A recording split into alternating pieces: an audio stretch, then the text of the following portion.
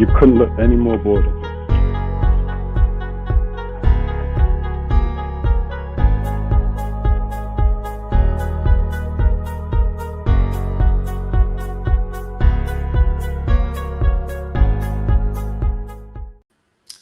Welcome everyone, welcome back to my channel. My name is LolaAjisafe. Today we're going to be talking about Kevin Samuels. Who is he? What is he about? A lot of people have so much to say, and he's come up so many times that we decided to have a conversation about him. Now, before we start and kind of dive into the conversation, I just thought I wanted to play this for you and see what you guys think. The reality is, Kevin Samuels has built an entire platform, 1 million strong, predicated on the berating Black women and asking them what their dress size is. How long has Kevin Samuels been around for? How long have men been around for? It's not Kevin Samuels' point. It's a man's point. Well, aspects of Kevin Samuels' conversation, which most of the men here do not agree with. Like Coach said, Kevin Samuels is one man. But in order for his show to be what it is, there are those women, there's a demographic of women who are calling his show, who are seeking that validation. All right, so the topic at hand really is, Black men versus Black women, but why should it be versus? I think the real story here is, can we just get along? So can't we all just get along really at the end of the day? But the thing is, Kevin Samuel comes up so much that I thought big, even amongst my family here, which is why we decided to do it. That's why I decided, you know what, this would be a good idea to talk about him. So first thing first, we've all seen clips, seen stuff, heard stuff. But first of all, before we start breaking down the different components, who is Kevin Samuel? Who do we see Kevin Samuel as? Just in a nutshell, a summary, and then we'll begin to start talking about his views. So, Ayo. Yeah. You want to tell us what you think? Can you hear me? Who you think Kevin Samuel is in a nutshell? Okay, so he's an internet, or should I say Yes, YouTube influencer? Yes. Huh? Uh-huh. So above all, he's a Black businessman. What'd you say? Above all, he's a Black businessman. Okay. You think he's a businessman? Yeah. First and foremost. Okay. What else would you say? Just a few things you think about him. Then we'll go on to everyone and see what everybody else thinks.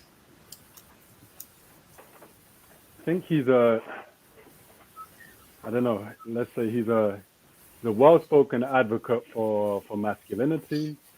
He's a businessman. He encourages both sexes and all races to do the best for themselves. Okay. And preaches hard work and self-improvement. He's also quite rude and has a quite abrasive tone, which I really don't mind at all. Okay. All right. Awkward, who is Kevin Samuel to you in a nutshell? He's a man, innit? He's just a guy. He's a guy on the internet. He's just a guy. I mean that both in a good way and in a bad way. He's no more special or less, ordinary than... I mean, one thing I will say about him, as I just said, he's definitely a businessman. He runs his videos like somebody who understands the way YouTube works. So he's definitely a businessman. As for the other side of him, he calls himself a relationship expert. He definitely knows stuff. He's a man, innit? He's a man with a following. A man who has a couple good points. He's got a couple things. So that's how I look at it. And he wears nice suits. So yeah, that's it. Yeah. No, I mean, yeah, I hear you. I like the way you broke him down. He's just a man, but now he's found himself a smart businessman at that. David, what do you think? In fact, Dave, once you tell me what you think, then I'll introduce everyone. David, who do you think Kevin Samuel is in a nutshell? Before we start breaking down the man, the myth, the legend, or if he's just a basic man who is a smart businessman, what do you think he is? Well, as a man, and as a Nigerian man, and as a Yoruba man that's well taught, I want to give a shout out to my brothers firstly.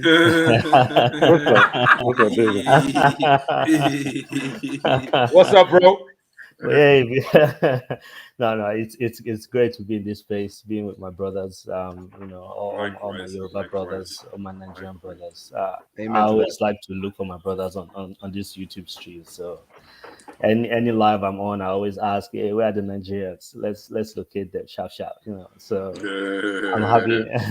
I'm happy to resonate with my brothers. So who's Kevin Samuels? Yeah. So firstly, if you go to Google, if you look at Google and see who's Kevin Samuels, what you see is Kevin Samuels, image consultant, influencer, lifestyle coach. And then when you go to Kevin Samuels' sort of Instagram page or what have you, you see image consultant, influencer, lifestyle coach. And now, when you go to his LinkedIn page, you see that he's a graduate of chemical engineering. Um, Interestingly, just like myself. Um, Oh, that's why and you know. well, I just like to do my fact Research. finding, in a kind of research way. But yeah, so when you look at all those platforms and you do those research, those are the things that you kind of find about him. And I think it's just interesting that this is who he is, and this is who he has branded himself to be like. Just to close up on this question, I've got a friend who we both studied industrial chemistry and chemical engineering back from Nigeria. His name is Deji. Now, Deji was like, we were both top of our classes, class president, and things like that. We did a lot of chemistry things. And then eventually, Deji decided to go and study, do a course in accounting. And now Deji currently works for PwC as an auditor, currently promoted to manager. I say all this to say that, even though he's a chemical engineer by trade or by profession, whatever you want to call it, I think he has branded himself to be these things that he has listed and people have listed about him, which consistently is image consultant, influencer, lifestyle coach. I personally don't see a problem with that because, for example, on YouTube, there's several people talking about relationship and marriage who are not married, who did not get some license to be relationship coaches or what have you. And they basically share on their experience and things like that. Lastly, he's also someone who has been divorced twice. And that's where I'll leave it. Okay. All right. That's a very compact, detailed summary of the guy. Larry, you have any opinions before we kind of start? I stop the intros Well, like in a I'm- nutshell, like your 1 minute. Okay, this is who Kevin. This is what I see. This is what I see. Then we'll break down who we think he is. I tried to watch his videos. I managed to watch one, and as you guys have already said, everything, I agree with what you guys say. Yeah, he is definitely a good businessman. I'll give him that. He also seems like a bit of a sweet boy, but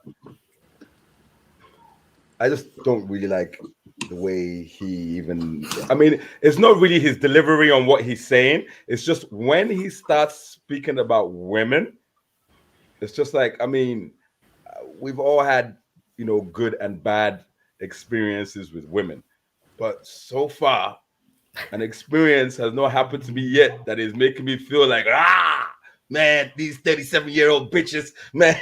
I mean, it's just unnecessary, to be honest. But man, if he's making him money, man, let him get his bag, man. Let a brother get his bag. But I personally don't think there is any need. But hey, he's working, he's doing his thing. Good luck to No, him. I agree with you. I guess for me, before I start introducing everyone, who is Kevin Samuels? He's a businessman at that. He was an image consultant. I see this guy who he knows how to put an ensemble together for a guy. He talks a lot, and he calls himself a coach. I feel like he's definitely strumming up, business by kind of launching to other areas that I think he should not launch into, and that'll be part of our discussion. So everyone, now that we've kind of given a little summary of who we think Kevin Samuels is, let me tell you who the panel is today. All right, so going this way, first person, my brother Christopher Okwe, has an opinion. He's going to tell us what his opinion. Next to him, further down, is Thank Ayo. you for clarifying. I thought it was Chief Obayemi.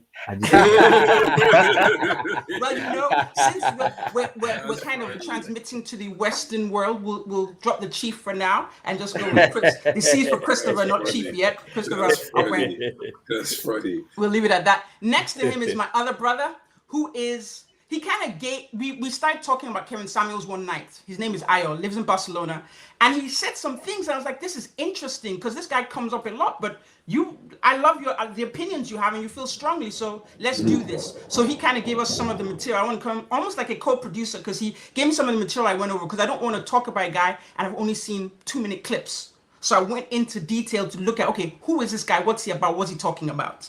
So now going down, right here's my other brother, Lamre, who lives in London.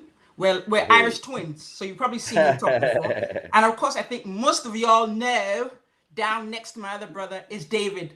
David is one of, my LBB brothers. So, we're now related, coming live and direct just to give us, his opinion of what we think. So we said we've broken down what is Kevin Samuels. But what I want to kind of dive into now is, we hear all these things, like his points of view, and that's where I want to go kind of dip into it.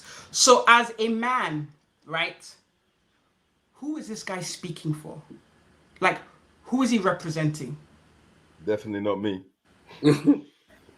I'll say that right off the bat. He's not representing me. Let the panel work. Let the panel work. I just had to say that he's not representing me. Maybe he's representing those who have been beat down a little bit and need a bit of gusto to go and abuse some moments to give them some courage. I mean, we can't play down the fact that this man has 1.25 or 1.26 million followers on YouTube. That's not a joke. It's no small beans. And you can't play down the fact that there are a lot of hurt people on this planet that are looking for direction, and anything they can reach out and touch that seems half decent, they're going to jump on it. Love it. Love it.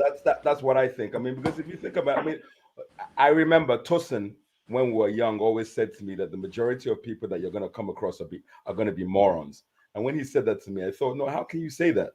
I think the majority of the people that we're going to come across are going to be just like us. They live like us. They see life like us. That the only things that are going to differ between us are your life, how you've been brought up, your education, whether your parents were there with you the whole time. And outside of that, that's about it. But obviously, I was very wrong, because all you have to do, especially since I've become a photographer, when you listen to most people, there's a lot missing. People have a lot missing. And when I say a lot missing, these people can be rich. They can have money. They can be financially successful. But there's a lot missing. They have a lot going for them, but there's still a lot missing. There's just like, I'm not quite sure what I would like to say is missing, but and when I say this, I don't want to make myself a magic man that I don't have anything missing, because I'm sure there are a lot of elements that are missing in my life that would make me the man that I want to be in my mind's eye, but these people that have these things that they, let's say for a better word, lacking. So now they are looking for people who are going to give them a bit of direction. And of course, if you look at Kevin Samuels, guy's got sharp suits. He looks the part. So anybody who's trying to, maybe I need money in my life, they're gonna, oh gosh, this guy looks like he's got a bit of dough. Maybe if I listen to him, he can be a good mentor, because I do believe in life we all need a good mentor. But that word "good" mentor, is a bit difficult. So I mean, for some people, maybe he's a good mentor, but he's not somebody I would send my children to. And that's my bit. Well, thank you for that summary. So we understand he doesn't speak for you. He speaks to quite a lot of people. Oh, hell yes. He does. And he sure so does. In your opinion, you feel like he's talking to a lot of people who might be hurt? Of course. I mean, and again, I started hearing about this guy a few months ago. And when I went out and actually listened to the guy, and then listened to the guys that are like emulating him, so to speak, I was just like, wow. I mean, you know, he's very refined. I do have to say that. And I don't want to, like, you know, put any type of hate towards that brother, because any brother out there doing his thing for, I have respect for. So if I tell you I don't respect the man, I'm lying to you.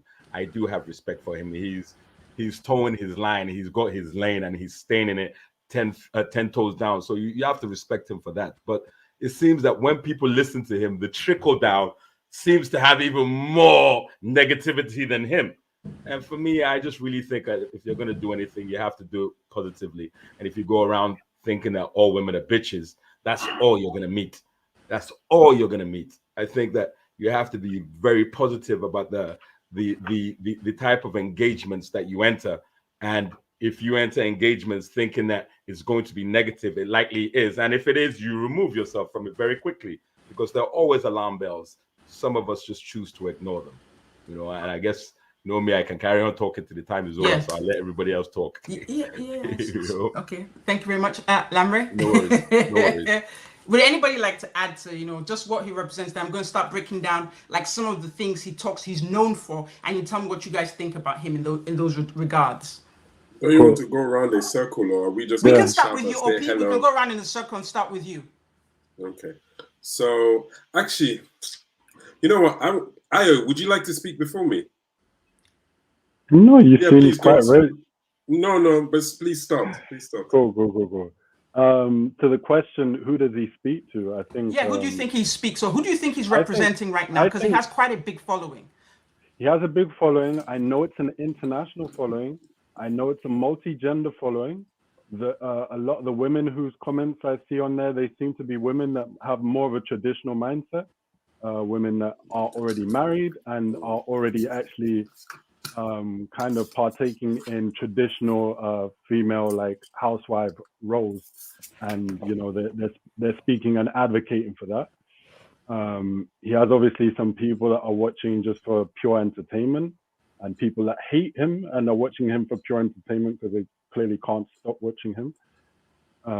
You have, I think, a good representation of the African American middle class, men specifically, and you can see that in the comments in terms of the way they address things like class, like ghetto and hood culture and stuff like that. The way they speak about that, the impression I get is they're quite middle class, generally educated, and seem to be quite normal people.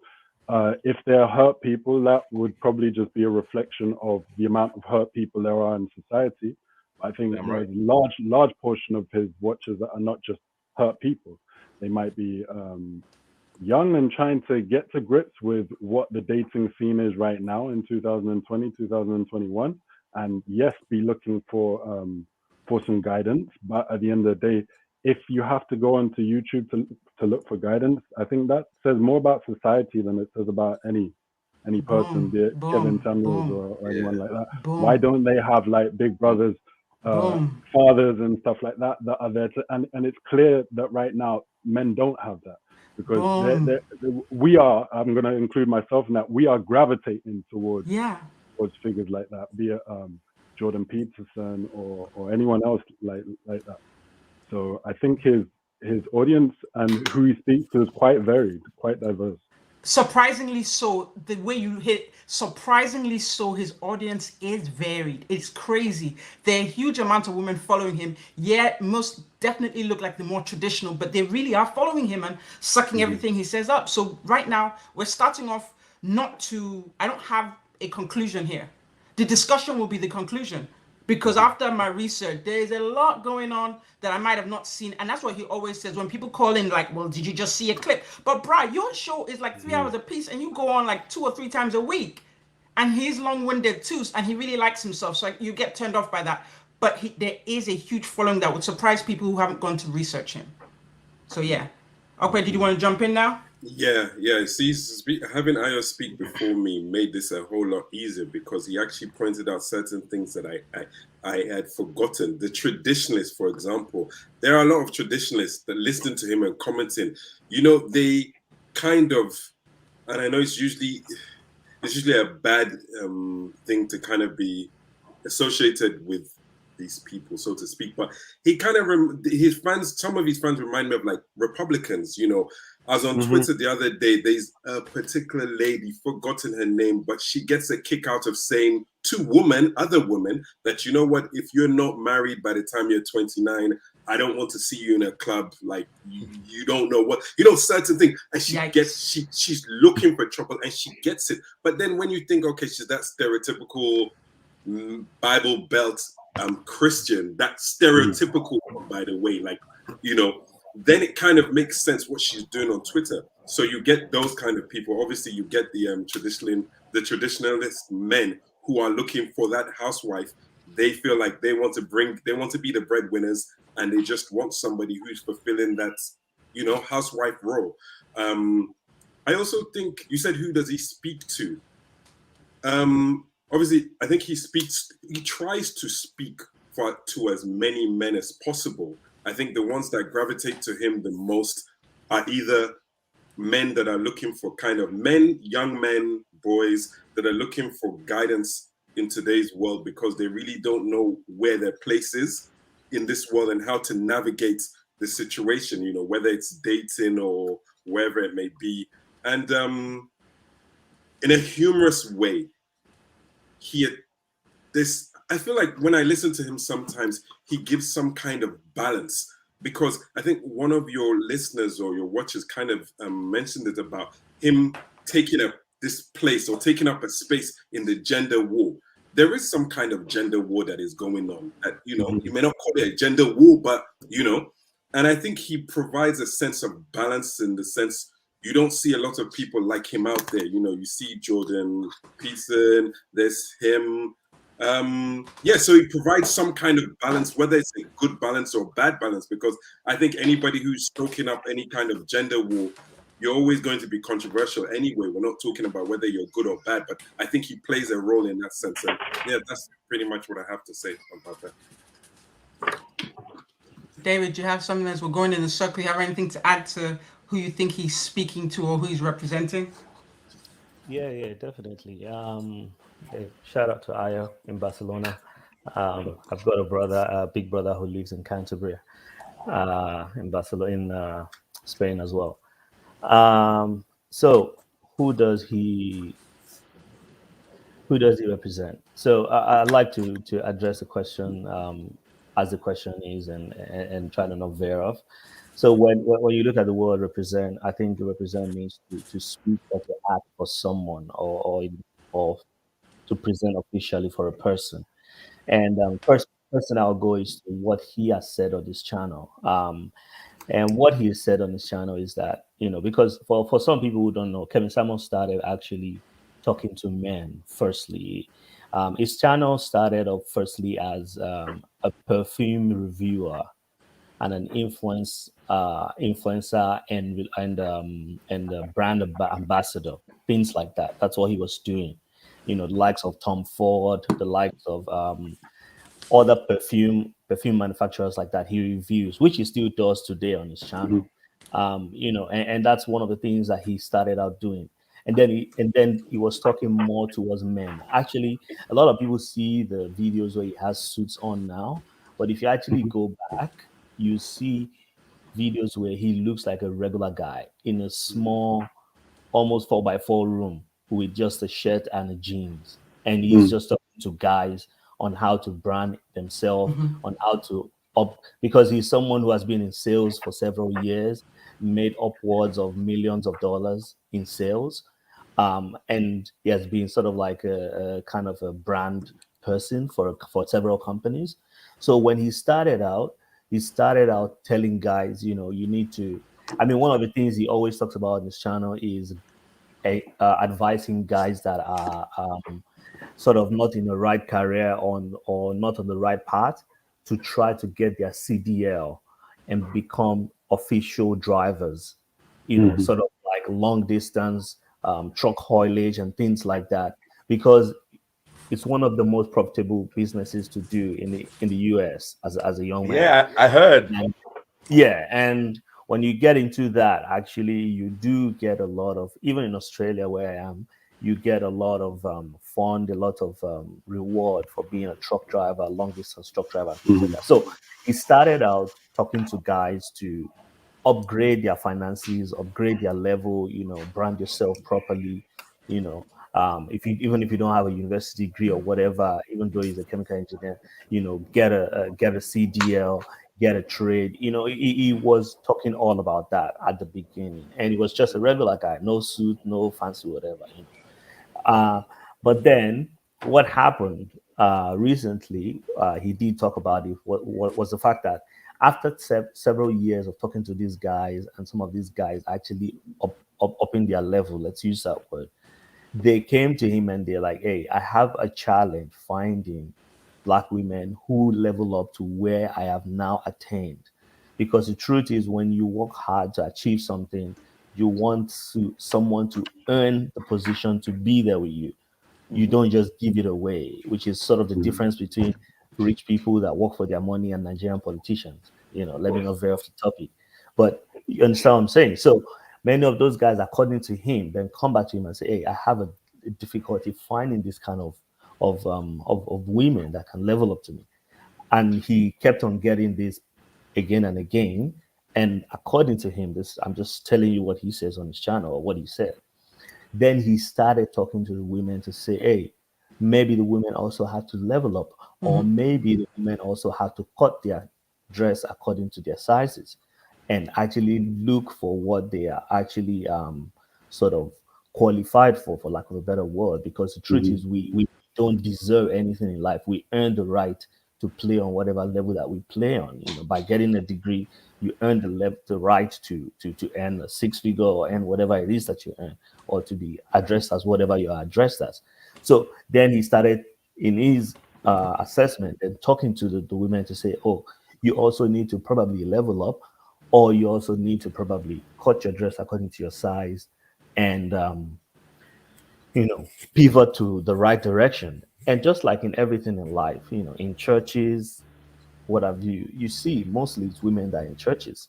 Same thing in this guy's channel. A lot of women come on there, but then I've actually seen lives that he has done, and he has said this is a men's only conversation, or this is whatever.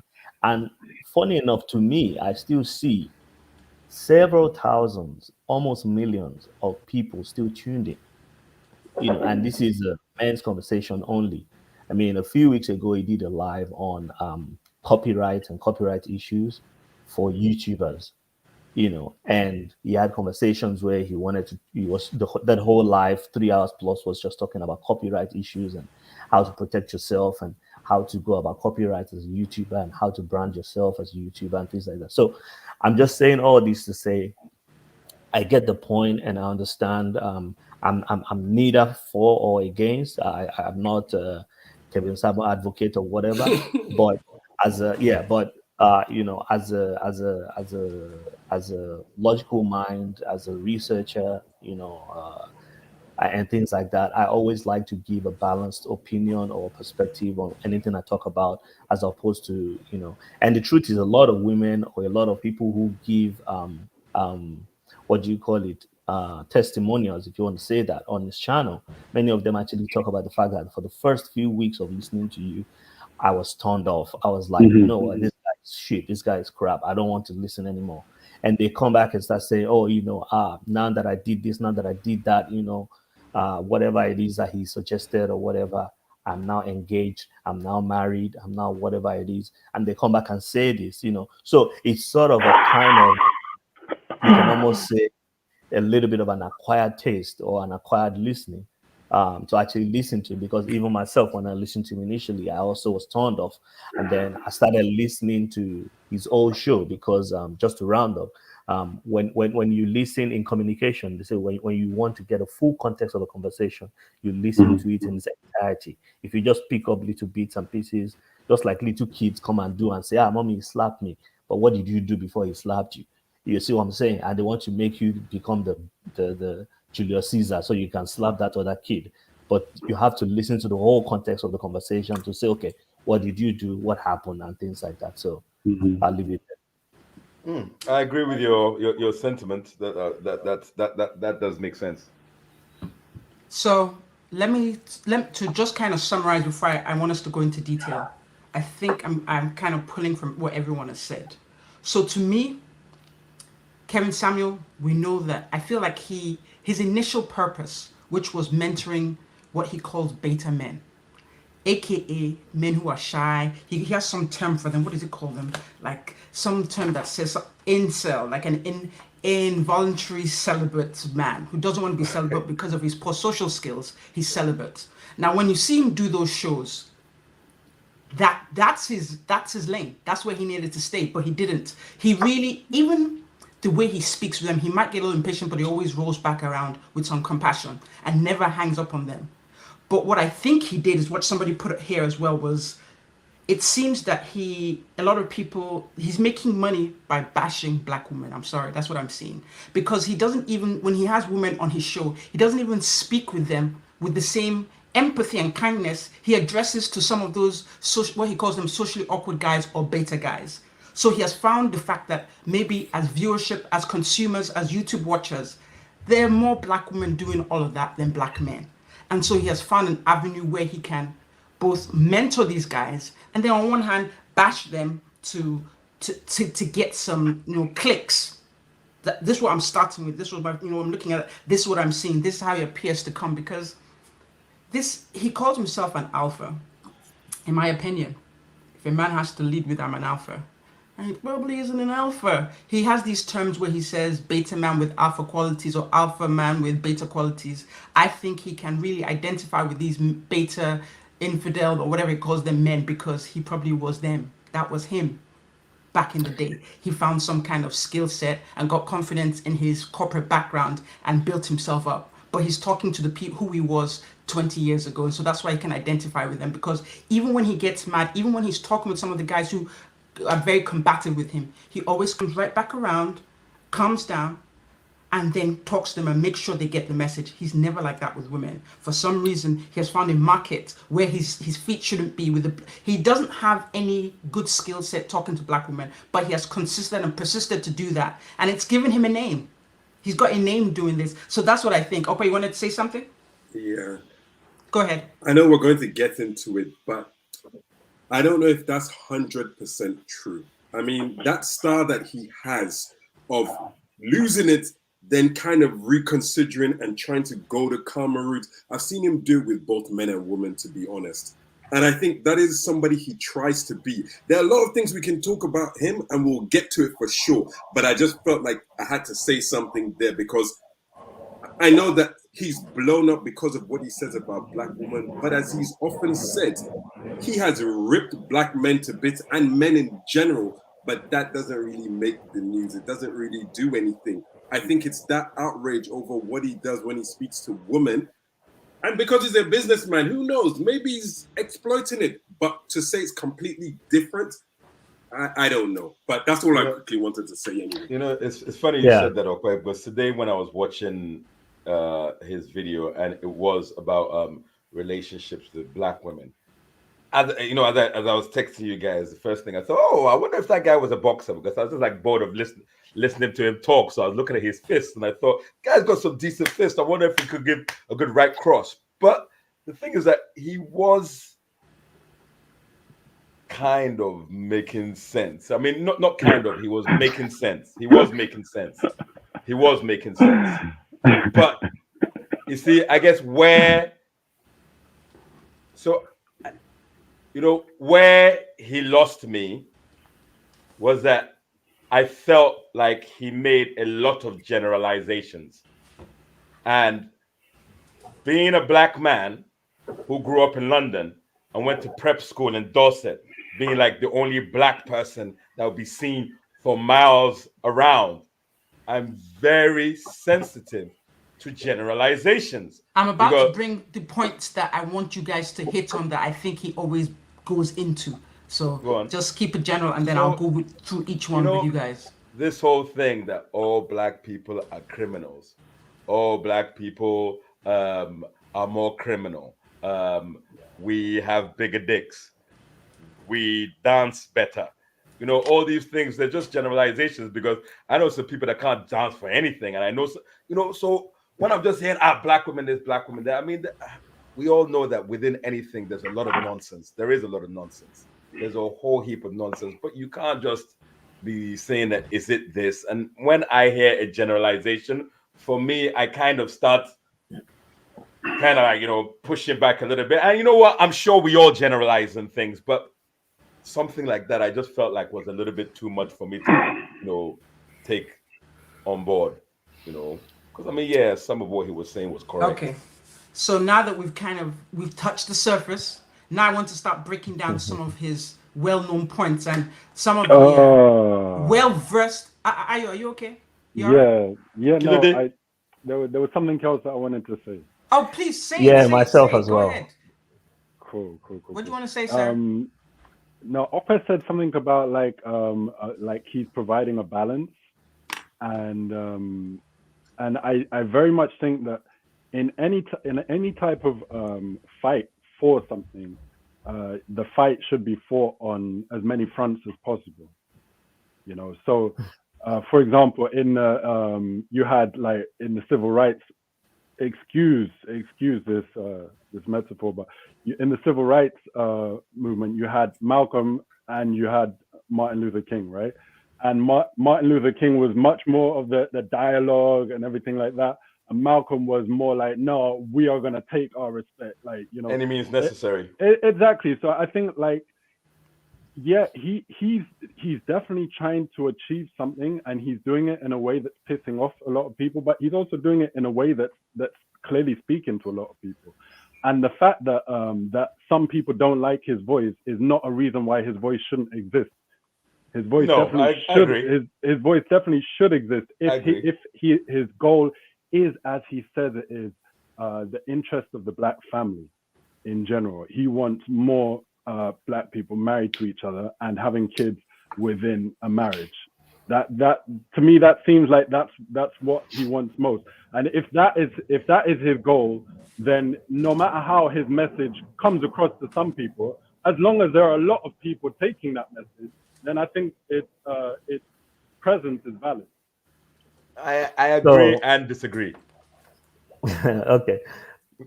So all right. So I appreciate what Okwe said, because again, fortunately for me, I got to do my PhD and do research and things like that. And one of the things that we always educated people in the house, educated people in the house. All right, sorry, go ahead, sir. Go ahead.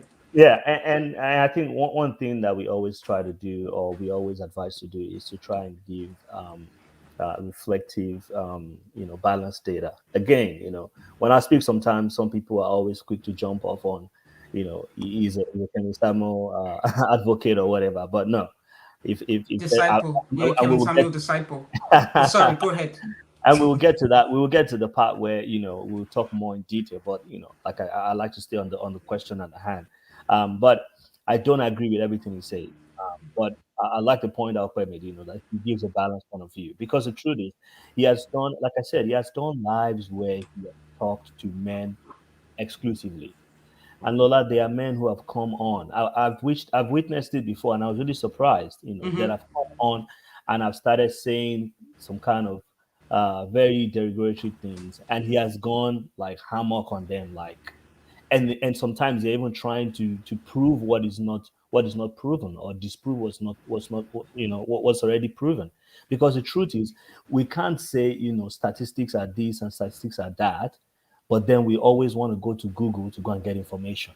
Ouch. Like, where are we? Let's pick a side. You can't say Google, anybody can write on Google, whatever. But then when you're looking for information, you go to Google to go and look for the information. You see what I'm saying? So when he throws out the statistics from the CDC or from Home Affairs or whatever, and then some guy comes up and tries to start, making analysis on his own jurisdiction, he's quick to shut them down and say you don't have a full understanding of what you're talking about. I mean, there's a guy an older guy who has come on and was talking. It's a very popular video, and he was talking about you don't need money to have a wife and things like that. You need skills. And he asked him, like, the house you are living, who built that house? You know, he's like, well, if you learn skills, you can build a house. And he said, no, who built the house that you are living in? You know, did you pay someone to build that house? You know, did you build the house by yourself? Then the guy is like, no, it's not that I didn't build this house myself. And you know, and the whole conversation just turned to him analyzing to that guy that, bro, you are totally off the point.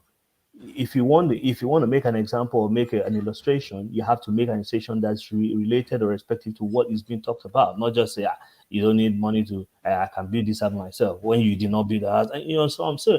And then he has had a conversation where he actually did a live with Brittany Renner, and they had a long conversation. And then some who? guys, Brittany Renner, Renner. the chick that goes for ballers, and not she's young. I don't want to call her jump off, but she's a professional jump off for men of means.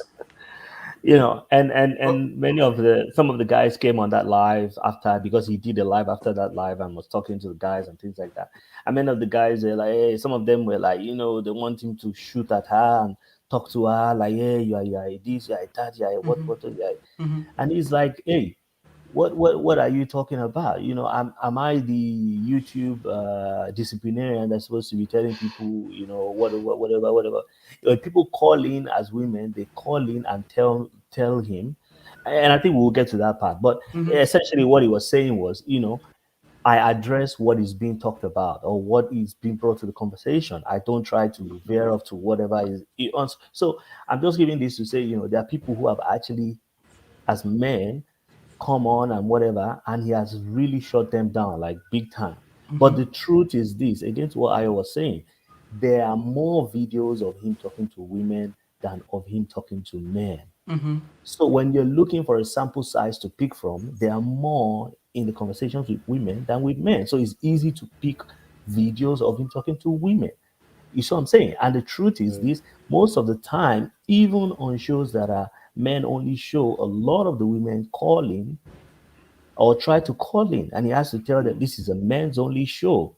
You see what I'm saying? So, and you know, a relationship expert once said, you know, one of the best ways to get a man to talk a lot is when the activity is going down. When he wants to get the activity going on, he will say all the, you know, sermon in the Bible because he wants to get them. I confess. And that's the truth, because most men don't talk a lot. And so a lot of women like to, you know, hear from a man's point of view, and that's why they call in on his show. And even a lot of YouTubers always do men only panel. Oh, hear from the men's perspective, and because women want to hear from men. You see what I'm saying? So that's the reality of the conversation. And lastly, you know, Faye said one of the main comments, main thing in the comment. A lot of black women, according to what happens on this channel, like to be combative or argumentative in the conversation, even though they don't have the statistics. And so when they do that, it's quick to shut them down. I've heard him talk to women who have come on and said, you know, you said this and said this and said this, and I checked this information, and this is what it says. Okay, and this is this, and this is, you see, and he agreed with them and said, yeah, okay, I agree with what you're saying, and things like that. So there, I think it's a balance. He has talked to some women in a nice and, you know, respectful manner, and there are those who have come on argumentative and come on very off the point, and we'll get into the details later. And he has gone hammock on them. So yeah, I did see that. I actually, you know, when you say that, I did see that. But I guess when I saw that, what made me think was that, you know, the first part, it was just kind of, you know, I don't know whether I want to say class, but sometimes when people are yanning or pata, I'd rather just like put them to the side rather than having to be so, like, you know, unnecessary, you know, is the way I see it. But yeah, you made a good point there. You made a good point. Just adding on to David's point, if I may. It's very, I've noticed it's very much an energy thing, and he's very quick to reciprocate your energy, you know. So and you can see that the people that he doesn't go off on is because they're not giving him that energy. The people that he goes off on is because they're giving him something, and you hear him change, you know, straighten up, you know, when people start talking, you know, he gets his back up quite quickly. Yes. But also that's because he's his own producer. He's got a show to run, and he doesn't want people wasting time talking off topic, etc., etc. Of course. So like, you know, the one that the one that I watched today was the one on where he was. Well, don't say it yet because I've got topics I'm coming up with, and so Okay. it's probably one of the things I have. Okay. So, Okay. So what I'm saying for me, where I see this guy is, let me show you. This is what I think he is. I don't know if you guys remember the movie Hitch. Yeah. He was a relationship expert to help people talk to women. That's where his money is. That's where he thrives. That's where he excels. Because the truth is, that service is required. There are a lot of men that feel left out. And so, hey, you know, it can help them talk. But I just feel he's doing a disservice because he's not helping women. He typically ends up tearing them down. The only conversations I've seen with him that have been constructive with women is the woman has been agreeable. She doesn't speak her mind. She doesn't push the point. She just kind of lets him make his point, because the minute she disagrees with him, it doesn't necessarily, at least from my observation, I haven't watched the 100 million videos he has there, but from my observation, a lot of the time, the minute she disagrees with him and she begins to say something, then he has a lot to say and becomes impatient. He cuts in, he interrupts them, he says, hold on, doesn't let her point land. He's a very good debater, so he begins to debate the person. He's not interested in hearing a different point of view. He's only interested in pushing his agenda, and that's it. If you don't agree with him, you will get that energy that you people speak of. Now, does he have mixed? Yes, he does, but you know, we're going to go into that. And so the first thing I kind of want to kind of touch on for him is, you know, with the issues that he talks of, let's see. The main thing, first thing, I think the biggest thing that he talks about, submission. I'd love to hear from you guys what you feel that is to you, and how does your opinion of how he approaches it, like your version of when you see, because that's I want to say that's the top thing, submission, da da da da da. I'm not going to say what I think because I'm a woman. You guys are men, and I agree and disagree with him a lot of the time, but this is an issue I think I definitely want to get different opinions. So who would like to take a bite of this first? I think there's nothing wrong with a woman submitting to a man. If you're submitting to a man that you love equally, a man in certain ways is going to submit to his woman. You know, there are ways that you will do. I think it's like a give and take thing. So if you have a woman that is basically, you know, again, you know, I have to say that I'm not too well versed in these internet. I know. But wait, hold on. I'm sorry, Lambert. These people having like a little moment here. Awkward and I, what the hell is going on? No, it's the comment. The comment. Oh. He reacted to a comment, and I was like, I understand. Yeah, the comments, okay. they make me laugh. What was the comment? I didn't even see it. No, it's okay. Carry on. They said what? She said the average at Let's was kind of. You're going to veer off the topic. But Lighton, if you can remember that, because that was his viral video. So if you can find a way to remember that and bring it up, it'll be very useful. Yeah, so you don't want to pick up his videos because he knows he will strike my video. I don't want him. Fair use.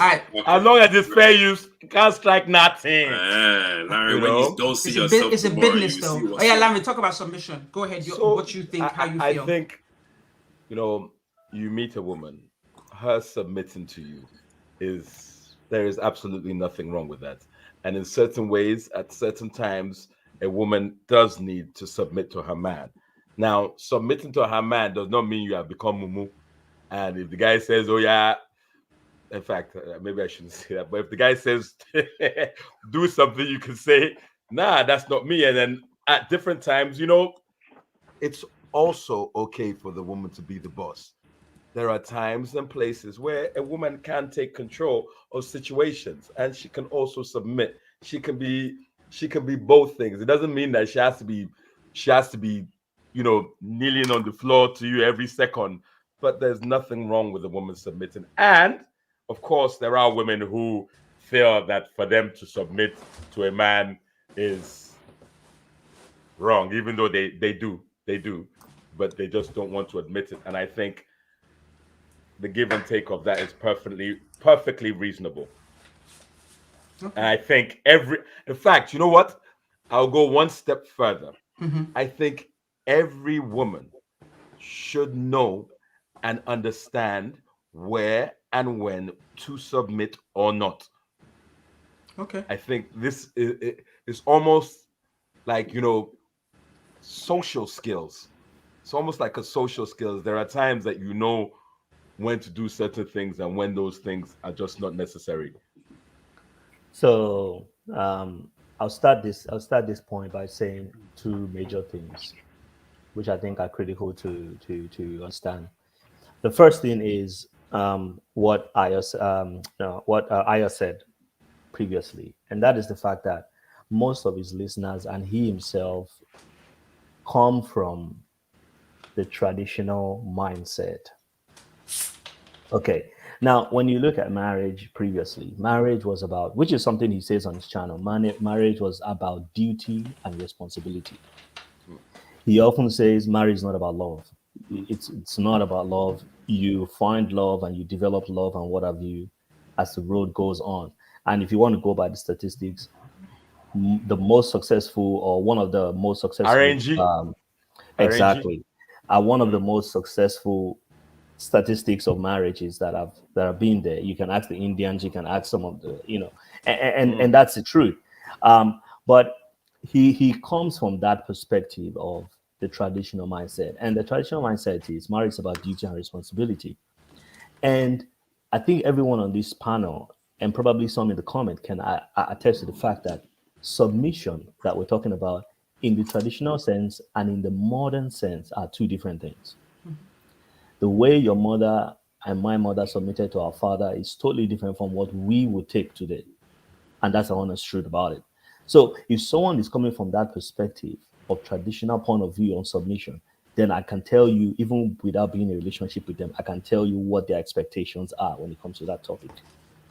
There are people who argue for or against the traditional concept and what have you. Personally, I feel like there is benefit and there is repercussions, I would say, because the truth is the modernization and the new age has brought about a lot of benefits to most especially the woman in terms of, for example, women can decide when they want to have kids. Women can decide when they want to have sex. Women can decide if they want to work or they want to stay at home. Women can decide Yes. a lot of things that our mothers or the old timers or the traditional marriages could not decide.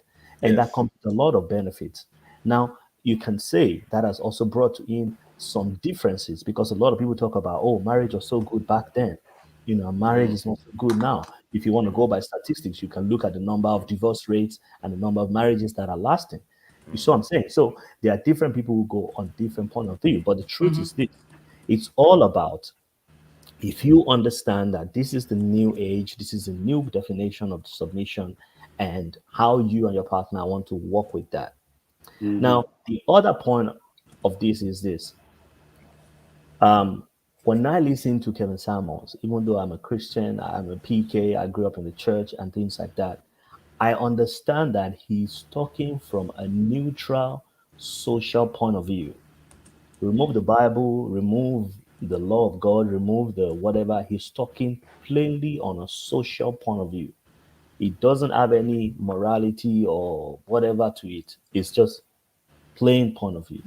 So when he talks from that perspective, he's not talking about, hey, this is what the Bible says, this is how the Bible says it, or whatever. He's just talking on this is the reality. And the truth is this: when people talk on YouTube channels and things like that, there are people who do videos and talk about this, that YouTube and YouTubers and YouTube channels are doing a lot of positive and negative impact on people, because the truth is this: it's one of the negatives of social media. As human beings, we're never wired to be bombarded with so much information at once.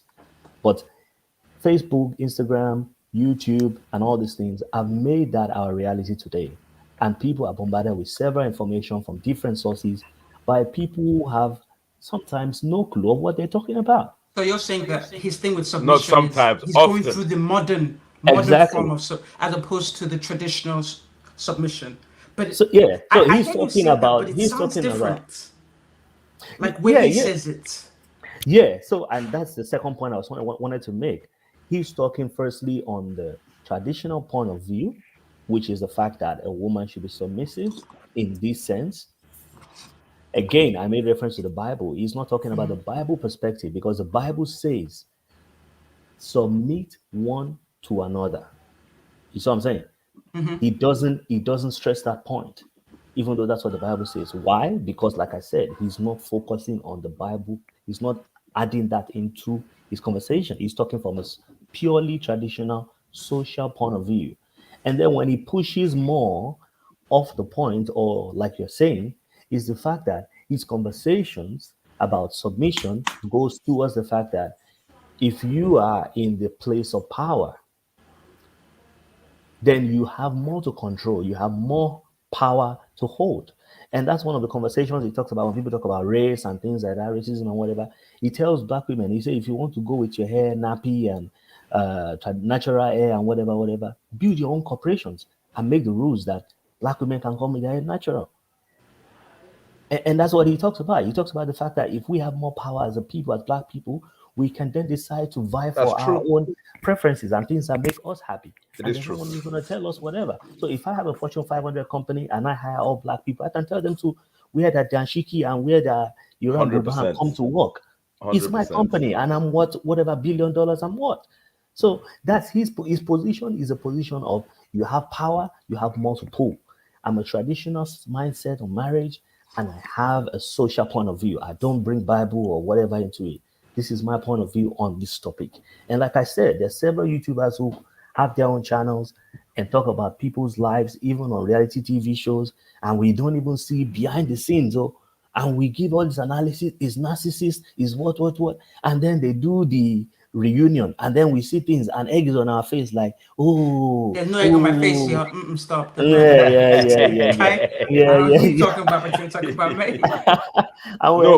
It is funny you said that, though. Yeah. It is funny you said that because I thought that myself, that I would like to see what that guy is like when the cameras are not there.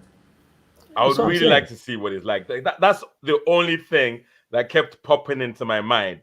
What is this man like when there are no cameras? That's all I can think. So that's what I'm saying. So if you have a traditionalist mindset and what have you, and you are not coming from a refined religious or Christian mindset, and you have these kind of Kevin Samuels realities, I won't be surprised. And if I hear you talk and you say you're a traditionalist, you're not a Christian, you don't have Christian values or whatever, I already know what to expect if I'm going in a relationship with you, that this is going to be your mindset on things. So that's how I see it. Let me go to Ayo for a second, please.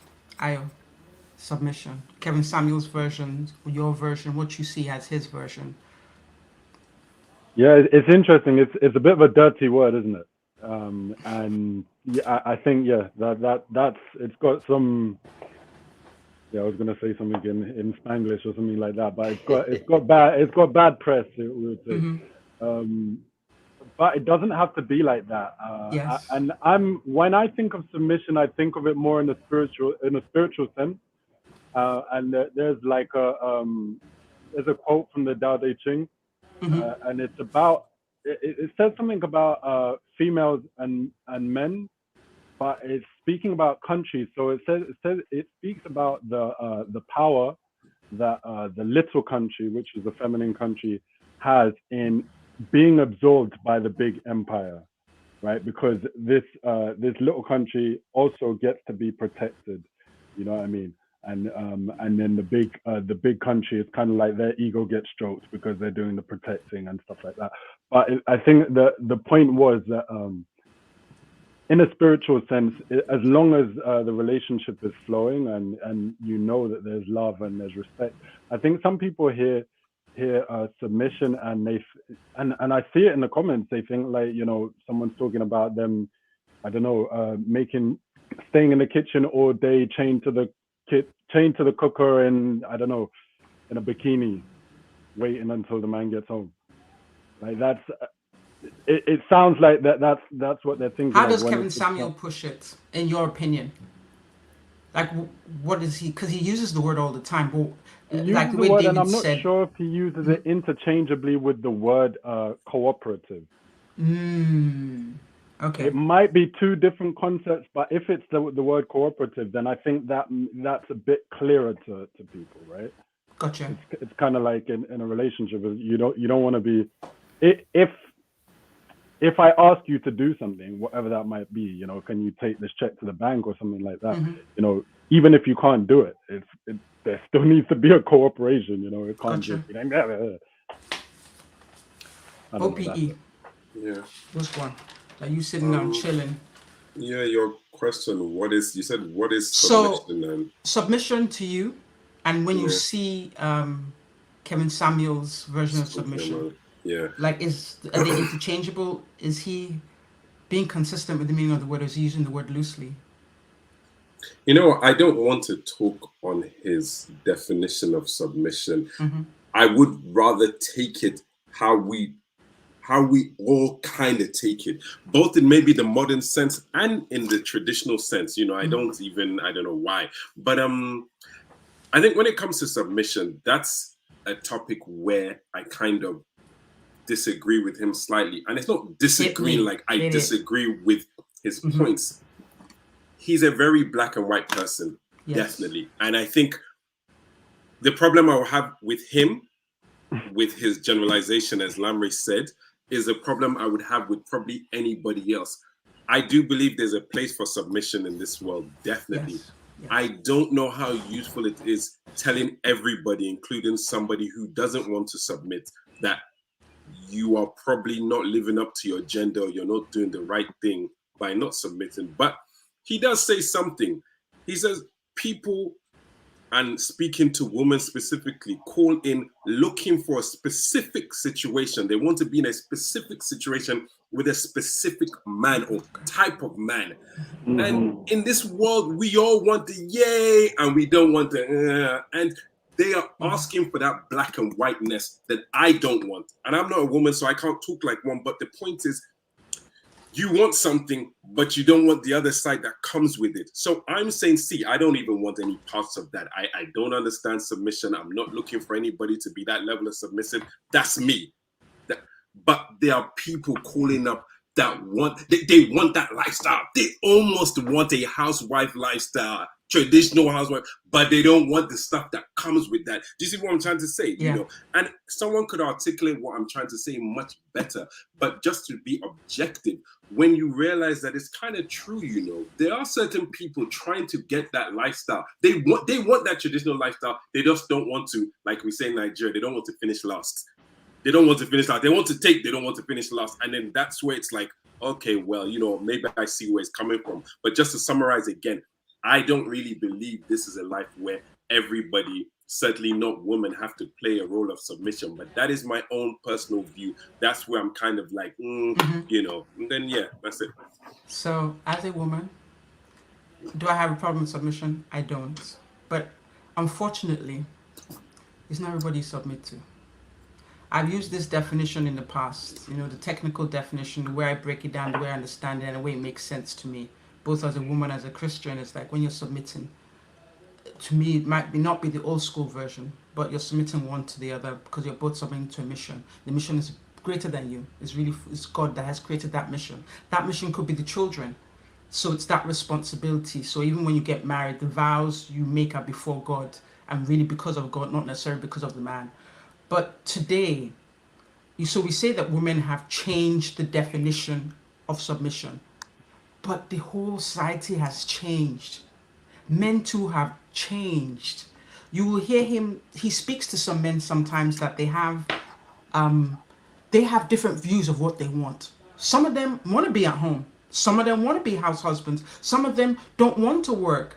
And so it's like when that dynamic has changed, how can you expect the same level and type of submission? Things have changed, but for some reason, I feel that his idea of submission is skewed to one direction. Once again, for him, it's black and white, there's no gray. Because things have changed so much, the level and type of submission has to change with it. But for some reason, he's only looking at one side, which is what I feel when I see him. It's like when it becomes particular subjects, he's only looking at that one side related to what the women aren't doing. But in a relationship, it takes two. How can you just say, okay, this relationship would work? Because he says this all the time, that, black women are the doom of black relationships because they don't submit. Let me use submit for an example. But it doesn't take one person for a relationship not to work. It requires two for that relationship not to work. But for some reason, he only insists on looking at that one side. And that's my problem with him. Now, are there some women who will say they won't submit? I'm sure they are. But I'm not speaking for them. I'm speaking for someone who does believe in submission. But truth be told, women, it's not everybody you submit to. Because really, we say it, and I believe it's true. Who you marry can dictate the direction of your life. Unfortunately, that's the truth. So if you don't open your eyes, you enter. My man, you follow him you follow him down the ditch. Bonnie and Clyde, you enter a ditch, and that's it. Like don't they, like, for example, if you're dating a drug dealer. Now, if you're dating a drug dealer, do you get time? Even though they know you didn't participate, you're going to catch a case as well. They know you didn't participate, but you were affiliated with that person. Same thing. So Joint it's like enterprise. that's the thing I don't like. It's his issue with not looking at the whole thing. It's not just it's just a woman, and that's my problem. Not with the word submission. And yes, it's true with he also like to use that modern woman, and we'll go to that too. But just looking at women as just one scope, not 3-dimensional. And the thing is, he does criticize men, but if he would stop for a second and have a more holistic view, I think he would make more sense. But the fact that he has these inflammatory statements that he makes also makes him money. So I don't think he's trying to tune it up either. Okay, were you trying to say something? Yes, I just quickly wanted to interject and say, I don't know. I think both David and Ayo would have more knowledge on this because they probably watch more of his videos. I don't know if a want-to-be house husband, if he calls in and says, what do you think of my aspirations? He's going to be very welcoming towards his children. Because one thing about who he is in an interesting way, he is kind of consistent. He's not asking for men to be modern and then a woman. No, he has another video about modern men too. And I haven't watched that video, but I don't think he's trying to say nice things about modern men. So if you're trying to be objective, he is trying to say, man, be that traditional man and go and find that woman that is traditional. So I don't really think, I think he's ignoring that change because that change is not for him. It's not speaking to the people he wants to speak to, and he doesn't really believe in it. So I do get what you're saying, but I do think, again, if you see how objective he's trying to be in that field of traditionality, if we want to call it that, just tradition, I do think he is being a little balanced on both sides. So let me give people a chance to speak. Let me ask Ayo. It's between Ayo and David because clearly they're disciples here. Are you familiar with this modern man? Because me, I didn't see it because I see him talking about modern woman. Yeah, what he said about the modern man, because he seems to only criticize the modern woman. Ayo, what up? I haven't seen it. David, you seen that video? The modern man? I ain't seen it. You know what? If you give me time, I can wheel it up for you now, but continue speaking. Yeah. But he's so long-winded that even if you wheel it up, you won't get the gist of what No, you won't. You obviously would. It's a 2-3 hour video, though. Because all I've seen... It's his monologue. No, on the... on the copyright video, one of the things he mentioned was that, and that's one of the things that a lot of YouTubers credit him for, because even in the so-called Manosphere Redpill community, he's one of the people who has done exceedingly well, more than the rest of them. And like you said, he has millions of subscribers and millions of followers, diverse people. He has a wide connection of, high-class people and things like that. So one of the things that he did say, I think on that is, I kind of lost my train of thought, but he did, the whole concept of modern man and what have you. I like what Ope said. He's quite consistent in what he says, and his consistency is this. He always says, in the traditional sense, men worked, made the money, while the women took care of the home front. Okay, now that has been the expectations and things like that. In the modern sense, it's different. Women are asking for other things that were not being asked for before, practically because of the change of laws and modernization of society. And you're totally right. I personally do not agree with him on all things, exactly, because I'm a Christian and I have a different point of view. And I look at things from a Christian mindset, So, but on a social construct, on a social plane mindset, I see the point he's trying to make. And like Ope said, he's quite consistent in the fact that men are looking for women who would stay at home, raise the kids, take care of the home, fix him a plate, make sure that everything is fine while he works and make the money. Now, guys have come on the show and said, this is my situation. Yeah. I work as this and this. I only make this and this and that. He would one of the videos I've seen. He tells the guy, okay, you need to do this. For example, there was a guy who was working in the car lot, Yeah. as all those guys who try and convince people to, buy cars and whatever. And he was telling him, it was like 20 something. He said, this is not a sustainable career for you if you actually want to move forward in life, because all those guys that own the car lot, they are the ones who really make the money. They are just pushing you out to go and convince people to buy a car. How many cars can you convince people to buy? And you work on a commission basis and whatever. It's not a good, part for you. I would advise you to get this course, get this training, and then try to up your grade, up your status, and things like that. You understand what I'm saying? And then the guy has called him and said, okay, you know what? I have a wife or a partner. She makes more than me and things like that. We work together and things like that. And, he said, keep it that way. Strap up, don't have more babies and whatever, but keep your situation the way it is. Work with that woman who's supporting you and whatever, but up your level so that you can match up.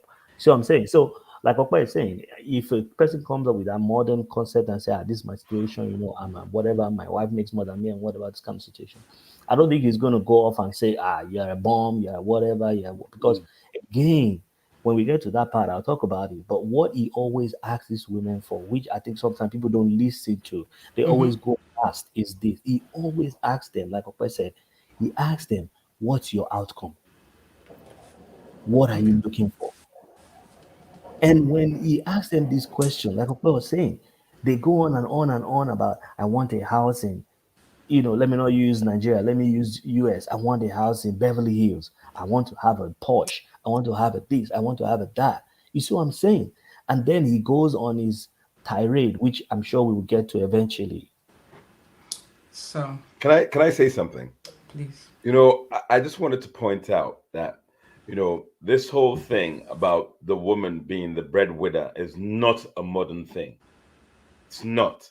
Historically, there have been, okay, I'm not even going to try and speak about like the whole of Europe, but I know in Africa, historically, how many women have been running so many places and owned so many things and have been queens, warriors that were in charge of so much. I mean, women, especially as African people, our women have been in charge of a whole bunch of stuff. I know in Europe, that's kind of like a new thing because this is kind of like the best period for women at the moment in the society that we live in. But, women running things is not new. It's not new. Okay. Some people might say, go on. I hear you about, women running things is not new, right? But there has been this thing where in quotes, the traditional man, wants a woman who stays at home and he wants the benefit of going out to earn money. And then she does everything else.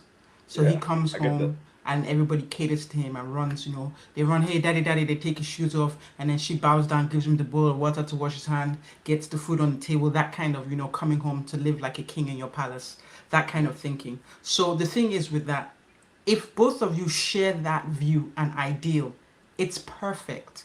But the issue now is a lot of people can't afford to live like that, unfortunately. And so both of them are now going out of the house to work. But he still wants the benefits of a traditional woman. She's going out to work, whether she's earning more than him or earning as much as he is. He's now expecting her to run home, take care of the kids, do this, while he's got his feet up. So they both went to work, but while he's got his feet up, she's running helter-skelter, making sure the kids are good, making sure the homework's done, making sure there's food to eat, making sure the laundry's done, making sure the time to sweep. But he's not kicking in to help. And so I think where that divide is the question. Because if you both want the same thing, then there's no issue.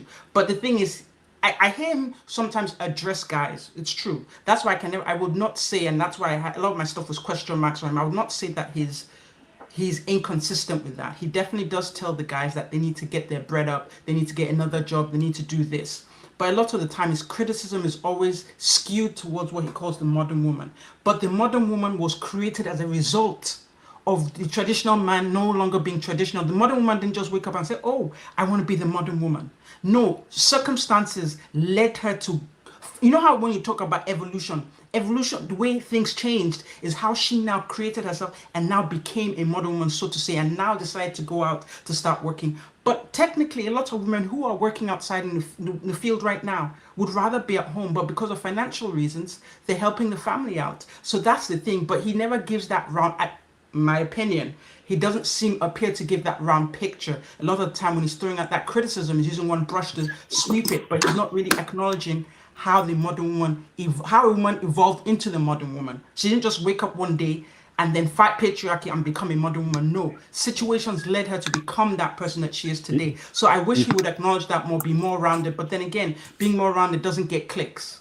He speaks about that a lot, Sister Legend. He speaks about that a lot, but I don't think it's the origin story that you're thinking of. But let me go ahead. Because I was just even about to say, so I mean, even in terms of like, you know, the male-female divide between roles and everything, as far as I remember, any woman that I've ever been with, she ain't cooking for me. I am always doing the cooking. I am the cook. I mean, hey, but I'm a man. Yeah, hey, the bitter meal. They cook for a woman. No, let me tell you. Let me help you out as you're talking. Man. Before you shown up, before anybody knew who you people existed, I already talked about my brothers. Everybody knows that my brothers are the example of what I think black men should be. David, I'm going to include you because you're here today, sir. But so, Larry, you don't even need to qualify. I've already spoken about you people. Anybody that knows me and my brothers. So you don't really, you can just leave it blank because I've said it. I've represented. I've had, like, the clips I had in the beginning was of a live we had, you know, maybe a week or 2 weeks ago, where the lady felt she had some energy towards, you know, men. And I told her I couldn't hang with her on that fact because I know some men who were doing what they needed to do. And I just described my brothers for her. So yeah, there are a difference. But the thing is, Larry, as you said, you cook. Everybody knows your barbecues are legendary. You're with your kids. You send me videos of kids on top of you. Like you're playing a role, but I'm saying for some of the men who don't play that role, and there are many women out there who now become, I don't want to call them bitter, but you see them angry and you guys wonder why she's angry. She's angry because she's running helter-skelter from different ends. She's trying to get the bread. She's trying to look after her kids. She's this, she's that. The world is coming at her. She's doing everything that his man is doing, in addition to being a mother, in addition to being a woman. And sometimes being a woman in this world, it's still 2021. You're still a second-class citizen. I'm sorry. And particularly if you're a black woman, that's another down day again. And so she's fighting all of that and still trying to be available for her children to help them. So that's the thing. And you tell me, that's why you here, sir. I don't see a lot of representation of that in some of the videos I've seen. I can't go through all of his material, but a lot of the time he seems to, I don't know, unless he swings from different video to different video, because there are some videos where he will say women are the problem, but when he's going on his rampage, he's not addressing that, like as to how everything occurred. Okay. But I think people saw it. I'm so sorry, Ayo, to jump in. I'm so sorry. I'll be really quick. Jump in. Again, it's like with this Jordan Professor guy. I don't know what it is about Jordan who? media. Jordan Peterson. Yeah. I don't know whether it's the media and what they carry to the masses, but it's, you never see the other part that is not controversial. You never do. You see, I find these people very black and white, and I don't want anyone, not that it matters what anyone thinks of what I think about these people, but I don't want anyone to believe that I'm a disciple. Like Lighton says, you know, I started off by saying he's just a guy. However, if we're going to speak honestly, let's try as much as possible to get the truth in. One of the things that those guys do is their notion of what it is to be a man is almost very Chuck Norris. This is, you are a provider. You protect your family. So the idea that somebody would just come to you and be like, I don't want to work. I just want to be at home, and you know, but where's my tradition? Like, nah, that doesn't happen. I can tell you that with my 5 to 10 videos I've watched, that doesn't happen. I don't even say that he expects it.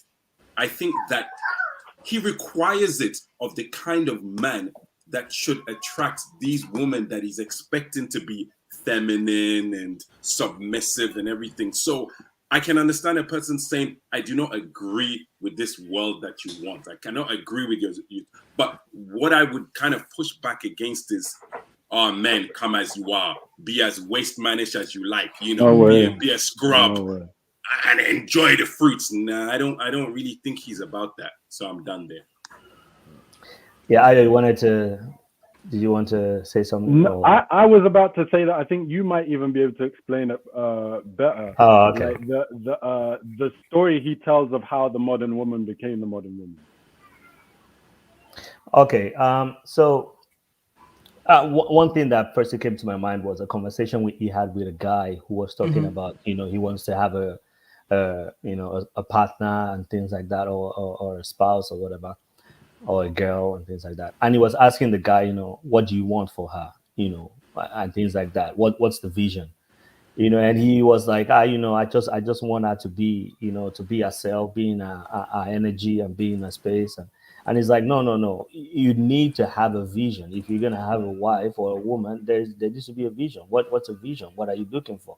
And things like that. And he was checking that guy and saying, you have to be clear on your ideals, because the truth is women are sort of like intuitive beings. If you don't have a vision or a plan or a set out thing you want them to do, they're going to automatically go into that position where they want to also make things right or try to put things in order, if you're not there with a plan to do that, which is obviously why you see a lot of cases of single mothers keeping it together, raising wonderful kids and things like that, because they can be diversified in that sense and put things together.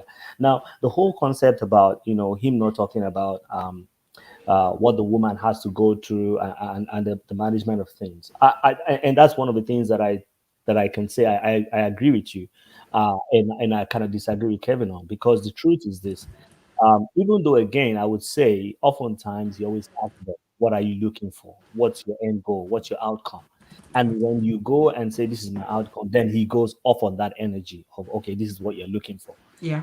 Give you the example of a guy who said, he wanted a kind of a stay-at-home wife, but then, this was how much he was making. This was the kind of job he was doing and whatever.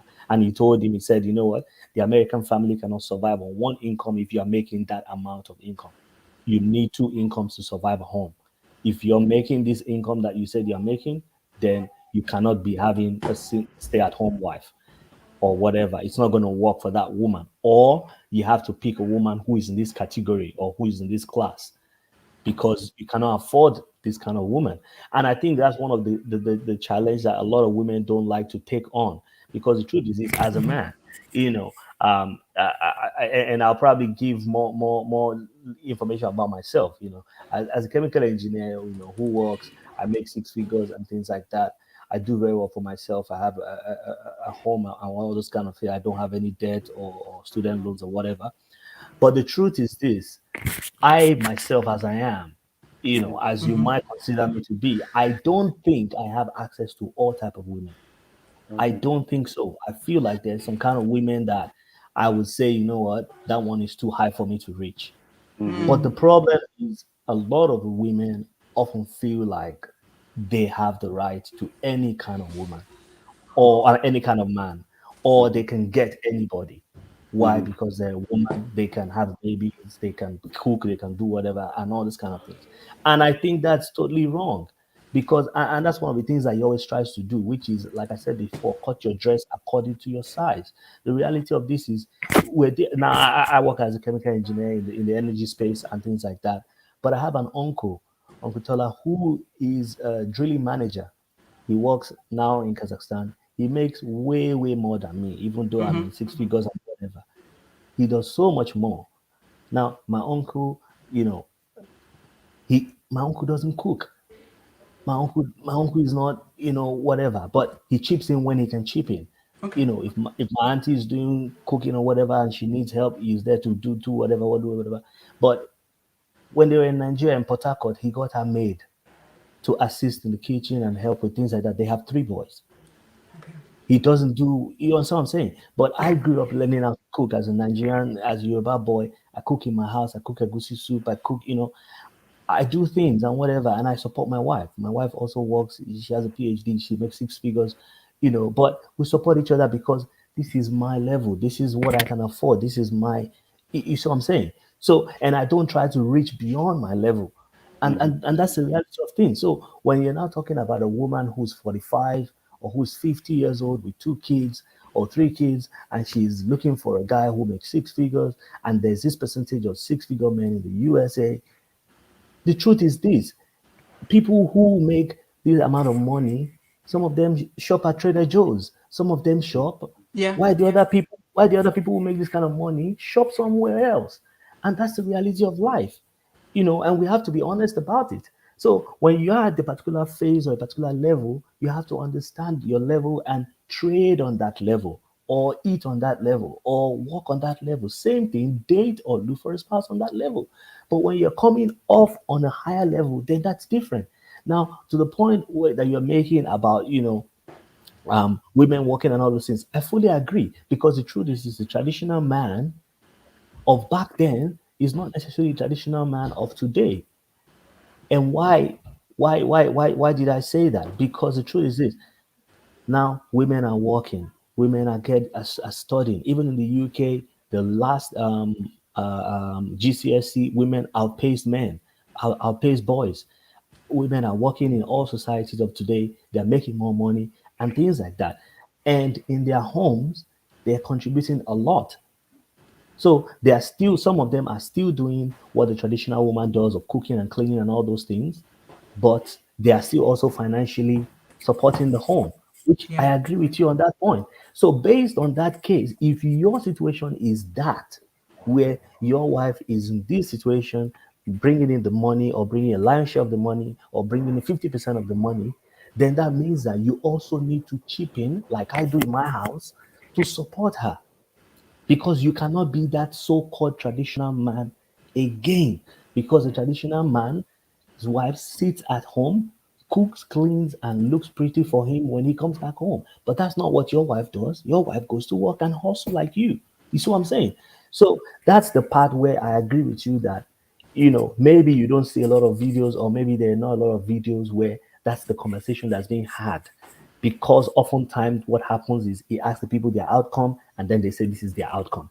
I want Porsche, I want 6 figures, I want to live in Beverly Hills and whatever, and then he goes off on them. You see what I'm saying? But if they Yeah. come on and say, you know what, I'm okay with, what he terms the average man who makes this amount of money and whatever, and I just want to have a good life and things like that, then you tell them, okay, what are you looking for? Okay, this is how you get what you're looking for and things like that. So I don't know if you get what I'm saying, but I think as we proceed in the conversation, I'll go more into it, because I don't want to divest from the question. Right. No, so we kind of we beat that nicely. The next thing I wanted to kind of go with is his obsession with physical features. Like he has this thing when he says, what men want. And I think, Those aren't physical. Those aren't all physical. fit. Fit, I'm friendly, starting with, cooperative, and submissive, oh, right? my bad. My G, go ahead. So since you jump on this, like, you tell me how you feel about this. Like, because, I think it's nice, simple, easy to remember. And the way that he put it is that what it is, like, you saw how quick I recognized it. But he said that this is that men should have standards, because at the end of the day, we're kind of known for not having standards, or at least that's like at least that's the perception out there, right? That we'll accept anything. So it's like having Some of some us. standards, and like I said, that's the perception that you throw and they'll catch. But he said that this is even a response to a tradition, and I looked it up. You can look this up. The 3 6s, which were the female requirements for men, which was like 6 figures, 6 feet, and 6 inches. that's Like, rubbish. I no, don't know any it's not woman that rubbish. talks It's like not that. rubbish. To, I looked. I'm who, just no, but saying. who's saying that? Is that what Kevin Samuels told you guys? No, I Lola, looked. Lola, I looked Lola, it Obviously, up, and Lola. it's that a can't be thing. in China. It's a That thing. can't It's a be in thing. China. No, no, Listen, well, no racism on the show, please. no, no, no. But the truth is this, Laura. A lot of women, and one of the reasons why I said I don't think I can get every kind of women or woman, even though I'm financially secured or whatever, is partly because Honestly, I am a 175 centimeter man. You can put that into inches, Break it. but you see what I'm saying? I don't think that matters. Oh, bro, Yeah. it does Yeah. matter. You need I to look really into don't the think that posture. It does matter. Now, It if does I matter. make, if I'm Kevin Hart and I have Kevin Hart money, yeah, maybe it doesn't matter. There are women who will date me. But we You see what I'm all saying? know guys But in brother, Nige that were the short truth, and had the most amazing ability. And those short men, just when they open their mouth, everybody's like, even the men self are like, man, no, Larry, they're always guys like that. ability is different from getting the highest or the hottest chick or whatever chick. Okay, Yeah. but that's different. Like I said, I have ability. I don't.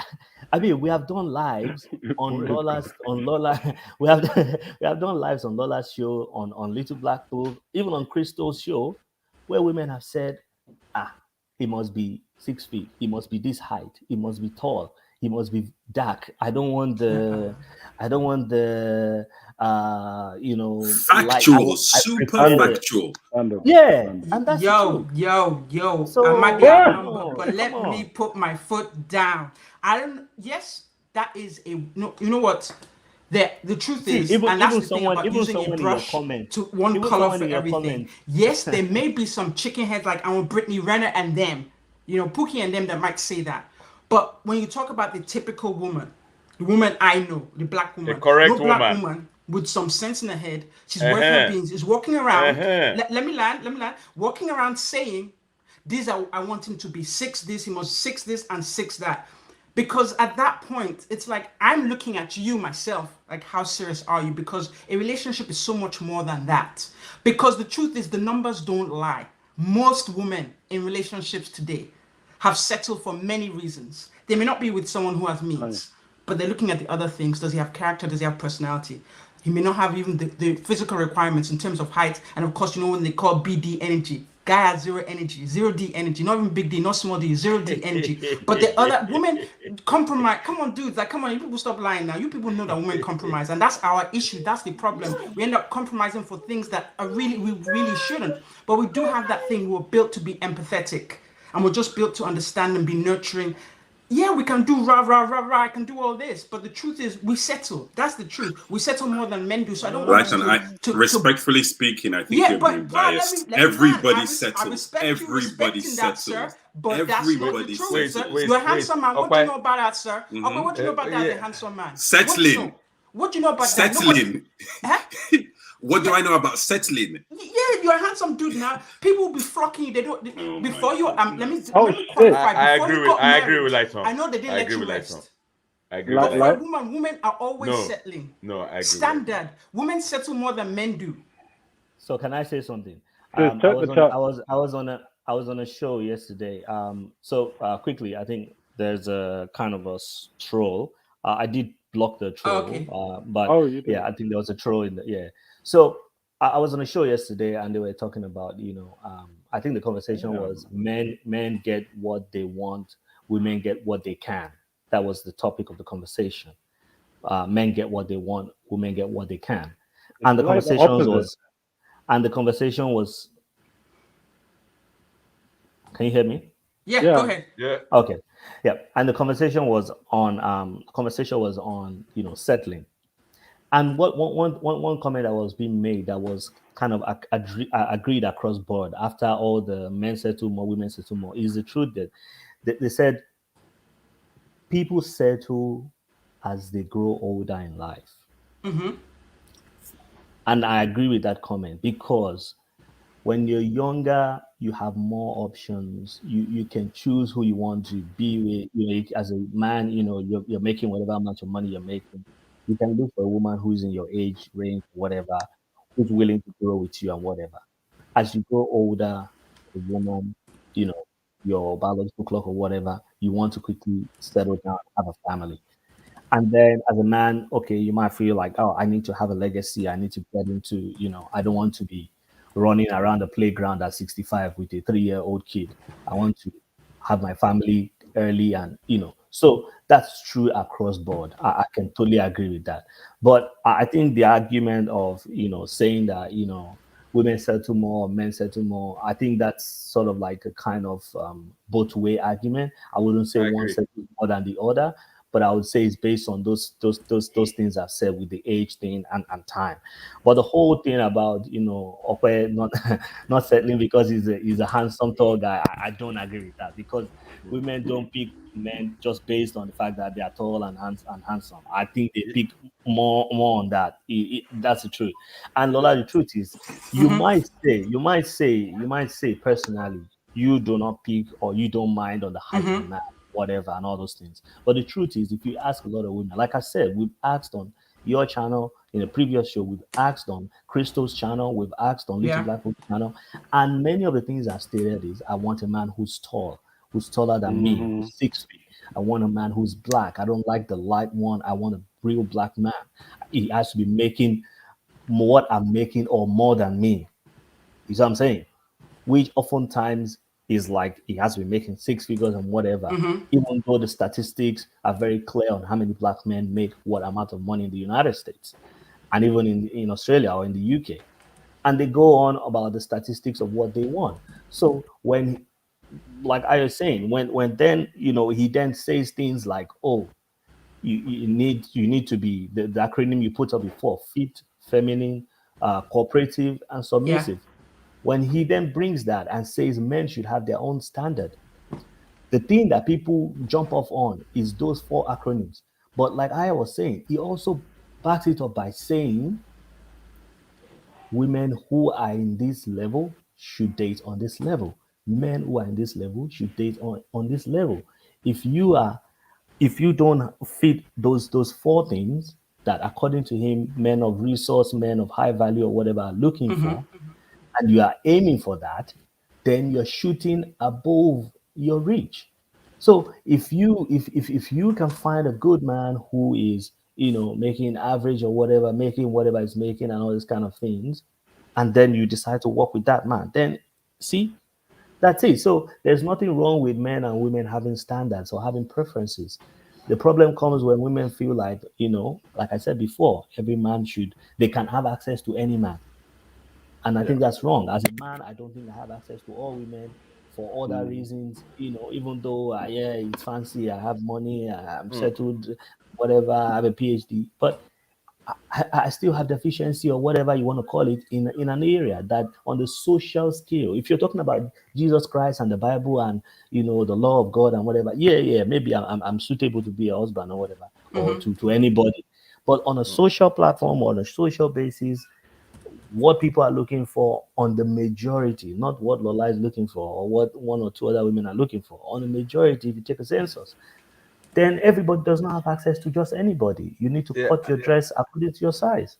I agree with you, but also at the same time, I have a slight disagreement. And I mean, obviously, I'm going to be slightly biased because I'm 6'2", so my height has never been something that has been on my mind, whether I'm tall enough or I'm not tall enough.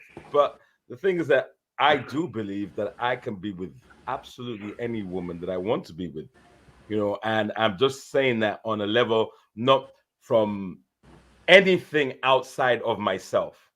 So I'm just talking about my mind and my physicality. And I think it's all about whether you guys can gel or no.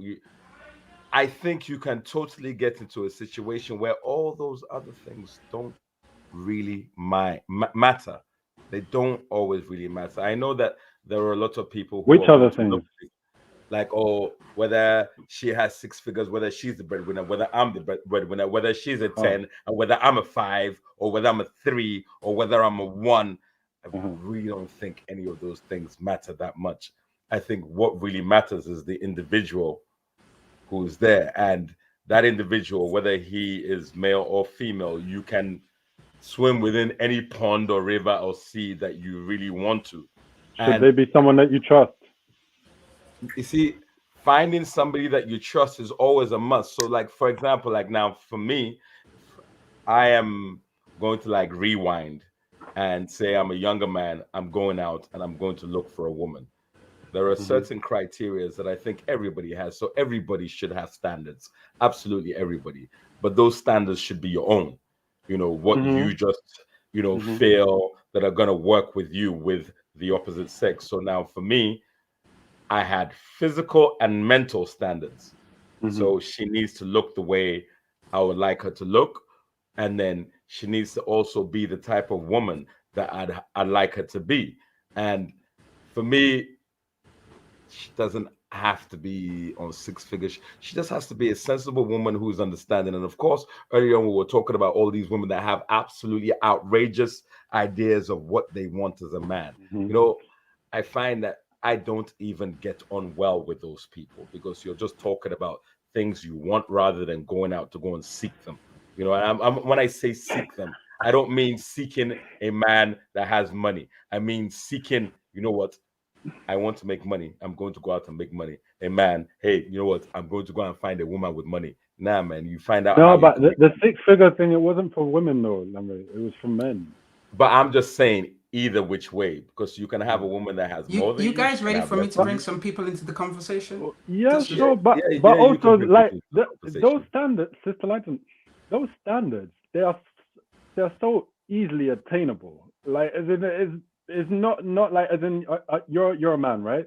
You're not born with a 6-inch dick. Okay, you're not ever gonna have one. You weren't born 6 feet tall. You're never gonna be 6 feet.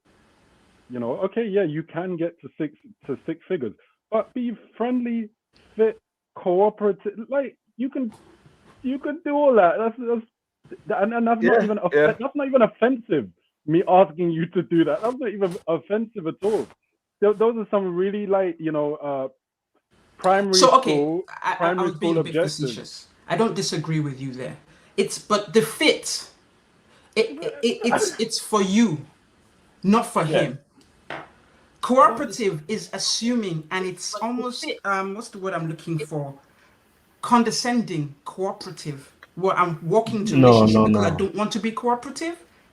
That's what I'm saying. It's what are we going to say? No, but I think you are sort of doing a bit of what Ayo was saying the other time, that sometimes people take what he says and kind of interpret it how they interpret it, because it's interesting. Whenever we always have these conversations, it's always beautiful to me that there are women in the comment section sometimes who say things that actually resonate or align with what we're saying, and that is the fact that a lady actually put in the comment section before that most times, or she even said, modern women, the difference is modern women of nowadays do not like to just listen and in quote keep quiet. They like to argue or try to prove a point, or try to disprove or disagree on certain things. You see what I'm saying? So the need to be right. The need to be right. So the whole concept of cooperative is saying that understand what he talks about, from his videos, is understanding your role. A woman is a nurturer.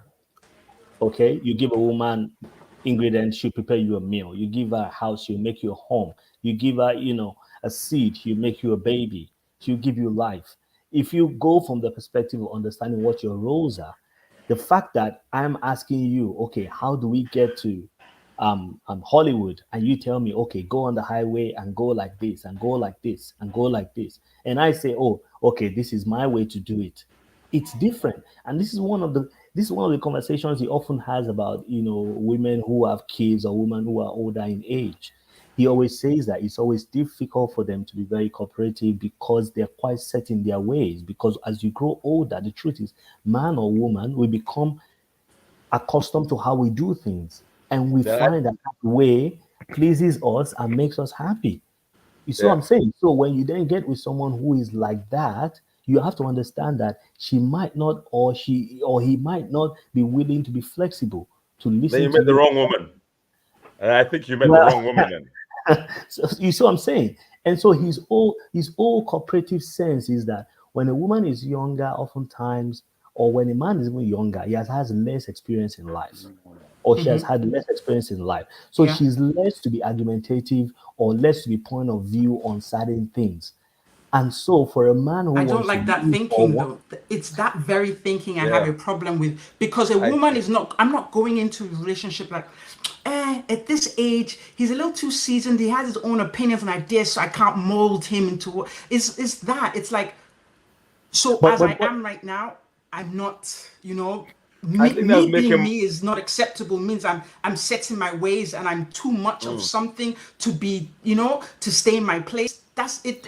It's. I hear the words. They sound real. It's like a real simple, cool acronym. But what it implies that it's not saying is what a woman would find insulting. It's almost like, you know, if you had a school, like a secondary school, and you had this acronym like a statement, the mission statement for children. It's like putting that woman down into that she has to, like, for example, a pet. When you get a puppy, if a puppy has to be certain things, obedient, put the paws up, like that's what it's likened when I hear that.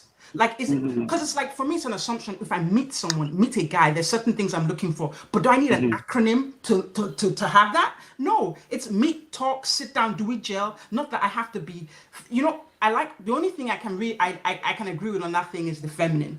Because it's true, a lot of us have had to do different things. That's the only thing. You don't agree that people I should said, be fit. bruh, You don't agree that people interrupt should me be again, fit. I'm going to show you that I'm not being feminine.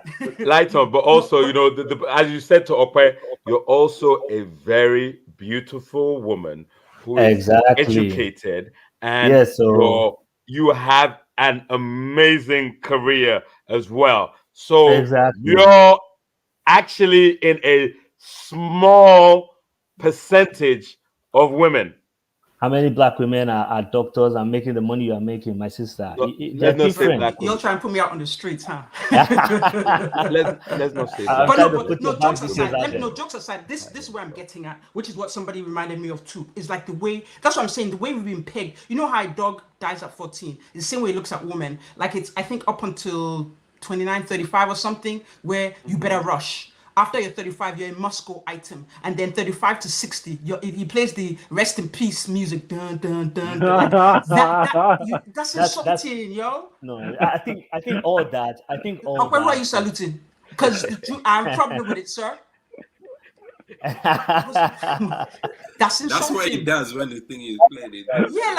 It's insulting. It boils into that acronym. It's really putting the woman as just something you play with when you have time. And when you bring it out to play with, she better be fit and look good. She better be feminine, and she better cooperate and, you know, listen to everything you say. And then submit, sir. There's submission should go without saying. A woman, I get it. This is guaranteed. A woman will submit to leadership. Nobody is crazy now. You no, see a man you no, respect. Okay, forget it. I take that back. Some people are crazy, but I'm not speaking for the small population of crazy. But naturally, a natural, normal woman will submit to to leadership, because it's just normal. It just is. That's how it works. But when you have someone who's crazy and just so it's like, can you imagine? I can't imagine submitting to somebody like Kevin Samuel. To me, that'd be scary. That's not even the question, though. I think this is a straw man. The question is not you submitting to Kevin Samuels. No, but I'm giving an example. I'm just saying, when I break down all those acronyms, the question is that's not what I'm saying. even The submission submitting to the depends wrong on person. the person. The problem is not even submitting to the wrong person, because I've heard this said before. Oh yeah, but then, like, if I submit to this person, then what if they take advantage of? No, that's not about submitting to the wrong person. That's about choosing the wrong person. That's about dating the wrong person. That's about being in a relationship with the wrong person. You know, it's not about submitting to the wrong person. That's just about your choice. It's not like you're in a relationship with various people and you decide which one you're going to submit to. You choose, you know, your partner based on them not being mentally abusive, for one. Yeah. You know, sometimes I even think that maybe they should take courses on how people need to choose their partners, because quite often we find that people, you know, choose partners. I mean, it boils down the to acronym works. About that acronym can get you in trouble, because if you think about it, if you follow everything, listen, hear what I'm about to say. So you follow that acronym as it is, and you meet the criteria within that acronym. But you see, that already doesn't have, though. Hold on a second. They're not rare. They're not rare. Wait, this is what I'm saying. But the thing is that person does not necessarily need to be the type of person that you're expected to be. You know, that person can still be weary. Yeah, because they have those things. So I find there's that minimum there, you know. Yes, definitely. But what is more important than that acronym is finding out whether you and that person actually gel, because as we all do when we meet people, a lot of us, we ignore certain things because she's fit. Ah man, sit down, yash. Ah man, dude, man. Even though she's a bit crazy, it doesn't matter. Look at the way she looks, man. We're just, you know what? It'll be okay. You know, we'll work it out. You know, And it's you, fine. yes, you hear men say that. Exactly. It's gonna be. It'll be okay. Bad Don't worry. Don't example. worry. Don't worry. No, it's but- not a bad but- example, Ayo. It's not. No, but And you know, You can No, do what- both what- of those. what- You can do what- both of what- those 'cause things. You can do you both can. of those things. Like You there's can, no, but there's you no. see- So if I say 1 second, if I say, look, my minimum thing that I'm gonna go for, my minimum standards, right, is that I want a woman that I find attractive, that Yes. she keeps herself in shape. You know what I Yes. mean? And she's friendly and has a nice disposition. I can speak. Yes. Now, inside that minimum, there are going to be many people that I don't really like, that I don't have a spark with. Some are crazy, or you know, I'm not get in trouble. Like whatever, like you know. But There's some people at the end of the crazy. day, that it's a minimum. It's a minimum. You know, you work from there, and then you say, okay, boom, boom, boom, boom, boom. No, I'm not saying that I'm using this, but I think it's also for people that are not used to dating intentionally and are not used to having some kind of very specific standards and things that they will not settle for. It's a good place to start. You can't say it's not. You know, I'll say a good place to start is, first of all, don't do anything online. Go out, meet somebody, talk to them, and if they turn out to be, you know, the type of person that you like, then you move from there, rather than going with these, like, you know, criteria that somebody's going to say, which, you know, which is one of the things I think he always advocates for on his channel. He always says that, you know, there are guys who come on there and say, you know, I'm on this dating, whatever. He's like, you're a creep. Get outside and meet people, go on date, right? You know, get to know people, get to meet, right? And he always even tells ladies that one of the limitations or one of the problems that they have is that they don't actually multi-assess men or multi-date, if you want to say that. And he always prefaced it by saying, don't, he's not saying multi-sleep with people, but he's saying actually weigh out your options. Meet men, different men, and weigh out your options. Get to know them, get to assess them and see who they are. No, don't lock yourself into one person and whatever, and then they disappoint you, and then you are now sour grapes. All men are bad, all men are scum. Get to know people, date people, and meet different people. But you know, the whole concept of the acronym, I see why it can be offensive, but then I think I don't think it's offensive at all. Just like most things, because you're a guy, it's not for you. No, but the truth is this, Lola. But just like most things in life, like Ayo is saying, we all have basic requirements. There are ladies who will tell you that if it's shorter than me and whatever, I already closed the chapter. The only those are young girls, though. The very young girls he's chasing. Yeah, but see, Lola, and that was one thing I was saying before, that the way a woman who's in a 45, 50 is dating, like you're saying, should be different from a 20-something-year-old. Some women would dispute you. Some women will say, no, I can get it. And that's where you have some problems, where a lot of young women who are, interestingly, feminine and whatever, are singing, I don't need a man. What do I need a man for? I'm this and that and that and that. And then the 45, 50 years old join them and say, yes, so we don't need a man. We don't whatever. But then when he then asks them, you see what I'm saying? But then when he come on the show and he asks them, what are you looking for? Then they say, I want to be married. I want to have kids. Do you want to have a one parent home? No, the statistics show that it doesn't work.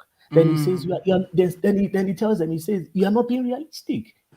Because unlike a 25-year-old, 20-something-year-old who can do whatever they want to do because they don't need a man, they have all the whatever going for them, you are in a different category. And if at all anything, the biology tells you different. So you can't be moving in the same direction. But no, like I said before, I feel like I don't have access to all women because of whatever is my situation. Some women will tell you, no, I can have access. Beyonce said it. I can get another one of you in a minute. Yes, I can get another one of you in a minute. Even though the truth is, you have been waiting for several years and you haven't found one. You see what I'm saying? So maybe you're not looking.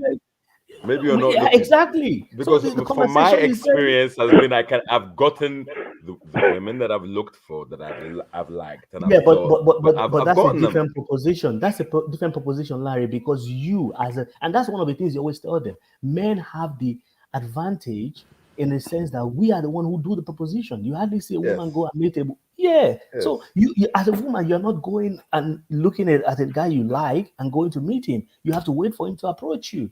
Except you want to do that. You see what I'm saying? So, and that's one of the And I conversations. don't want us to do that. Exactly. So his point is saying, like Wait, I always sorry. say, the first question he asks them when they come on, yeah. In fact, Lighton, did you just say that you don't want women to approach men? That's what I said. Why? You should take a place on his show, win it then. Why?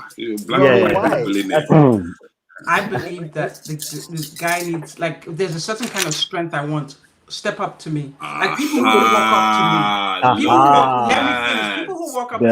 That be fit, friendly, cooperative, submissive in that case. Yo, walk up to me.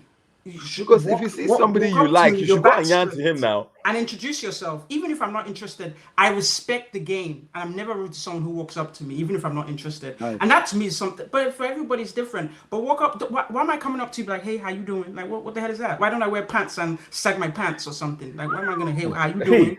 Nah, G. Yeah, so no, I'm not doing, thank you. Like, look, Joel, exactly. What the hell? Like, that's how it starts. Exactly. Now I'm chasing you around the house. I think there's nothing wrong with a woman stepping to a man. There's nothing wrong with that. You know, the beauty is it depends on what you're feeling. But for me, that's not my thing. That's not my jam. In fact, I wish when I was younger, more women stepped to me. Where were all those women? They should have done it. I could have done it for half of Nigeria and London anyway, so it wasn't a problem. The thing is, Lola, he's not saying that you must be married, you must have kids. That's not what he's saying. And that's why I always like, he asks them, what's your outcome? What are you looking for? There's a former judge on divorce court who says she has a sister who's a neurosurgeon. She makes a whole lot of money. She does very well for herself, but she never married. She says her sister just comes to her house, visits her with all her kids when they were young, and all the chaos. This one is pulling her mommy here, there, I need food. And then she's like, wow, this is wonderful. Okay, see you. And she goes to her house. If you want that, if that's what you're looking for, this message is not for you. And that's cool. It's what I'm saying. But if you then come on a platform and he asks you, what are you looking for? And then you say, this is what I'm looking for. This is what I'm looking for. This is what I'm looking for. Then he asks you, okay, when was the last time you went to your fertility doctor? Did you get an understanding of where your body is? Because the truth is this, especially with Christian women, we always want to go with, God is this, God is that, God will bring me a man, God will do this, God is that, God will. But the truth is the biology is clear, and the reality of things are the reality of things. So when he then has a conversation, he's like, if this is the outcome you're looking for, then this is what you need to do. You need to act, you need to date, you need to go out, you need to meet people. And if you want to jump on the I don't need a man wagon, that's okay. Again, if you don't want this outcome, you see what I'm saying? So I think it's pretty clear. So the whole concept of women want a man who's tall, taller than them, or at their height, who makes as much as them or equal to them, who is black and not the whatever. I think if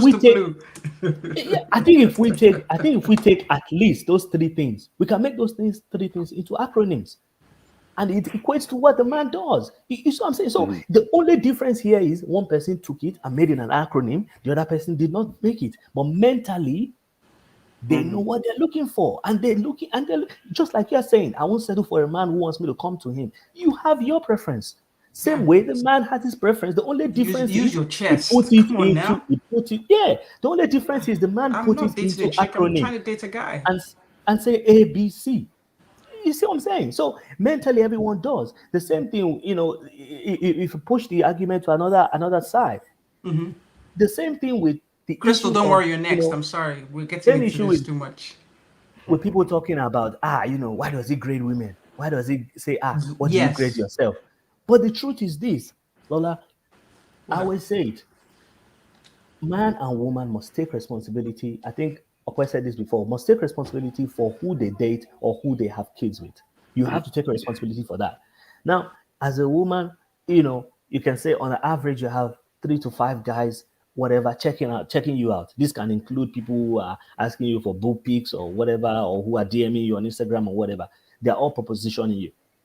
Now, who you choose out of all those crazy and reasonable guys is a responsibility you should take for. Some of us grew up in 2 parents home and whatever. We can thank our parents because they did the in quote hard work to keep it that way, so that we grew up in a 2-parent home, and they took responsibility for who they chose. I can't tell you that my father, after how many years, did not say, maybe I should have gotten someone better. But he took responsibility for who he chose, and he made it work for me to grow up in a 2-parent home. Same thing, if you as a woman choose a man, then take responsibility for who you have chosen and live up to it. So the whole concept of grading and whatever, if you have 3-5 men coming up to you, Lola, the truth is this: mentally you grade them. Mentally you grade them on this one is this is my top choice. I like vibe, I like chemistry. It's all about the spirit. I'm not using numbers, sir. I'm a spiritual person. I'm not like superficial but you like grade that. mentally. You might not put numbers to it, but you grade it's the same thing that happens on Ready to Love. It's the same thing that happens on Ready to Love, where people say, this is my top choice, this is but this is mine on the side. If this one doesn't work, then this one. You see, again, instead of ladies have their preference and they make an acronym, they don't make an acronym. The guy made an acronym and say, okay, put it at the back of your mind, just like we do in nursery school, and say, we make a song into the chemistry name so we can know them. The same way he put acronyms to it and say, okay, guys, this is what we're looking for. The same thing. No women. Let me let Lynette jump. Crystal. Hello, gentlemen. Welcome, sis. Hey, good evening, madam. Hello. First of all, much respect to Lola. Much respect to the gentlemen on the panel. Hey, Crystal. Hello, David. David and Lola, I love stuff like this.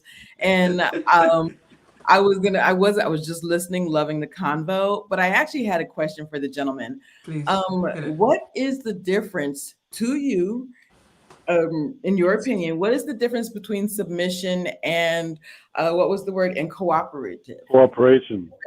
Cooperation. Mm-hmm. What is the difference to you? Well, I'm gonna go.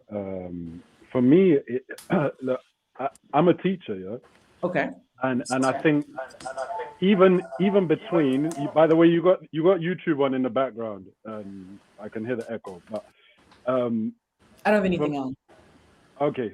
Anyhow, for me, it's like for submission and cooperation. Yeah. Yes. I almost lost it. I'll come back. But I can get into that. I think essentially my train of thought went. Do you want me to just say the question again?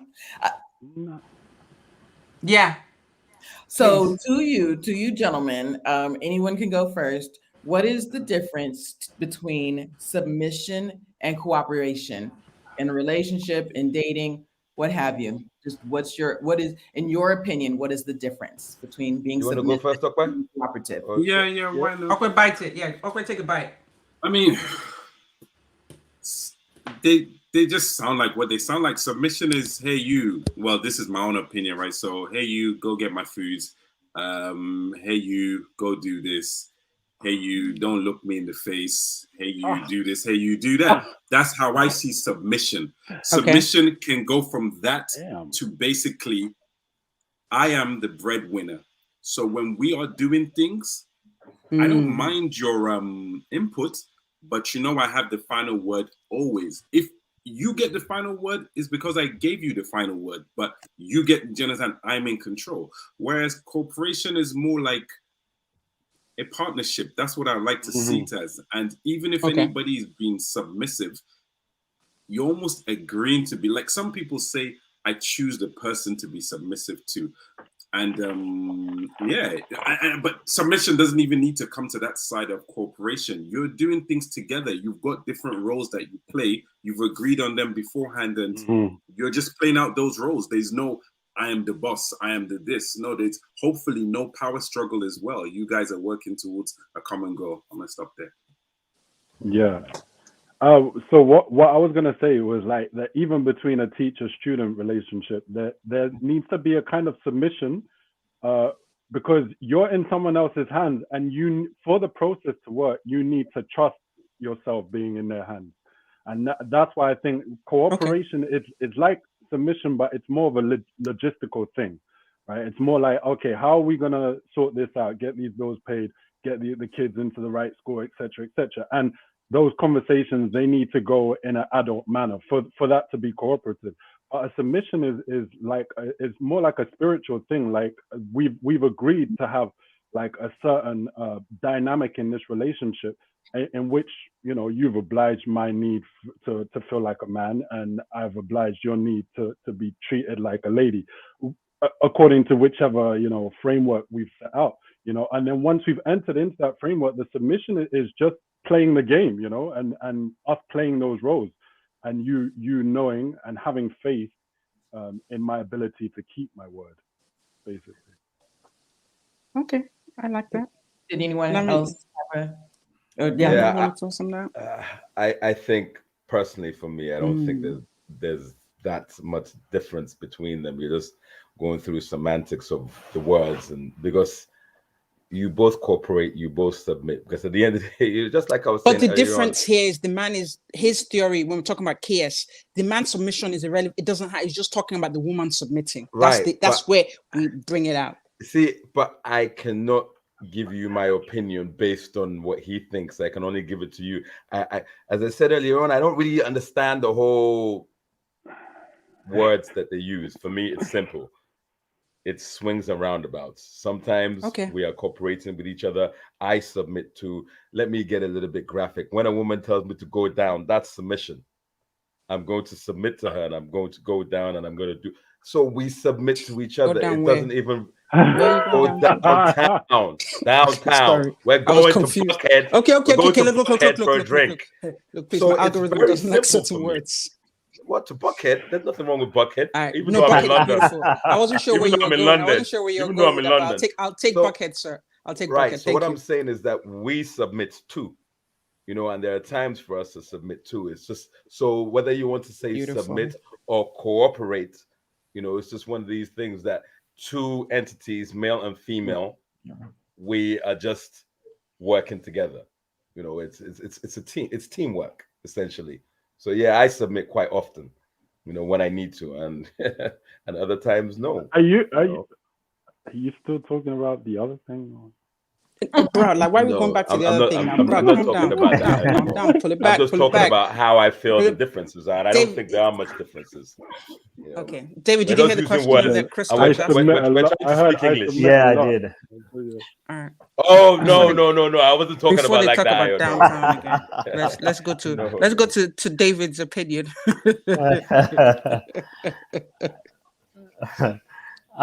So submission and cooperation. Yeah. I'd like to go to what Tiffany said. Shout out to my people in the comments. I just love the people in the comments. Thank you guys for being here. We appreciate you guys jumping on the conversation. Please do give a thumbs up. Like, you know, we are really... I appreciate you, David. Thank you, David. It's a family channel. That's right. That's right. You see, we're 25 watching, and there are only 15 likes. So please hit the like button. Thank you. So Tiffany said submission is relinquishing control, where being cooperative is more about being compliant and can be done working together. I agree with what most of the guys have said, in that, I mean, what Larry was saying, because I just jumped in on his conversation. I do submit to my wife on some situations or on some issues, especially when I don't really have a full grasp of it. For example, when it has to do with things that she's more conversant with. You know, my wife works in she's a virologist basically. She works in she makes vaccines for different things Oh, and stuff like cool. that, COVID Does and she have a whatever. hand in the COVID stuff? The COVID vaccines? I need to talk to her if Yes, I yes. decide to talk about COVID. I'll let you know if I'm going to talk about COVID. All right. Well, so she does that, and when it comes to things about relating to such issues or what have you, I just sit down and listen and whatever, and apart from her profession, on some other things with the home and whatever, I listen to as well. And the reason why I do that is because as a Christian man, I understand um, what the Bible says about the fact that even though it says submit, it also says submit one to another. And I think that's one of the things that Kevin Samuel doesn't talk, because when you listen to Kevin Samuel as a Christian man, you have to listen with nuance and listen carefully, because you have to kind of pick out what is right and what is not right according to the standards by which you live, which is the Christian values. You can pick out, such the good things that he says, because he does say some good things which challenge men to level up and challenge us to, have some understanding. But you have to listen from the lens of a Christian man. And when the Bible says submit one to another, that's what I like to do in my relationship. I like to listen and submit to my wife as well on some certain issues that I need to listen to. So for me, I think that's pretty much how I see it. Ideally, I would say, having a cooperative person does go a long way. Cooperation is, to me, so important. And like Tiffany said, it's that, working together and not being combative about everything and being argumentative and always wanting to be right. And I think that's something that a lot of women can learn to do. If I can throw it a little bit to the men, I think, where we are today is a function of man's influence on society, because many of the laws that have been imputed into the modernization of women all came as a reaction. Because the thing is laws react to realities of the society. It doesn't take account of, sort of like, sometimes it doesn't take account of repercussions, but it reacts to the realities of society. What I mean by that is this: many of the men who before, in the traditional times or olden age, had the power, many of them abused that power. Now you have men having multiple kids, not taking care of them. You have men, doing certain things. And that's why the law then came that propelled and helped people like Oprah and a few others to come up. The law changed to allow women to start working, to start voting, to start having, rights and all those things. I mean, there were several times ago, believe it or not, that a woman had to go with her husband to the bank for her to be able to open a bank account. She can't go by herself. Right. But the law changed to allow women get all those benefits.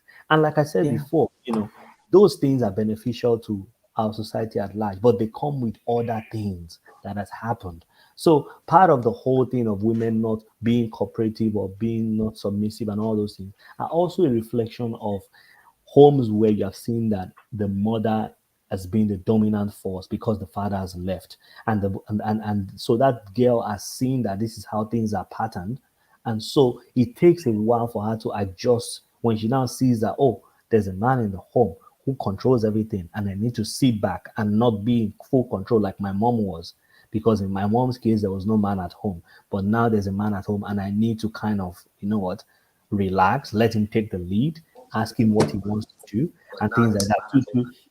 To end it, to end this question, I always like to say to a lot of men that a lot of men need to learn to be themselves and not try to be the semblance of what another man is. And when I say that in terms of leadership. Now, I mean, I might be wrong, but just as looking at Ayo, I think Ayo is sort of a soft-spoken person, calm person like myself. He's not a very kind of aggressive, rah-rah-rah kind of person. And I think when Ayo then becomes a husband and becomes, have his own home, Ayo is probably not going to be that guy who's going to be dictating the rule and saying, this is it, this is it, this is that, this is that. Now, another man might be doing that, but I would not do that. I don't do that. I don't think I would do that. Now, to mistake that I'm being a weak man or I is being a weak husband because he's not being like that other guy is going to be wrong. There are homes where the mom will go to the dad inside the bedroom and ask the father and say, daddy, what should we do? This is what is the situation. How should we go about it? But in some homes, no, there's no dialogue. Daddy says this is it, and that is it. So understanding your nature, understanding your temperament, understanding your personality, and working in your leadership with that is beneficial to you than trying to be this machismo, lay the law down kind of man. You see what I'm saying? So to another man or to another woman, they might say, oh, you are being weak or you are being a modern man or whatever. But you are working in your personality, you are working in who you are, and your family is working well. And kudos to you for that, because at the end of the day, a good working family is what we are all after, and not necessarily some dictatorship, rulership kind of situation. A master of your home is a lawmaker. A man of the home is a man who leads the home. Don't be a master of your home. Be the man of your home. I love that. Okay, you look like you want to say something. No. Oh, okay. The way you're looking at the screen. Okay. I kind of like the way we've kind of come to the circle here, as in we've all agreed. Because initially the question I kind of asked is, you know what, with Kevin Samuel, he's got this whole opinion. What's going on with him? Do we agree with him? Does he have some accuracy in his points? So what I'm hearing now is that we are saying yes, that we find accuracy in his point of view. Is that what we're saying? Can I jump in there? Please. Can you hear me, Lon? Yeah, we can hear you. Please jump in. I can hear you. I can't hear anymore. Okay. We can hear you now. Okay. Yeah, we can hear you now. Yeah. Okay. So yeah. You know, trying to speak about Kevin Samuels over here is a little tricky because he is provocative, but then also, I want to be frank. I feel like it's a conversation for men first, and what's often ignored in these kind of situations is that when women are talking, there might be certain topics or themes that men don't want to hear about. I know that for me, I used to get riled up when I heard people say man flu, even though I never suffered from anything known as man flu. You say the male fragile ego. You know what that means when you're talking to somebody else. But a man may say, hear that and be like, you know what? I don't believe in that. I don't even understand what it means. But among women, you can talk about it, point to examples. I think with Kevin Samuels, before we even get into, oh, is he right? Is he wrong? I feel like if it's not for you, you're always going to miss that message, because first things first, nobody ever wants to hear something unpleasant said about themselves, whether it's true or not. And I do know that, and I'm going to call it what it is, phrases as in this battle of the sexes, it is really going to be like, I am not that person. You say, I am not that person. And then it goes back and forth. You know, you go for therapy. The man says, this is my problem with my partner. The partner gets to speak. She goes, this is my problem with this guy. I say all of this just to say there is that so-called divide for a reason. Sometimes there's things that maybe men understand or believe in that, you know, maybe women may disagree totally. Having said that, I do find that there are lots of things that he says that I do feel like they're right. I do feel like he does speak certain truths that I can relate to. I have very little problems with what's his name again, Kevin Samuels, and I think we may not have time for that, but I have a few problems. But a lot of the things that he says, I do think about them that, you know what, he may have a point there. And you know what, no, I'm not going to do it. Let me let someone else speak. Go ahead, bro. You scared? Like, let it rip. The thing, a good example that I was dying to speak on is that viral moment of his. Now, hit it. Let's hear it. When now again, Ayo, back me up when I fail, because you know it's not like I've watched it too many times. But when the lady called, he was having a session that I think was supposed to be criticism session or just a particular themed session. So she called and she goes, yo, paraphrasing, yo, I need some advice, some dating advice. He goes, that's not this part of the show. This is a particular part of the show. This is not that. She goes, yeah, I know, but you know what? I might not be able to get you at another time. So this is what we're going to speak about. He says, You've got a business. You're talking about you having a 6-figure business and looking for a particular kind of man. I have a business too. And if you wanted to keep me correct, you come to me, my business, so I can consult you privately. This is not now. This is a particular. She did not agree. She said she wanted to hear. So what was her problem? Problem was that the people she ran into, she felt like she was always settling. And that the men she was giving chances to, they weren't fulfilling. They weren't living up to her expectations. So he said, the question is, why are you going for those men then? Why are you not going for the men you really want to go? So Light on Hair is where I just cut ahead, and there was a back and forth. And yeah, I think he took exception to the fact that because you feel you're on 6 figures, you don't think any other man who is making that money is worth your time? Is that really the criteria for what is worth your time and not worth your time? Then it goes from that to, I do think I'm worthy of that particular man. And that's when he now gets into, okay, analyze yourself.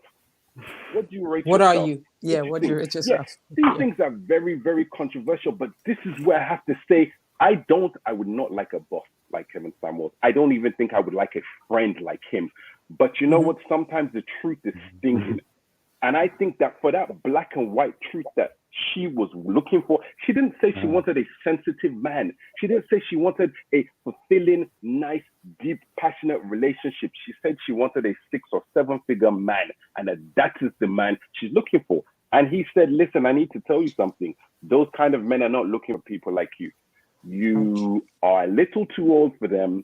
You have a child. You don't have a good relationship with the father of the child. In fact, it sounds sketchy, and he goes back and forth. This is very controversial, but then the truth of the matter is it really, or are these just certain truths that some people just don't want to hear at all? Or better yet, not truth, but people's points of opinion that you want to hear. And can I also finish with this? A lot of the trouble he gets into, I don't understand why. Like, I'm not a woman. The situation at hand would not affect me. But like I said at the beginning, I don't believe in his system of relationship. If I was single, I'm not calling Kevin Samuels to say, can you help me out with relationship advice? I have learned he is not my guy. So you have to wonder, if you have watched this guy for at least 30 minutes, why would you call this man's show? Why would you do that? Why would you do that? I'll leave it there. Exactly. I agree with you, Nah. Welcome, Queen Neka. You remember that Crystal wanted to say something. completely. Actually, you kind of answered my question at the very end, but the situation where he went viral, and I will give you that. Yes, he did come at her, or she did come into the show in an inopportune time, and that wasn't the portion of the show. That wasn't where, and she wanted her question answered, whether it was her time or it was the segment, the right segment or not. I will give you that. But why then did he have to tell her that you're average, you're a 2? Why did you have he didn't say that. He was a he didn't She said say you're it's a 6 at 2. best. A 6 at best. Okay, a 6 at best. No, She took off her makeup. She said that she was a 6. She said that she was a 6, but to me, when you keep jabbing, and it was almost like, and I think I said this in the chat earlier, that he looks for moments of weakness in people. Precisely. He's a predator. I'm sorry, I didn't mean that. Go ahead. I'm sorry. He looks at points of weakness. Oh, this is where I can get her in right here. So now I can keep going, and now I can break her down. So precisely, if he had just said, okay, just cut her off. Okay, she came at you in a time where this is not your show. This is not her show, and this is not a time for you to speak, or this is not my counseling times and sessions. And you being a businesswoman as I am, then book me an appointment. Honestly, I would have, if he was so upset about that portion, he could have muted her and sent her a private message and said, let's talk another time. But instead, he kept jabbing and kept jabbing. And then kept asking questions in order for her to be broken down, and then tell personal information about her child, and then tell, and she wants us, and it was just, to me, he did not have to go there. And he looked for a place where he can get her. And now that you're here, now I'm going to break you down. So I feel like you did answer my question when I came in, because you said if I was the type of person that needed advice, I probably wouldn't go to him. But so that was my kind of question. Why do we keep going to him for advice? That's the question I think I put up at the top of the hour at the beginning, when Corey said that was the main question, that we were like, why are women calling in? Corey said this in the last conversation. Why are we doing this to ourselves? So I think I like what Okpa said, and the truth is this, even though you might not, and I probably wouldn't go to him, I probably call my pastor if I have some inquiries about a relationship or my marriage or whatever. I would, yeah. So, but even though I wouldn't, I can say that I glean a lot of things from what he says, from his conversation, because unlike most people, for me, I believe in the understanding that a clock without a battery tells the time twice a day correctly. Exactly. So even if I don't agree with you, I can pick up what I agree in your conversation and say, okay, yes, you are right on this. And a lot of people don't do that. A lot of people are like, hey, you said that, yeah, out. And that's the whole cancel culture shit. And I'm not up for that. For me, I pick out what sorry. Just kidding. I pick out what I resonate with, and I go for that. I don't go for, and I think that's what happens in this case. Now, in the case that you mentioned, I think it's a bit disingenuous, because when you have a conversation, and that's what I always like when the people call him, you see, and that's what Okpa said. He asked you specifically, what's your outcome? What are you looking for? You said, this is my outcome. This is what I'm looking for. Now, why did you call on my show to ask for that? You're asking for that on my show because you want my point of view, because you want my opinion. Otherwise, there's no point calling. You see the point? People can listen. Every time on YouTube, you see videos, 2,000 views, but only this number of likes or this number of comments, because some people listen and they don't buy into the whatever, but they just want to listen to your point of view. So you can just listen in the background. It's okay. But you come in on the show because you want his point of view. And so if he gives you his point of view, I don't see what's the problem there. Now, on a morality, on a Christian, whatever perspective, you can say, okay, be nice, be soft-handed, be subtle or whatever. But it's a different thing. When you come on my show, you ask for my perspective, I'll give you my perspective. And it's the same thing that we're doing on this show. None of us have a degree in marriage, relationship, or whatever. So I don't see a reason why it's a problem for another guy to be discussing that on his show, even though he's not a chemical engineer. He's just giving his point of view. You take it or you don't take it. Unlike us, or like a few people, he has several testimonials and several groups of people who have gotten married and whatever from his advices and from his. That's what he said. We can't prove that. No. I've seen it because because people call on his show and give the testimonials. Somebody could they be okay? Yeah, sure, someone Lambert, mentioned it in the comments. So Lambert, you say something and then I'll let Queen speak. Go ahead. What I wanted to say is that David mentioned about how you think that it's not from a Christian point of view, so therefore you can understand why he's coming forth in that manner. I never roll in a religious point of view ever. I don't. You know what I roll with? I roll with a people-to-people point of view. And I know that the way I relate with you and the way I speak to you, or the people that I know or I don't know, these things matter. So for me, I'm sure that I'm by far a perfect man. But the people that will, the only people that will see the worst side of me are my brothers and sisters right here, my kids, my partner. They'll see the worst side of me. But I'm not going to be speaking to people that I don't really know in that manner. And yes, I can have a business, and I can, as we were saying earlier, I think it was Crystal that said about, I think it was Crystal who said about how or light on that, why don't they just cut? That's what I would do. I'm not going to do a back and forth with you. I'm not really, because for me, I mean, of course, we are all different. But for me, and I'm saying I have an extremely dominating personality, especially when I come across things. I'm the sort of person that I'll try and crush it. But even with that type of mentality, I don't try and crush other people's opinions. Yeah, but Larry, I think at the beginning, at the beginning of this show, one of the things that we said was two things. He's a man and he's a businessman. Of course, I get that. Yeah, so he's making money. Yeah, he's making come money. on. This is, and he always does this soundbite where he say, "I'll make you famous." Whatever. I'll post this. I'll make money off of this, and it's the truth. He's like the Simon Cowell of the YouTubes. Look, see, even I love and respect my brother, Little Black Book, Kojo, but a lot of the times there are people who come on his show, and they share their personal life, and people are like, "Oh, I feel for you, I resonate with you, and whatever." Oftentimes, as a logical mind, I look at the analytics. He has a lot of likes and a lot of views on those shows. So come on. That's coins for my brother, and I'm happy for him. So I don't see the problem here. You see, if you are coming from a point of view of this is business, this is and which something he talked about on his copyright issue. It's a business here. If you want to contribute to my earnings, go ahead and click into the show. Like the Sasa said, it's a choice to call in or not call in. You see what I'm saying? When you speak like that, I agree.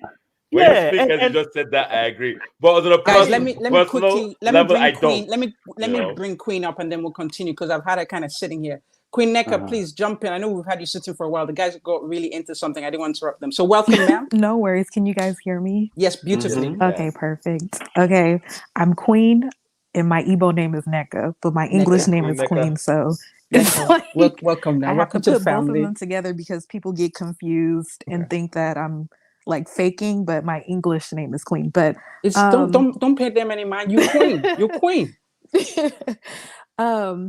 I think that I kind of had like a strange childhood. My dad is in his 80s and I'm 29. So I'm sorry, one moment. All right, so we can. Oh, she's muted for a while. All right, David. You probably had to do something. Can I say something then while she's muted? Yeah, go for it, Ayo. Sure, please. Which was that. So his voice, I think it's a voice that is needed, and it's also needed because it's offensive, because so many people don't like hearing it, and they have that because whenever we get that kind of this visceral feeling about someone, is usually saying something. So you're calling them painful truths? It's usually saying something more about us than it is about that person. About them. So we would do well to investigate ourselves when we feel those things. And you're seeing your average, these viral moments, you're seeing these moments like play out in real time where it's just kind of like, oh my God, people like this exist. Oh my God, these opinions exist. Oh my God, there are people that want this and like have that. And, there's a bunch of stuff that's being like unearthed or just kind of brought out for cleansing, specifically in the African American community, of course. Certain issues and certain conversations that I think need to be had. When Lamry was speaking about generalization and stuff like that. Okay, so maybe they're not generalizations, but maybe they're conversation openers. Like, if this isn't the case, then why is this being said by these people? I think that there are conversations that need to be had, and I think that this way of speaking, I don't know, guys. I'm sure some of you know the late great Patrice O'Neill. Of course. The comedian, he in his special Elephant in the Room, he said something where it's like women, like, you can't handle man truth, and he was like, because everything we say, we filter it for you so it doesn't hurt you. But if you were to hear the real man truth, what would collapse? It wouldn't be a good look for you. So and that's what Kevin Samuels is representing right now. He's representing man truth, that like unfiltered. That's just like, you're average. You know what I mean? And I don't think that there's anything wrong with it, and I think that the idea that this kind of needs to be shamed or weeded out of society, no. There are countries where that's like the national culture, where people just speak to each other directly and they don't sugarcoat things. And even in our family, remember, there are people that do that as well. That they would tell you when you're a kid, you're just, how is this the lights on your breast thing? Like, just like being raw, that's how we grew like up. the Obama anger translator. All right, but we're not talking about me right now. We're talking about Kevin Samuel. Okay. I think Queen is back. Queen, you back? Sorry, I'm No getting problem. ready to go home, and it's just been like so crazy. Necka. Go for it. Sorry, I was trying to say that I think I kind of grew up in a weird way because, like I said, my dad is 80. My parents have about a very big age gap, and then I have older siblings, and then I'm also the first girl. There's 6 boys before me, and then I have a little brother and then a sister. So it's a lot of men. And my siblings, like my older brothers, they all got married at a very early age because they did finish school early. Like, they went to school in Nigeria, and then when they came to the US, they were like advanced and stuff. So like my brother did, like most of my brothers, they all got their masters by like 22. And so they got married very early. Like, I think even my younger brother, he's like, I'm engaged, but my younger brother's even married before I've even got the chance to even walk down the aisle. But they've all got married before 27. And even my dad, he was married at 25. I think my dad at my age, he already had like 4 kids or 5 kids already. So he was already, done. He was already in the game. Yeah, he was in it. And I didn't know Kevin Samuels was like a real thing because I thought it was more so like a joke because I seen like the little clips on Instagram. But there is this narrative of these new men that I would say that are like angry.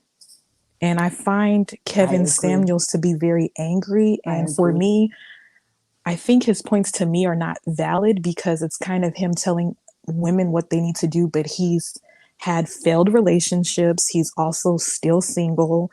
And he kind of is creating this voice for men to be angry. I don't know, like if you guys are like... Disenfranchised. Yeah, I feel like he's a voice for disenfranchised men. And like even this new genre on Twitter, I love Twitter, so I'm on there a lot. And even like there's just like this like it's like men don't even like women. They know that it's like weird. It's not like they're homosexual, but it's like there's a hate. They blame us for where they failed. Right. And so it's where really the picture toxic. of their failures, where the picture of their failures, and so it's like, the woman they suck. It's the cheering and gear. No diss to the disciples in my panel. I love y'all.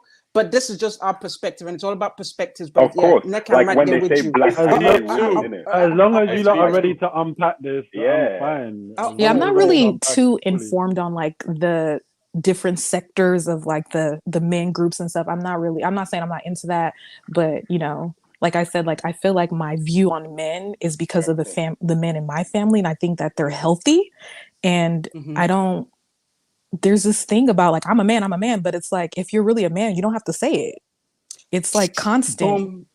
And like I said, like I have 6 brothers.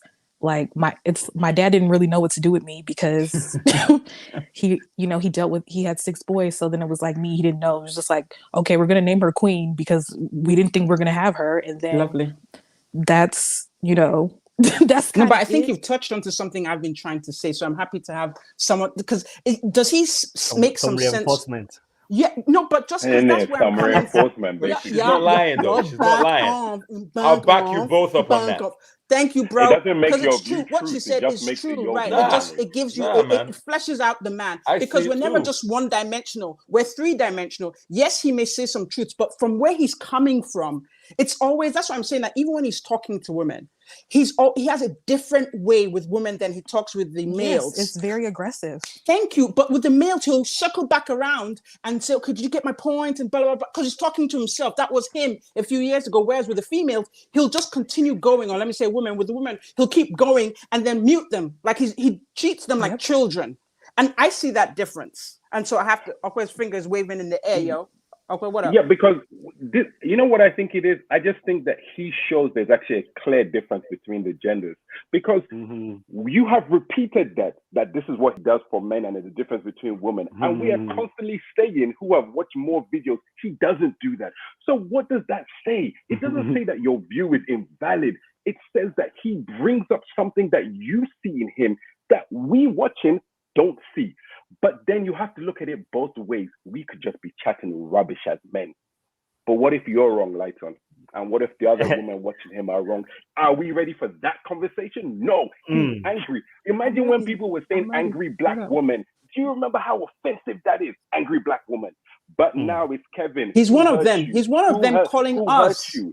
But no, he's the one Yes. talking about us like that. Like he has No, of like there's course one he of the is. videos I watched of him. Like to me, he was critiquing, cocktails with the queens. Like he had so much venom. I'm like, and I was trying to see, That okay, was where's the this one. venom coming from? Where's the venom coming from, sir? Like, take a chill pill, calm down. Yes. Because he did acknowledge at the beginning of the video that DL Hughley had the same views, but he gave DL Hughley just like 2 words and then went back to the queens and spent 2 hours cursing them out, but not necessarily just for their views, but focused on their appearance, their nails, their this, their husbands, so it was hair. coming from, it wasn't logical. Thank you. Talked about wigs.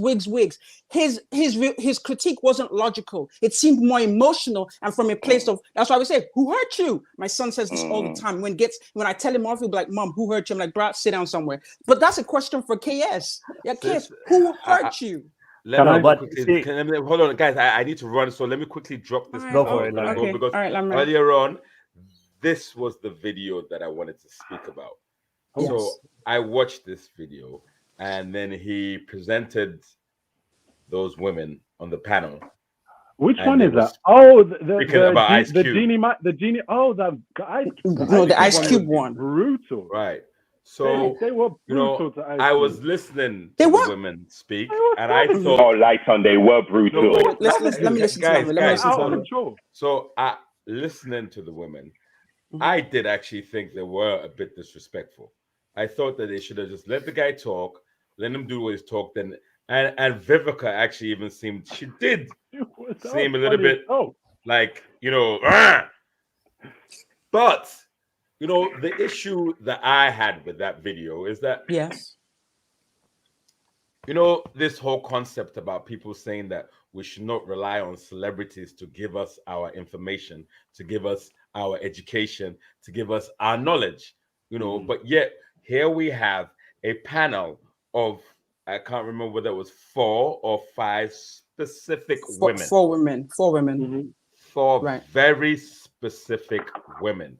Now, I am sure there may be some things that I would have reached out for those women to give me information on. I'm sure there are some things, but not what they were talking about. I would not go for political information from them. I would not go for any. So even just the way they were talking to him, and even just the way they were relating to him, and even just the way he kept on saying, I am not affiliated with any party. They just circumvented that and carried on going to him. And I saw this whole thing, and I was irritated by it. Doesn't have anything in there for black women, they said. I was like, right, and that bit as well, because black people, we are black people. Whoa. So what I felt was that was a little bit ridiculous. And I'm thinking it, but yet the way he went on about those women, I just kind of felt that, look, those are 4 women that I would not take advice from. And I will not send my kids to get advice from. So, rather than basing that video on the relationships with the black women, those were 4 women. And those 4 women were talking mostly nonsense towards him. And I know that they had their ideas, but I did not agree with what they said. And it's not because they're women, it's just because I didn't agree with them. So now the way I see it, it could have been much better if they had spoken to him and related to him, because that dude he's done something. I don't know who likes Donald Trump. I mean, none of us do, but at the end of the day, because you don't like somebody doesn't mean that you should not listen to them, speak to them, put your ideas forth, and be able to be intelligent enough to know that there's nothing wrong with that. But all I had an issue with, was the way that he was speaking about it. That's the thing. So Lamra, I don't disagree with you because you could see there was it got to a point where they wouldn't let him speak as much and they were throwing the stuff out. I remember, as he said, two of those women he put on. But, but even with notwithstanding, I don't disagree with that part. But I mean, he criticizes women for exactly what he did. He got in his emotions because he wasn't given a logical critique. He was talking about their wigs, their nails, their history. Like it wasn't like he wasn't dealing with the facts. Like boom, boom, boom, boom. He was acting like a woman who was hurt. Like, dude, like you talk about women, but you're acting like one. Bro, you know the last thing that I have to say is and the thing that in that video that kind of like made me think actually what's going on here is because he's going on this critique about black women and all of a sudden there's a black woman shaking her hand, doing like this, and I'm like, okay, what's the relevance with you saying how are the relationships with black women and then having a black woman shaking her ass in your interlude? Just kind of like made me think this is, for me, it was a bit incoherent that if you're going to say one thing, then you stick that way rather than bringing this woman out who is shaking her ass right there, But gentlemen, my brothers, Ayo, I love you. Okwe, I love you. Laito, I love you. Thanks, David, I love you. Crystal, I love you. Queen, I love you. And who's that? Adjoa is just come on. Adjoa is gonna speak next. All right, Larry, we love you too. Adjoa, welcome to the. You want to talk? Bye, Larry. Yeah. Bye. Oh, can I quickly introduce the person who you want to respond to Lamre? Please. Go no, not to Lamre. He can go. Lamre. Say hi to the so people. Adjoa, welcome to this topic. As you can see, everyone on the panel, we're all family. So please, let's hear it. Because Adjoa, if you don't know her, I'll you be will listening know in the her background. now. She has these. I love the way she to Queen, but go ahead. Go ahead. You want to hold us? Oh my goodness! I'm so excited to be on your live. I'm so excited. Thank you. It's good to hear you. I'm excited to hear because she has a beautiful way of articulating herself that I think that people can respond to. Go ahead, Adjoa. The floor is yours. Thank you. So I've been listening. And for me, I just feel like, I think we've all heard this saying, the squeakiest wheel gets the most oil. Yes. And not only that, but also if you think of any issue, usually the ends of the spectrum are the ones that you really hear about. So I think he's on the end of like the spectrum of just being provocative for being sake. Right. He wants to get his point across, but he's being provocative intentionally because he knows he's going to be able to get more of his of a bang for the buck. Right. Yes, exactly. He's going to get more views. He's going to get more attention. And I do also feel that at somewhere in there, he does have a point that he wants to send across. He has a message that he wants to get across. His message is just done in a very provocative way just because he knows the punch that holds, right? He didn't start out that way. I think when he realized how much force he has when he does things a certain way, he stuck to that way. And another thing too is that it's funny, but like a lot of broken women are attractive to abuse. Yes, I completely concur. And so because of the way that his words can be abusive, because whether his message is true or not, his words can be very abusive. And the way that he abuses women with his words, it attracts even more broken women because they feel that if they can get his validation, that means more than just getting somebody else's validation. Boom. I think I've dropped the mic. The guys are looking kind of confused. Okay, go ahead, David. I'm not confused. Oh God, no. But you see, this is one of the things that Kevin always says on his channel. He always says, I'm a businessman, and essentially he's running a business. He's actually estimated to around $3 million. So, and he's been doing very well. See, the truth is this: controversy sells. Is that true or not? That's very true. Of course, it does sell. I can agree with you on that. Are there men on the show or in whatever who are bitter and angry? Yes. Are there women who are abused on his show? Yes, I can agree. But I've watched his show. To the ladies and everyone out there, I've watched his show and heard a grandma who actually called in, a Christian grandma called in and actually said she referred Kevin's videos to our daughter or what have you, and her daughter is now married and she's just calling to say thank you very much for your advice and whatever. I've heard women who are in their right senses, not abused, who are married, who have been married for 10 plus years and what have you, called in on his show and said, "Oh, my husband turned me to your channel and I've been listening to your videos and this is." So I don't want to make it I don't want to make it seem like I always say that I'm not for or against, but from my perspective, I always like to be objective in my assessment of things. The truth is, many of those ladies who have called in always say this. When I first started listening to you, it was difficult to hear. I actually turned away for weeks, and then I actually started listening again. And then I listened and one of the things they always ask you is, how long have you been listening to me? That's what he says all the time. Or did you listen to clips? Yes, he says that. Yeah. Exactly. And he always says that because the truth is this: it's difficult to trap Lola on her lives or on her shows. Why? She doesn't try to be extremely controversial. She tries to stay within the confines. So I can't pick a clip or 2 minutes clip of Lola's or all those shots that Lola put on YouTube and say, Lola is this, Lola is that. No, I can't even pick it and say, she's a feminist or she's a modern woman, because no, she doesn't. She just stays within the confines of what's realistic. She doesn't try to, go all out in that sense. But controversy sells. That's probably why he's at 1.something million and what $3 million. 1.26. Because he stays in the now. Has he found that coming with this energy works? Yes, he might have found that, but again, no, he admitted to that. You're right. He did say that when he was a little low key before, but he got popular with those clips of him misbehaving. He has said that. He confessed to that. Exactly. So when we say that, then it's a business. I made an example of my brother. I love him to tomorrow. I always go on there whenever he has me on.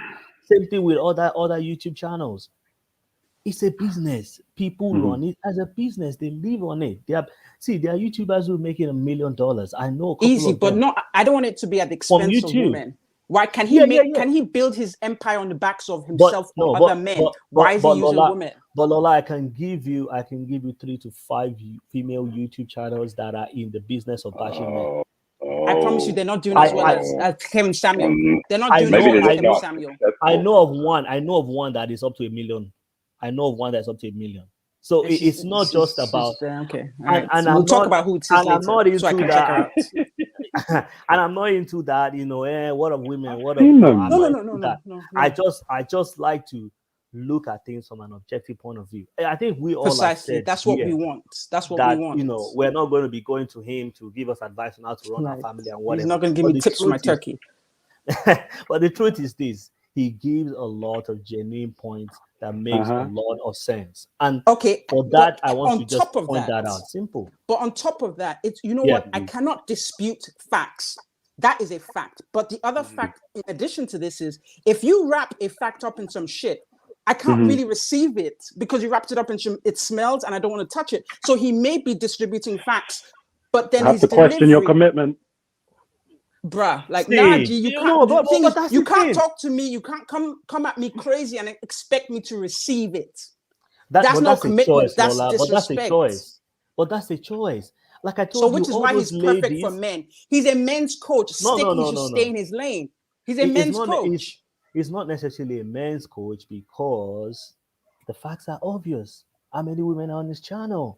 And they are not coming back today, yesterday. There are lots of lost women out there, yo. A lot of the comments don't sound like they're lost women. They sound like they're women that got to where they want to get to. You, because they like some other women to pay attention. There are women on there who say, "Oh, I do this, I do that, I follow you, I do what you say." So your dad or your pastor would tell you what Kevin Samuel's saying now. Like, how is he making? Okay, No. And I think somebody mentioned that in the comment. I'll just round up so that Ope can speak. Sure, no, I think Ajora wants to jump in. Once you finish, Ajora needs to come in next. Go ahead, David. You can. Okay. What do you want to say? No. I think someone mentioned, I think it's LF or also someone mentioned it before that majority of the things he says comes from a point of fact and not necessarily just his point of view. What is the percentage of single black men in the society? You can look at it. You can look it up. And these are figures I've gone to check myself. What's the average earning of a black man in the US? It's there. What is the age by which a woman is prone to geriatric pregnancy? It's there. So when you're saying this, what you're looking for, and then you're moving like this, and then he says, oh, this is what the facts are, you're not realistic based on the facts. So if he's saying that, then I don't see the again, like I said, he can choose to be softer, he can choose to be more polished, he can choose to be more whatever with how he presents. But again, we go back to the point. It's a business and it's what works for him and he's using it and the people are coming. Now, you might want to ask those people why they keep coming if they have an issue with it. Obviously, that's why you're not going there. But they do not, and that's why they keep going there. You see the point? So I don't want us to... I agree. I'm not going to be another Kevin Samuel, but... No, I get you. I get you. I feel you. Right, I like to hear logic. Go ahead, Joe. I know you want to say something. What? Just the lights on. How long have I been waiting? Before Lamre left. Ayo, please go ahead. Ayo, please, you got the stage. Ajo, please forgive me. Ayo, please go ahead and say something. Okay, I'm sorry. Okay, so there's something in the comments that keeps on being mentioned, which is the fact that he's 2 times divorced, and someone said they made an analogy about how they wouldn't buy this from that. Just a quick question. I know you might not follow like European football, but in European football, like the professional footballers, they get trained by coaches, and these coaches, they're not professional footballers, okay, but they are professional coaches. So what I'm trying to say is that I don't have to, for me to teach you something, I don't have to be it. You know what I mean? At the end of the day, if he's he's not really providing that much relationship advice, more advice that you should be married. And it's not even you should be. It's like if you're after this or if you're after that, most importantly, if you say that's what you want, you know, then it's like, are you in alignment with that? I don't. So he's been married twice, right? Okay. And he's had kids. So in those marriages, he's had kids. I'm sure he pays his child support. He's done, you know what I mean? He's married. Like they said that he hates. They said that he hates black women, but he's married 2 black women already. It didn't work out. Like why for him to give his opinion on you know the state of black relationships? Why does he need to currently be in a relationship? It's a point that and many people not doing what you do, but not doing what you're doing, but many people, they try to devalue his message using a strict set of talking points. One is he's divorced. Okay. One is he's gay, as I mentioned, right? One is he hates black women. My business is not with sexuality, I guess. I know that. I know that's not your business, but what I'm trying to say is that there are just a box of, like, you know, talking points like you see on CNN, you know, where people have certain talking points that they throw at a topic.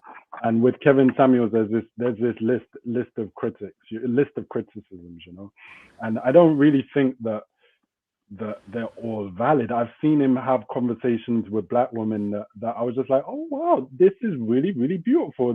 I can't remember what this woman's name is. She's like a video chick with blonde hair. He had a conversation with her, and I was like, this is really nice. But that's because, like, the energy she gave him, she didn't give him anything to feed off, you know. And when you give him energy to feed off, he usually warns you. And I've heard him. I was watching the one where he was talking about dating outside the race. For me, this one was one of the most interesting shows. And the most interesting thing about this was that it was all men calling up, and it was all men calling up that he evidently had no respect for and didn't hide that, because there were men calling up and they didn't know what the topic was. There were men calling up and they didn't have their shit together. There were men calling up. You know what I mean? So it's like when these like time waster men come on, he gives it to them. He gives it to them, no fail, you know. And one of them said something, and within the first seconds of the conversation, he was like, "Yo, homie, you better check that shit." He told him straight, like, so he's just like that. That's just him. But because and I'm seeing that there's a perception issue as well. Like a lot of the things that you say about him, I'm thinking, okay, but we watched the same material, so you must have filtered this through some other processing system that I have. So I think it's clearly like a perception thing, you know, and like I don't know, you just feel like okay, he's after you or something like that. But I don't really think it's that. And as far as the anger, okay, maybe he is angry, but so what? So what's wrong with people being angry? Like, most people are angry, and they don't get it out. And there's nothing wrong with that. Well, the issue isn't so much, it's one thing to be angry, you know, you're playing a game, you lose a soccer match, you lose your money, you get slapped in the face. But if you're calling yourself a coach and you're a platform, a global platform, which is what you, in your words, you know, a YouTube influencer, if you want to deliver a message as a teacher, teaching your message and being angry, how are you delivering the message will be lost, which is what's happening a lot of the time. Remember what I said about the teacher student thing. When you see that, oh, this is a teaching moment, for it to actually translate into a teaching moment, and I've seen these conversations that he's had turn around where it's like first, you know, for the first 10 minutes, the woman's all yap, like, and just like going after him. And finally, he calms her down and she starts to see things his way. But it usually takes about 15 to 20 minutes. And the amount of patience that he actually shows, he doesn't get credited for that. You know what I mean? For him, just like, oh, no, look, calm down. I'm not trying to say that, blah, blah, blah. And then finally he starts to speak. For it to turn into a teaching moment, submission needs to be there in that moment. You need to be actually, and it's like he said, look, I'm twice your age. I'm a 50-year-old man, and look at the way that you're talking to me. Like that shouldn't be normal. That shouldn't be normal for you to be speaking to an older man like that. So a lot of these things, like Mrs. Average, they slide out of control because there's never any humility on the other end of the line. Never any humility of, okay, look, you know, maybe he's got a point. Maybe I'm in my feelings. Maybe I don't know everything. Maybe I'm not always right. You know, I'll stop there anyway. Okay, thanks for your input. I appreciate that. It's good to have it balanced. That's the thing. That's why I like everyone here is logical. We're not screaming at each other and not being disrespectful. I know other places they might do that to get their points across. Adjoa, you're next. Please shoot. Sorry about that, Ayo. And good points. But I just, can we at least just admit that he fuels toxic masculinity? Can we at least just admit that? Sorry, can you say that again, please, Adjoa? Can we just admit that he fuels toxic masculinity? It's not necessarily about his message and the quality of his message and the like the truth of his message. It's just that he intentionally and in some way like enjoys fueling toxic masculinity. And so see, here's the difference between toxic masculinity and actual masculinity. Toxic masculinity is damaging. You guys can want the same thing. A male, a masculine who's not toxic and one who is toxic could have the same pointers, could have the same wants and needs. And that's why some of his points resonate with all of the men on this panel, because his points, no one is disputing his points, but he is still very toxic in the way that he delivers it. And because of him being that toxic, it empowers other toxic men to go about delivering their messages in very toxic ways.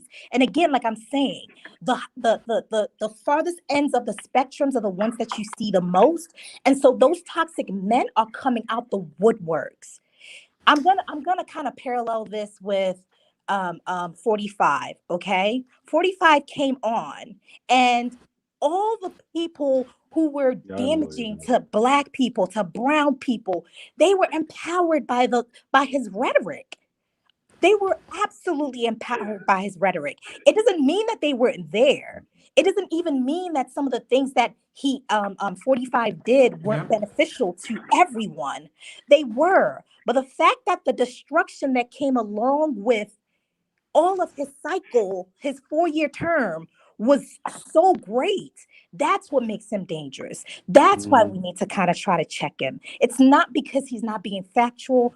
It's because he is actually empowering toxicity in a way that is very damaging outside of his show. In people's actual households, in people's actual dating lives, you have people who are absolutely taking this venom and passing it on alongside. Yeah. How do we prove that those two things are connected? One, I don't really get down with the whole theory of toxic masculinity in the first place. But to say that I do agree that it exists, how do we like associate what he's doing with a rise in toxic masculinity? How is that tangible? It's not a rise in toxic masculinity. It's a rise in the confidence with which they stand in their toxicity. They stand in them confidently now, and they're a lot more outspoken, right? And the way that you can prove it is by how many people are defending him and defending him in a vile way. Like, you're defending him in a very respectable way. And I'm not even thinking you're defending him. You're defending the truth and the quality of his message, which fine, I agree with, because I don't think none of us are disputing on the quality of his message. We're actually just talking about the damage he causes in his delivery of that message, right? And the how he perpetuates just this group of men who just feel that their delivery shouldn't matter either, even if their delivery is damaging, and therefore we can't even hear the message. Yeah. Okay. I love that you're holding your stance, Ayo, because that gives us some balance. So while you're thinking about your response, no, I'm not thinking. Do you want to jump in for a second? I'm not thinking. Yeah. Excuse me. Because piggybacking on what Ajora just said, I hope I pronounced your name correctly. Perfectly. I want to catch myself and provide balance even within myself, because I've been saying, oh, I have issues. And it's like, why not just speak about them?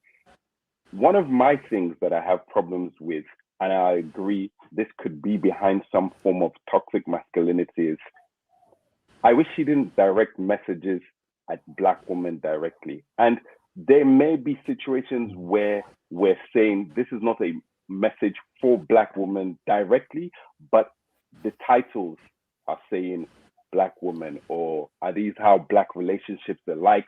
You listen to the video, you hear Black women, and it might be a little controversial, but just as a man who has my own particular thoughts, I'm like, why do you think this is just Black women? Like, this is like, if you even want to go there, why isn't this just woman full stop?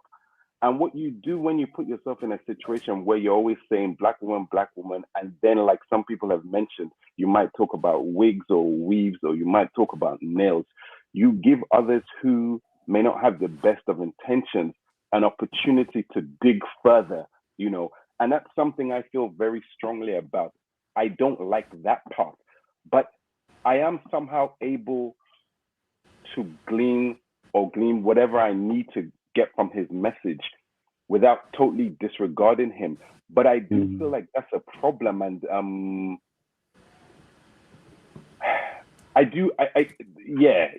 that can be destructive.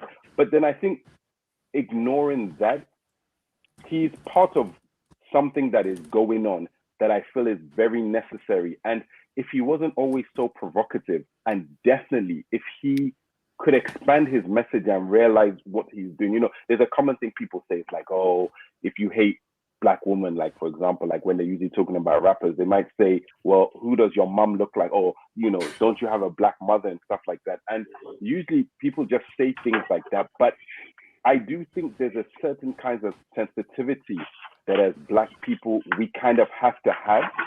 I was thinking about him today, and it reminded me of, what's her name? She's a Black Republican. What's her name again? Candace Owens.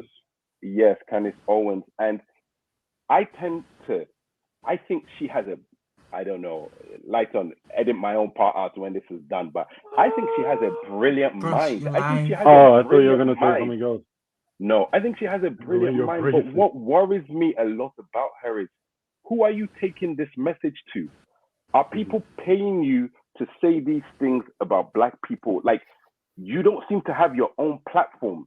You go to people who want you to say these things that are kind of negative about Black people. And I feel like maybe if Kevin Samuels is not careful, he can be utilized in that way, because I really don't understand why you can't just talk about women full stop. Because now you have a bunch of people who are probably even just thinking, my problems will be over if I just get into interracial dating, or if I go find some Russian lady there, everything will be perfect. And I feel like, while that is not his 100% everyday message, I'm almost certain people are going to start insinuating that you know what, don't get with a Black woman if you want some kind of peace. And I'm just like, I don't believe that's a way to go about the whole area of dating. But yeah, I'll stop there. No, I feel you, bro. I feel you. But that's the other conversation though, because you said, what makes you think that it's just Black women? Okay, so let's take on from there and say that it isn't. Say that that's just like Western women. But you know about like movements of men that are like African American men that are going to Brazil, right, for dating, because they just can't deal with like dating in America anymore. Like this is happening like that. That's when you said the thing about the Russians. I know that this is happening in America, that people are actually traveling to other countries because the women are different and they get treated differently by women. One of the things that is behind all of this, which is that I think there's just a massive misunderstanding right now of like where we're both at, like in terms of genders and in terms of, you know, women with the feminism, and men, you know, growing up in single parent houses, you know, because the message came on below that was like, who's teaching all the men? Like, but it's true, who's teaching all the men? But the only way that we can rectify that is by actually having families with 2-parent homes. So both of these messages can get transmitted, right? So it's not like men growing up without fathers or women growing up without mothers, but they actually have both. And then we don't need to go to gurus to, you know, to get some kind of teaching. And I think that's how he found the role. I think, Crystal, you wanted to say something? Yes, I actually just wanted to comment. David, did you have something? I'm sorry. No, go for it. Oh, David, were you meant to go next? No, I'm a gentleman. Lola, you're gonna get now that the women are He's a modern man. I'm a modern man.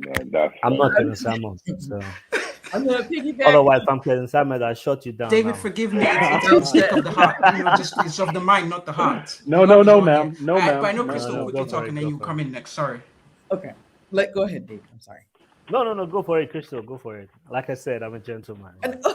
Oh, you really are. The ladies in the chat have mentioned how gentle and soft you are. So don't worry. You know, I'm gonna hear about this next week on one of my shows now, David. But I really want to comment on what the gentleman just said. Chow, C-A-C-O-A. I know I'm pronouncing your name wrong. I'm so sorry. His name is Chris. Chris. So I actually wanted to comment on I had talked about this about 2 weeks ago on my show, that when there was a gentleman, I was on a panel, and just as you were just saying, how he's directing things towards Black women. And I was actually on a panel, and I was talking to a guy. I was very polite. Hi, what's your name and everything. And the reason I came in is because he said, I want a Black woman, but I'm scared because Black women are this. Black women are angry and they're mean. And he actually said that he is not training his sons to date white women and date outside of their race. He actually said that he is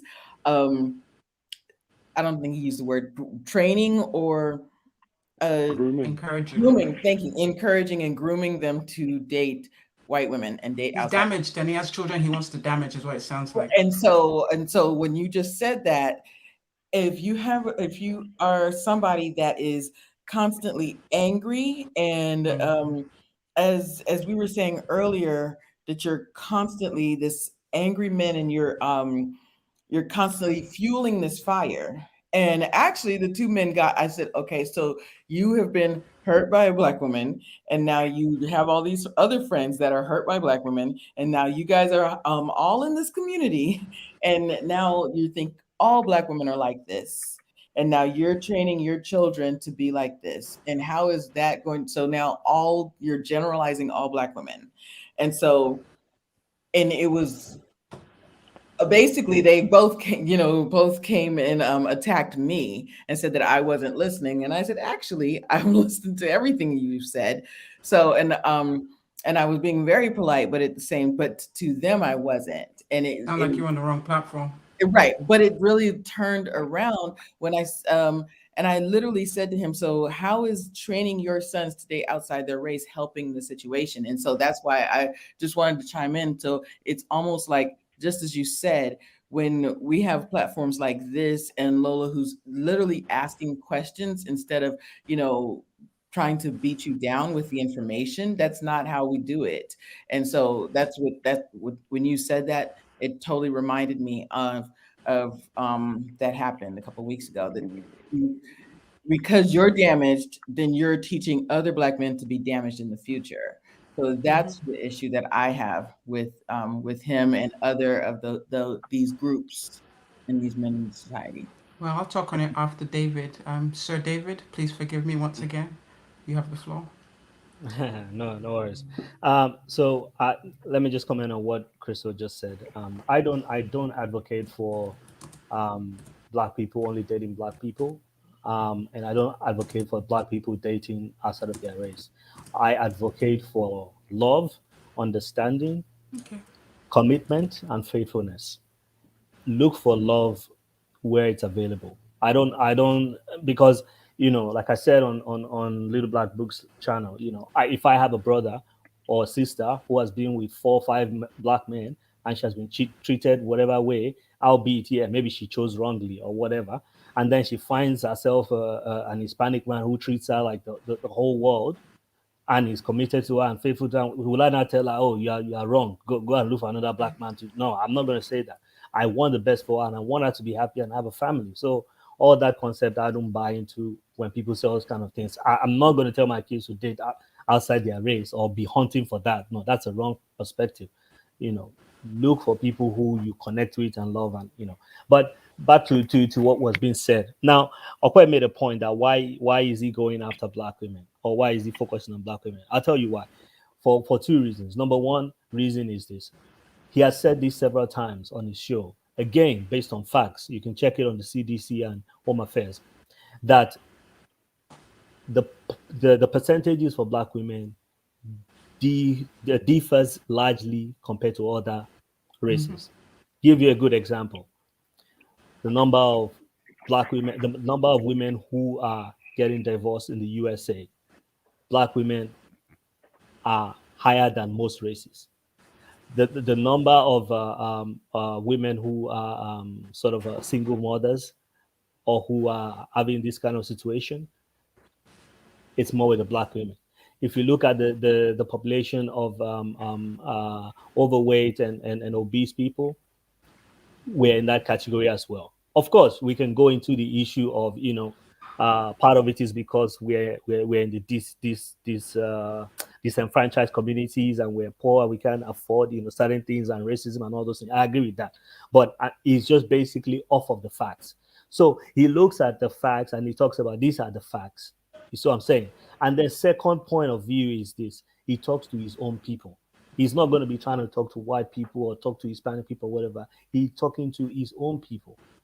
And I think that's a fair assessment. That's a fair point. So when he's going off of the statistics and the reality of things and talking to that group of women, then I think that's a fair point of view. I don't see why that's a problem. And then he always says that, on his channel, if you listen to his channel, he says that certain things that Black women do, other races of women seldom do. So he's addressing is towards the people who are affected, as opposed to trying to affect other people who are doing fine. You see what I'm saying? And the same thing kind of goes for black men. When he talks to black men read at the fourth grade level in the United States of America, black men earn majority less than $50,000 per year. Black men have a lot of issues with mental health and things like that, due to some of the issues they've suffered from racism and things like that. So when and that's what I always, for me, that's the idea. You look at the statistics, disagree with the delivery, disagree with the whatever, but look at the statistics and address the statistics. That's the truth. So the whole concept of, so can I ask you a what question on one of those statistics you mentioned? Like, yeah, go for I it. threw something up here and I've heard this a few times. Now, have I gone check it myself? I haven't, but I hear it common enough. Do you know the stats? Because I hear that the divorce rates between black men and white women is much higher than Yes, the two together. So yes. maybe it's not working out. No. And he doesn't advocate for black men to go for white women. He doesn't. He doesn't. One of the things that he always says on his channel is he wants people to date on their level. Date on their level. And when he says date on their level, he's saying that women have to take two things into account. Number one, the population or the numbers are not in your favor. That's whether in in Australia, in China, in New Zealand, in Canada, in UK, that's the same. The numbers are not in your favor. There are more women to men. So the argument of men needs to level up is quite good and well. But brother, if all the men start earning six figures, there'll still be men who are earning less than six figures that all the remaining women would have to take from. You see the point he's making. So his point is essentially saying that the argument of saying all men should make six figures, number one, is quite flawed, because all men cannot make six figures, because they are blue-collar men and they would not be making that kind of money, except they have been blue-collar men for a good number of years and they've built a lot of that. But there's your average truck driver, there's your average blue-collared black man, which is the reality of black men in the United States. And the fact that the numbers are not in your favor, number one. And secondly, the fact that the biology is not in your favor if you are looking to have a kid and have a family. If you don't want to have a kid and have a family, then good on you. Forget about it. But the fact that if you are looking for those two things and these two factors are not in your favor, then perhaps you need to start thinking about, are you dating the right way? Number one. If you're not dating the right way, are you shortchanging yourself by dating above your level? Because by trying to shortchange yourself dating above your level, you will end up finding that you are being what some people call picky. But And you are forgetting the that is fact something that, I hear them direct to black women a lot. We seem to be the brunt of this term, being too picky, because, being too this or being too that. Why us? yes, because again, the statistics are not in your favor. Why do I say that? There are more white men who have generational wealth than black men. There are more white men who Then make we're going much vanilla more then. We go than, vanilla. That's no problem. Yeah, you were. and that's, He and invited you to already. you see, and that's what I said, that I'm not for you must date black or stay Open the single all your market. life. Open the market, find love where you find it. You see what I'm I'm all saying? for it. So, and he always says something. If you as a mother, okay, he had asked a mother one time. He said, okay, your son, when it's time for him to get married, if there is a woman who has three kids from a previous marriage, has two baby daddies or whatever, she's this weight and whatever and all these things. And then he has another 25-year-old girl who's right here. He said, if your brother, your own brother, has those two options, which one would you pick for him to go? The lady said, he can do whatever he likes. He said, okay, fine, good. Now, if it's your son, what would you advise him? She said, no, he should go for the 25-year-old. He said, exactly. He said, exactly. What I'm telling you by that example is I'm telling you that when you get to a particular situation in life, your options narrow. And when your options narrow, you need to date on a different level. It's not saying settle with a man who make $45,000 or $50,000. That's your choice to make. But you have to understand that when you are on this category, when you are on this fraction, when you're on this set of people, your streamline is different. And you have to understand that I don't claim to be able to get any woman, regardless of whatever I have or financial status, because I understand that most women want a 6 feet kind of guy and whatever and all this. And I'm not. I don't qualify. No, most women don't want that. Well, most you can women say want that, love. but yeah. But we said most. But you see, not some. and you see, I think that's one thing that always happens when women talk. A lot of times, women give a lot of kind of out there kind of statements that are not actually grounded. Number one is they say things like, as long as he's doing well for himself, as long as he's making enough money. Please, auntie, put a figure on it. What is enough money? You see what I'm saying? And that's one of the things he always do on his show. And that is the problem why women settle. A lot of women settle for a lower income guy because they're looking at other things. And like you said, like a man, you're very logical. You said, auntie, put a number on it, but we're not putting a number on it. We're embracing him for the other things. And maybe we're doing too much. Yeah, but you see, the problem then comes in when you then accept him for who he are, in quote, whatever that means. And then later on, you start having an issue with it, and you're looking for a souffle kind of lifestyle when what you can do is a crock pot. Come on. And that's the problem. His point exactly is this. There are those men who will make $45,000, $50,000 per year. It's the reality of it. Okay. And then there is the other factors that are not in your favor. Now choose to do as you please. If you and he said, there's a woman who had called in and said, I've looked at all these things and all these factors, and I've decided that I don't want to have kids. And he said, great. He said, great. Do as you don't need to have kids. But then he asked that one question that a lot of us don't ask ourselves as young people. In Australia, $800,000, $1 million. In America, $2.2 million. Your retirement fund. Are you on the right track to raise that money by yourself, or are you going to be a broke, old, lazy, busted person when you are in your 80s and you're retired and you don't have money? And then she said, "No, I don't have that yet." But he said, "Okay, fine. Then if you're set on not having kids, what you might want to start doing is to start trying to get a better job so you can so that you don't have to be broke and whatever when you are old and things like that." So the issue I have here is this: when a man is saying date on your level, which even yesterday on the shout out to Lapif Network show, they talked about this same issue, and other people are talking about it.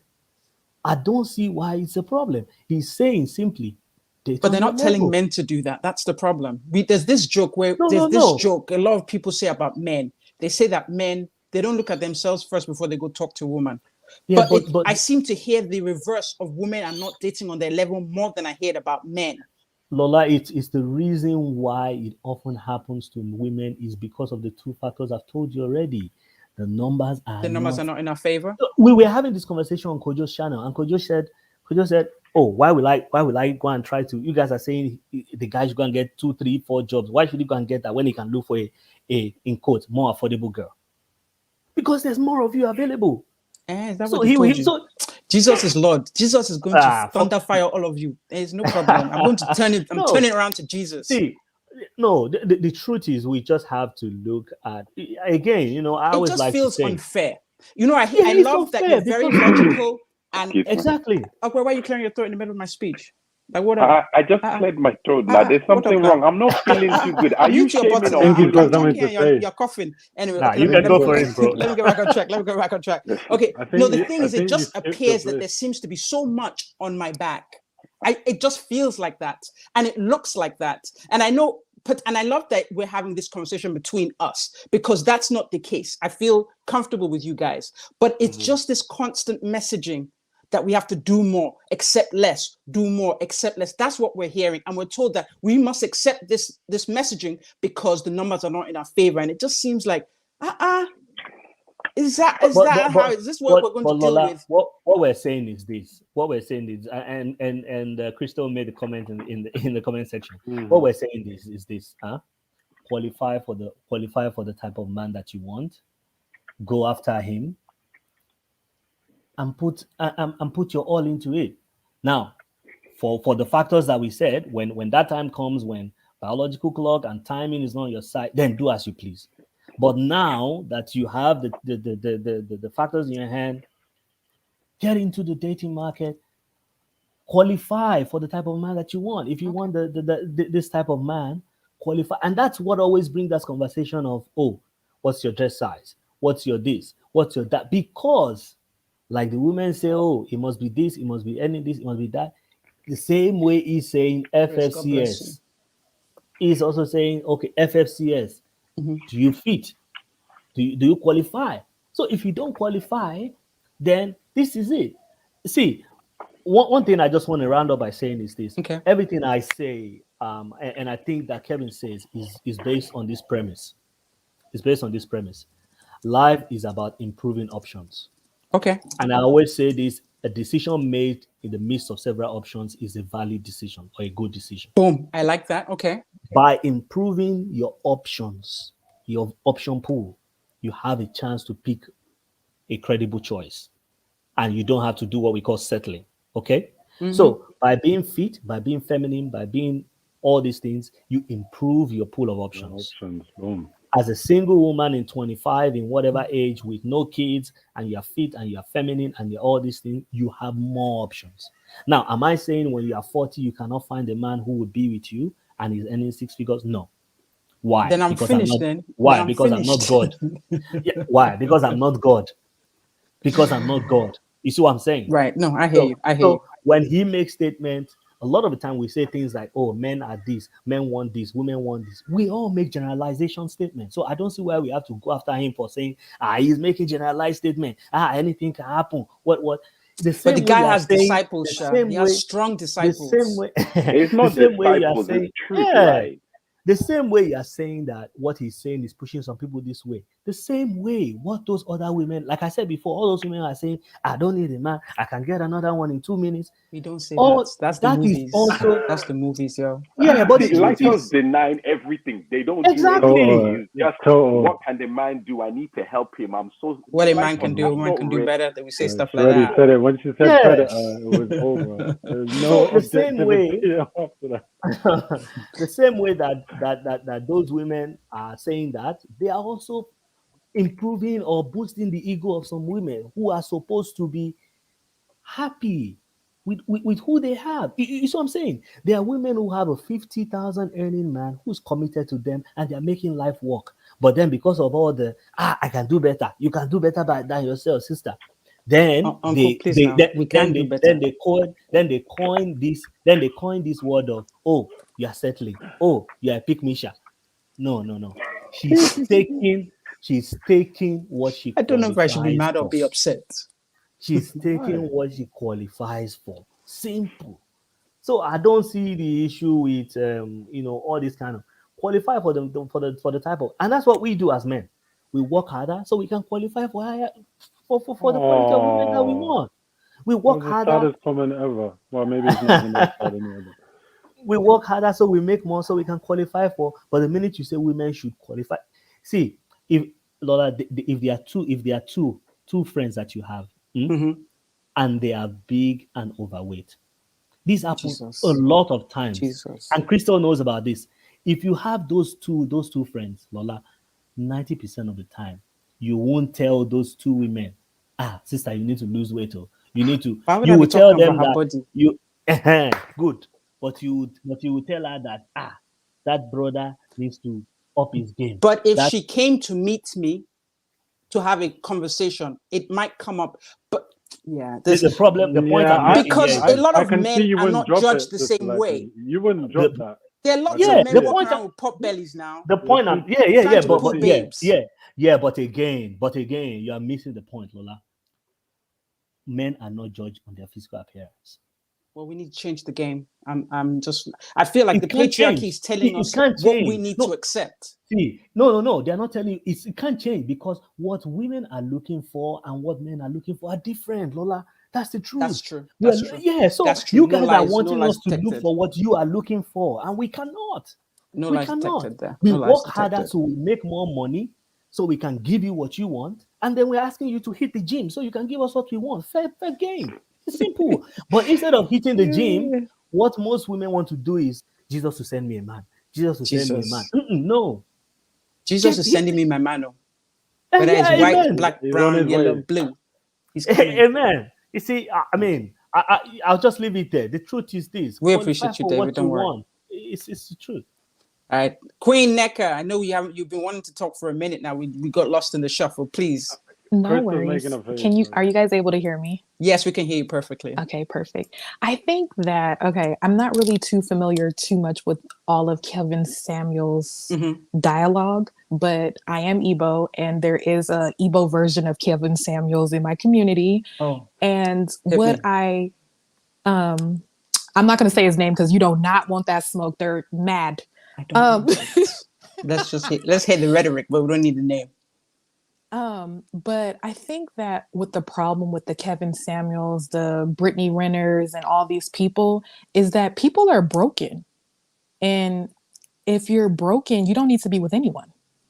And that is kind of the issue. I feel like I have been blessed in my dating and just the dynamic of the family that I've had and everything that I've been fortunate enough to not have. Like, I've only had like 3 boyfriends, and my 3rd boyfriend, we're getting married next year.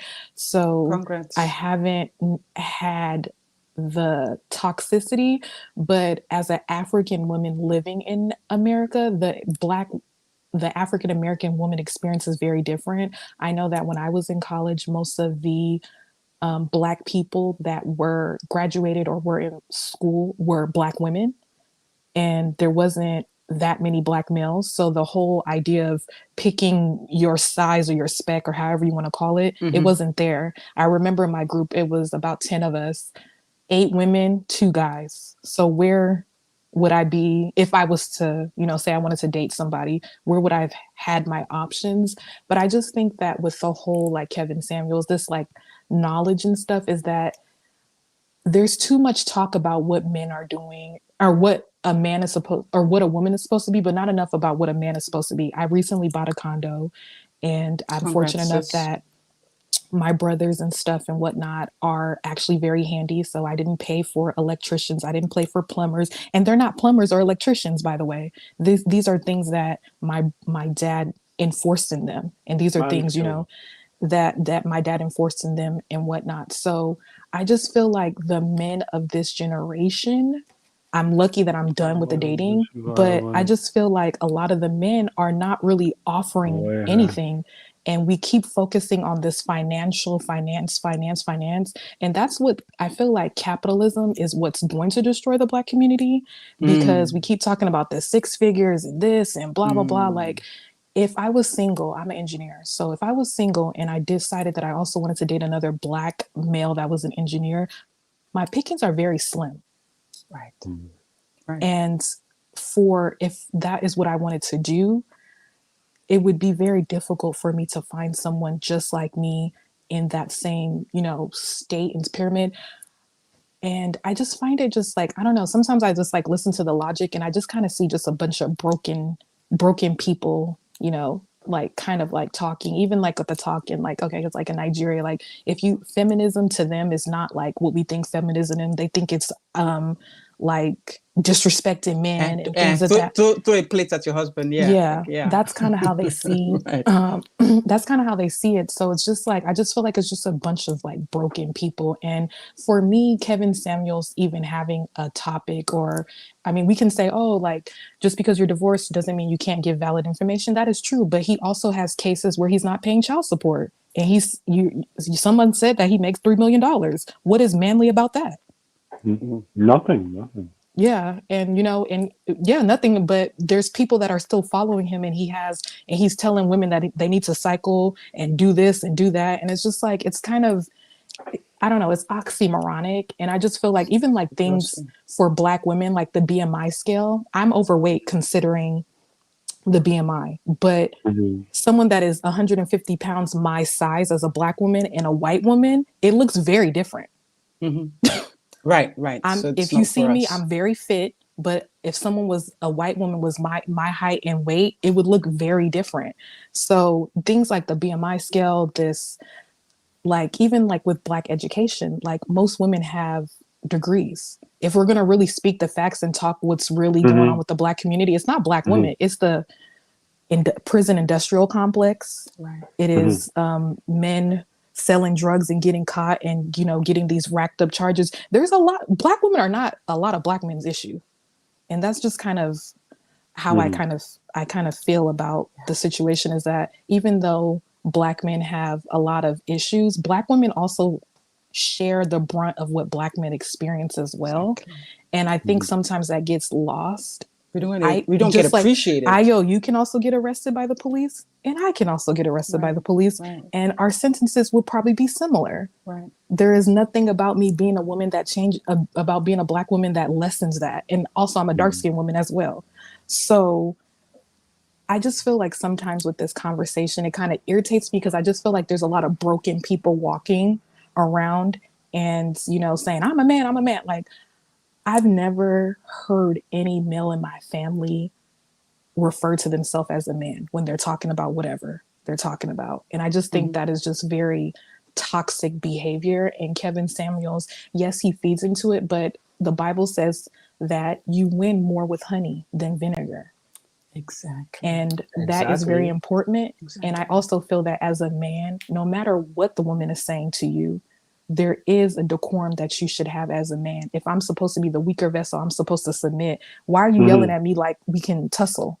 That's my thing. Yeah, no, beautiful. I mean, that's it. Somebody was asking a quick question before we round up. She was saying, and I guess she was saying it to women, can I ask a woman, why can't we shoot for a higher value man way higher than us? Isn't that what we're supposed to do? Let's see, I can hit that first. So yeah, we can. But I think what I'm hearing and what they're telling, no. What they're telling us, I'm not talking about the men on the panel. What the world is telling us, whoever has come up with these numbers and creating this number thing for us, they are telling us that we don't have options because the numbers are against us, that we're overeducated, so we're not going to find what we want. That's what they're telling us. Can we look for that? Yes, but they're saying if we look for that, we may not find that. That's what they're saying. Now it's left for us to do with what we want to do with that information. The likes of Kevin Samuel and the system are saying that, you know what, the likelihood of us, unless you're 20 something, low 20s, and you've got, you know, a model body and you've got this, and if you have all these qualifications that they consider qualifications, then you can't find what you're looking for. I don't know what to make of that, and I can't really say that to be. It is what it is. That's how I'm going to put it like that. So you can want it, but the reality is, will you get it? Is what I'm told.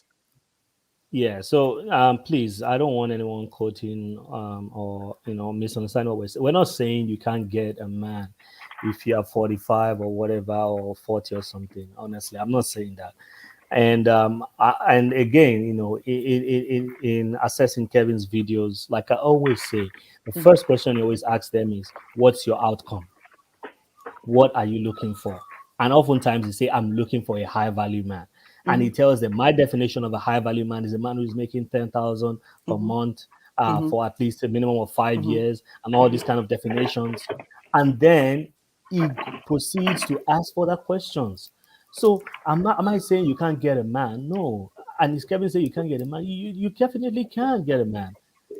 No one is saying you can't get a man.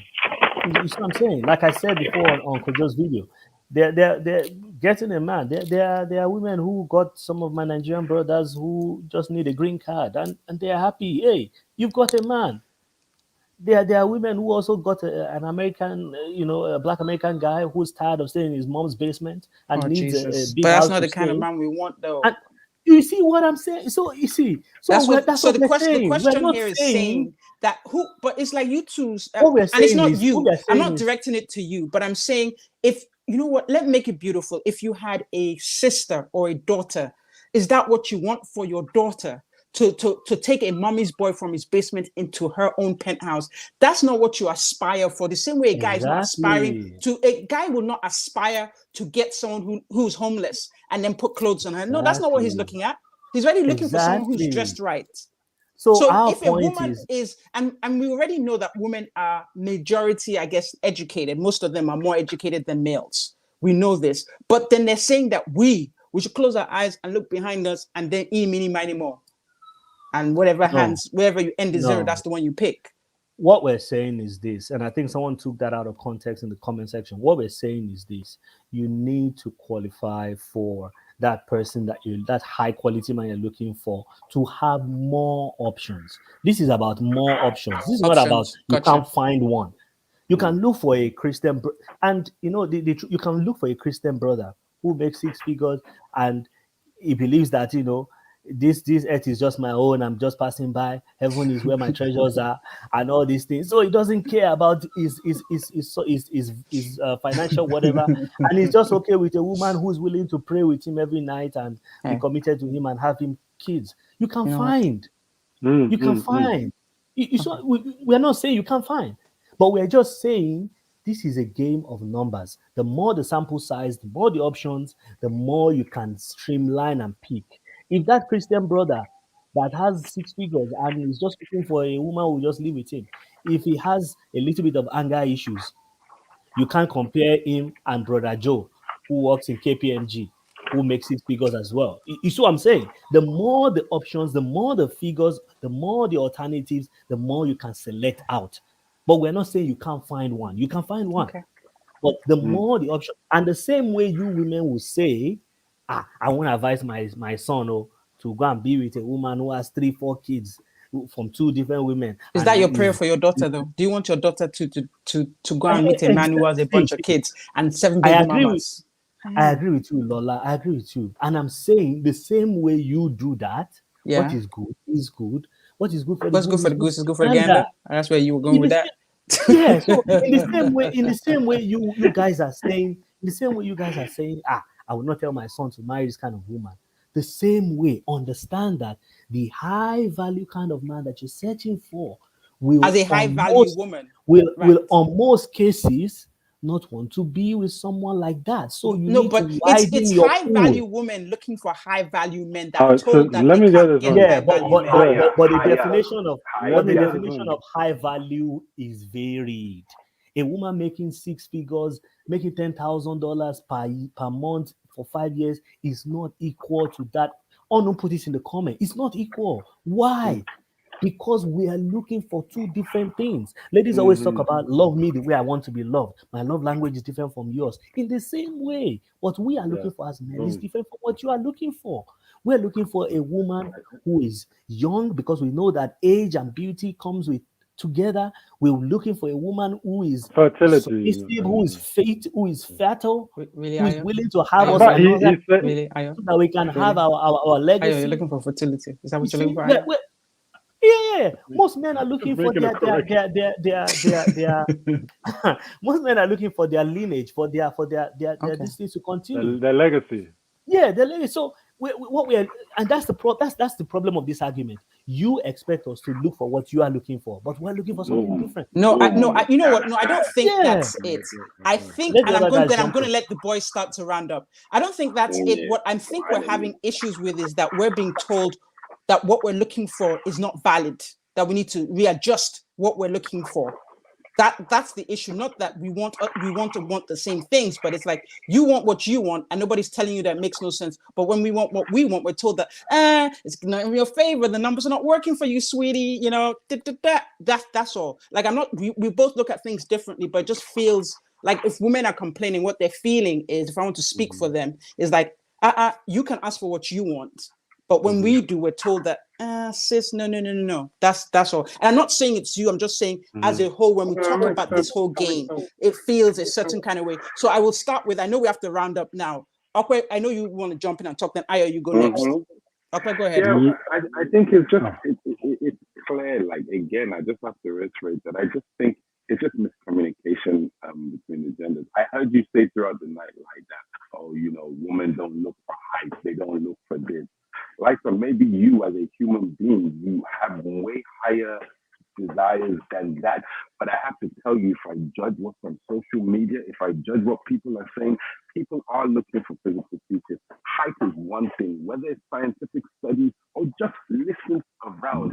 Height is a very big deal. Now, listen, when I was growing up, I thought I was going to date or marry somebody that was at least 6 foot. That's me. Did I necessarily do that? Did I feel like I was compromising? No, but we talk about people having desires and never compromising. So he settled. So he settled there, Lola. His wife is gorgeous. He didn't settle. People would say, oh, okay. He did trade off. His wife is gorgeous. For height. Gorgeous for height, right? His wife is gorgeous. He good. And she's tall too. She's just not 6. I just think that we are ignoring the fact. First point quickly made is that we are ignoring the fact that people do have desires, and we always, and I feel like when people are discussing, when people are taking part in these kind of discussions, especially when I hear from women, it almost makes it sound like we're more sympathetic towards the black man, but the black man doesn't care about me. I have to say, respectfully speaking, I just think that's a lot of BS, because we are human beings and we are selfish as hell. I don't want to hear anybody tell me that when they are taking their own choice, they are looking at a person, and because think about that guy in your college that you just did not spare the time for, the loser guy.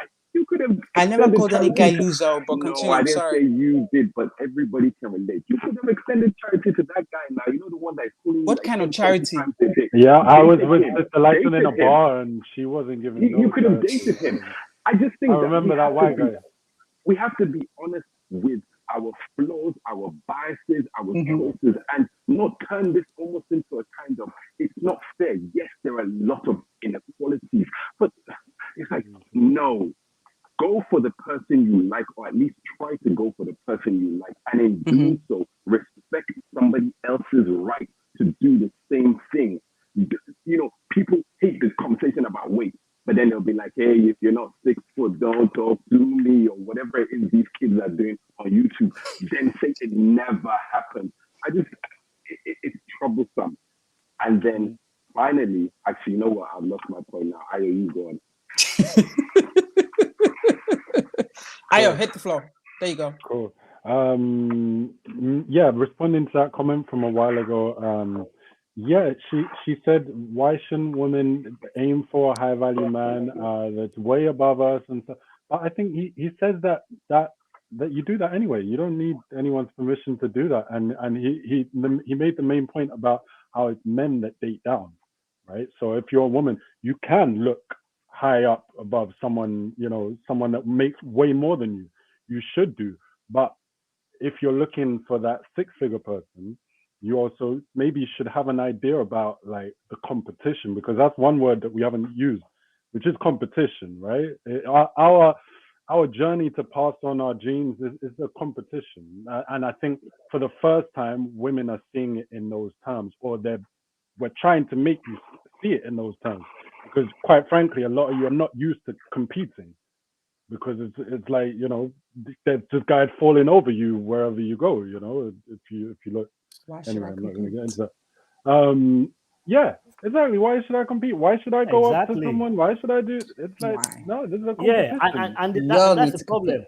You see. Okay, no, sorry. No. Anyhow. I'll continue. That's why. Let me Ayo finish. Ayo finish. Go ahead, Ayo.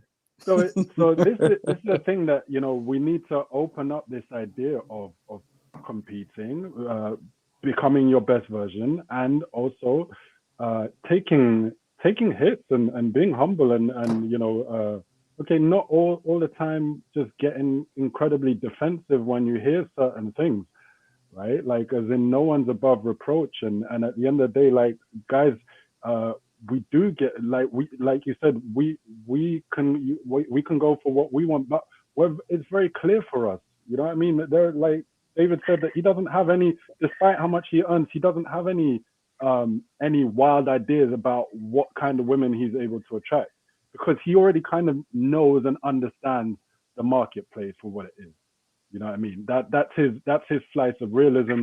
Now fate may you know, conspire to give him other options, but I know he's married already, so I'm not gonna go further. Oh no, you're confused, but continue. I'm sorry. Go ahead.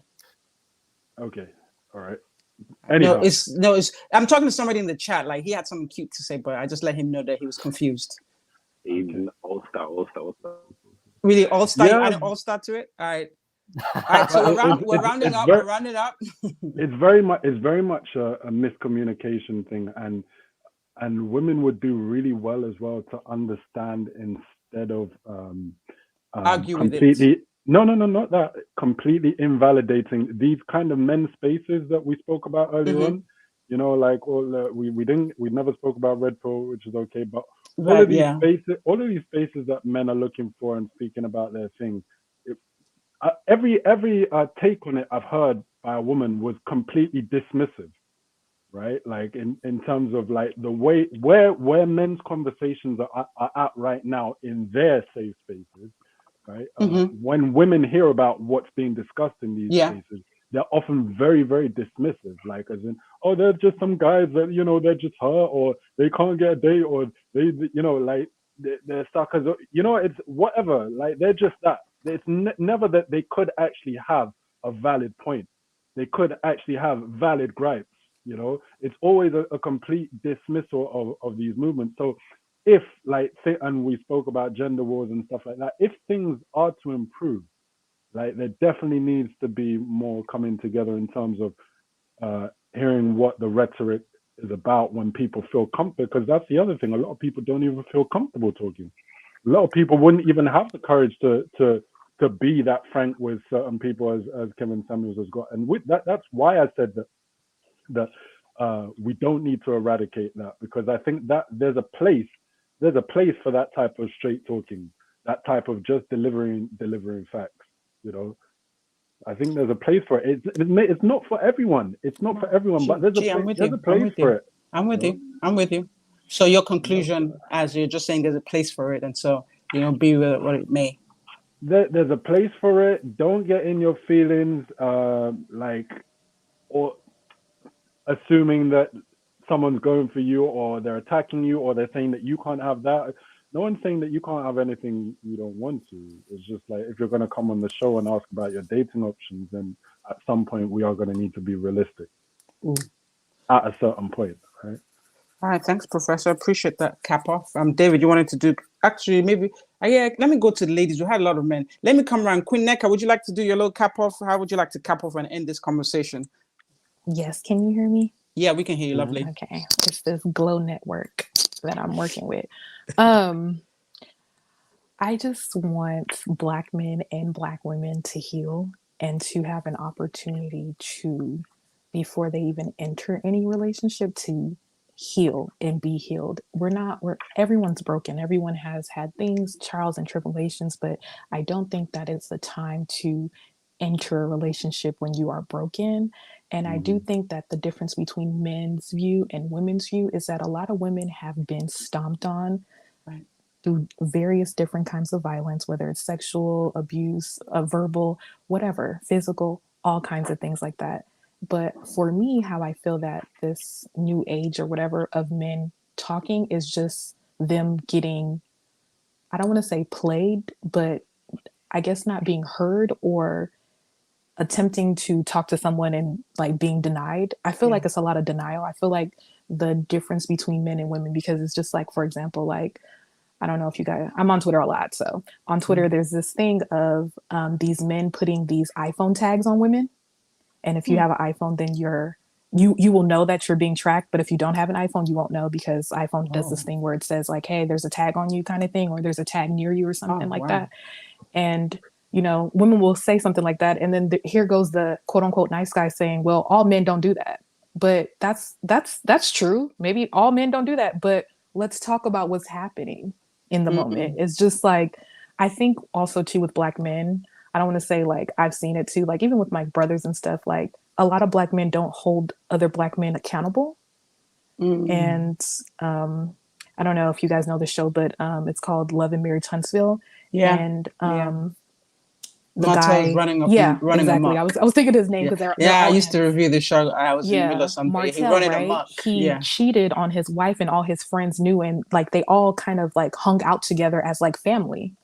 And no one ever said, hey, Martell, maybe you shouldn't cheat on your wife. And then it's just kind of like, it's his business. It's what he wants to do, you know, whatever. And I think that's also, whether or not Kevin Samuels has valid points, I think we should, I think as men, especially because I think sometimes a lot of things women say are kind of go unheard. We are quote unquote seen as bitter or whatever the case might be.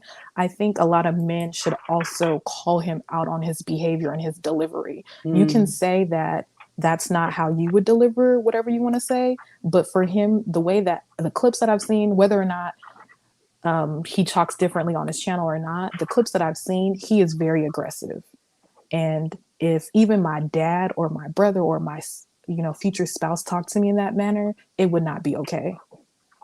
And I think that we, as Black men especially, they need to do a better job at calling out violence against women and stop the whole, it's not me. Right. That's not how I am.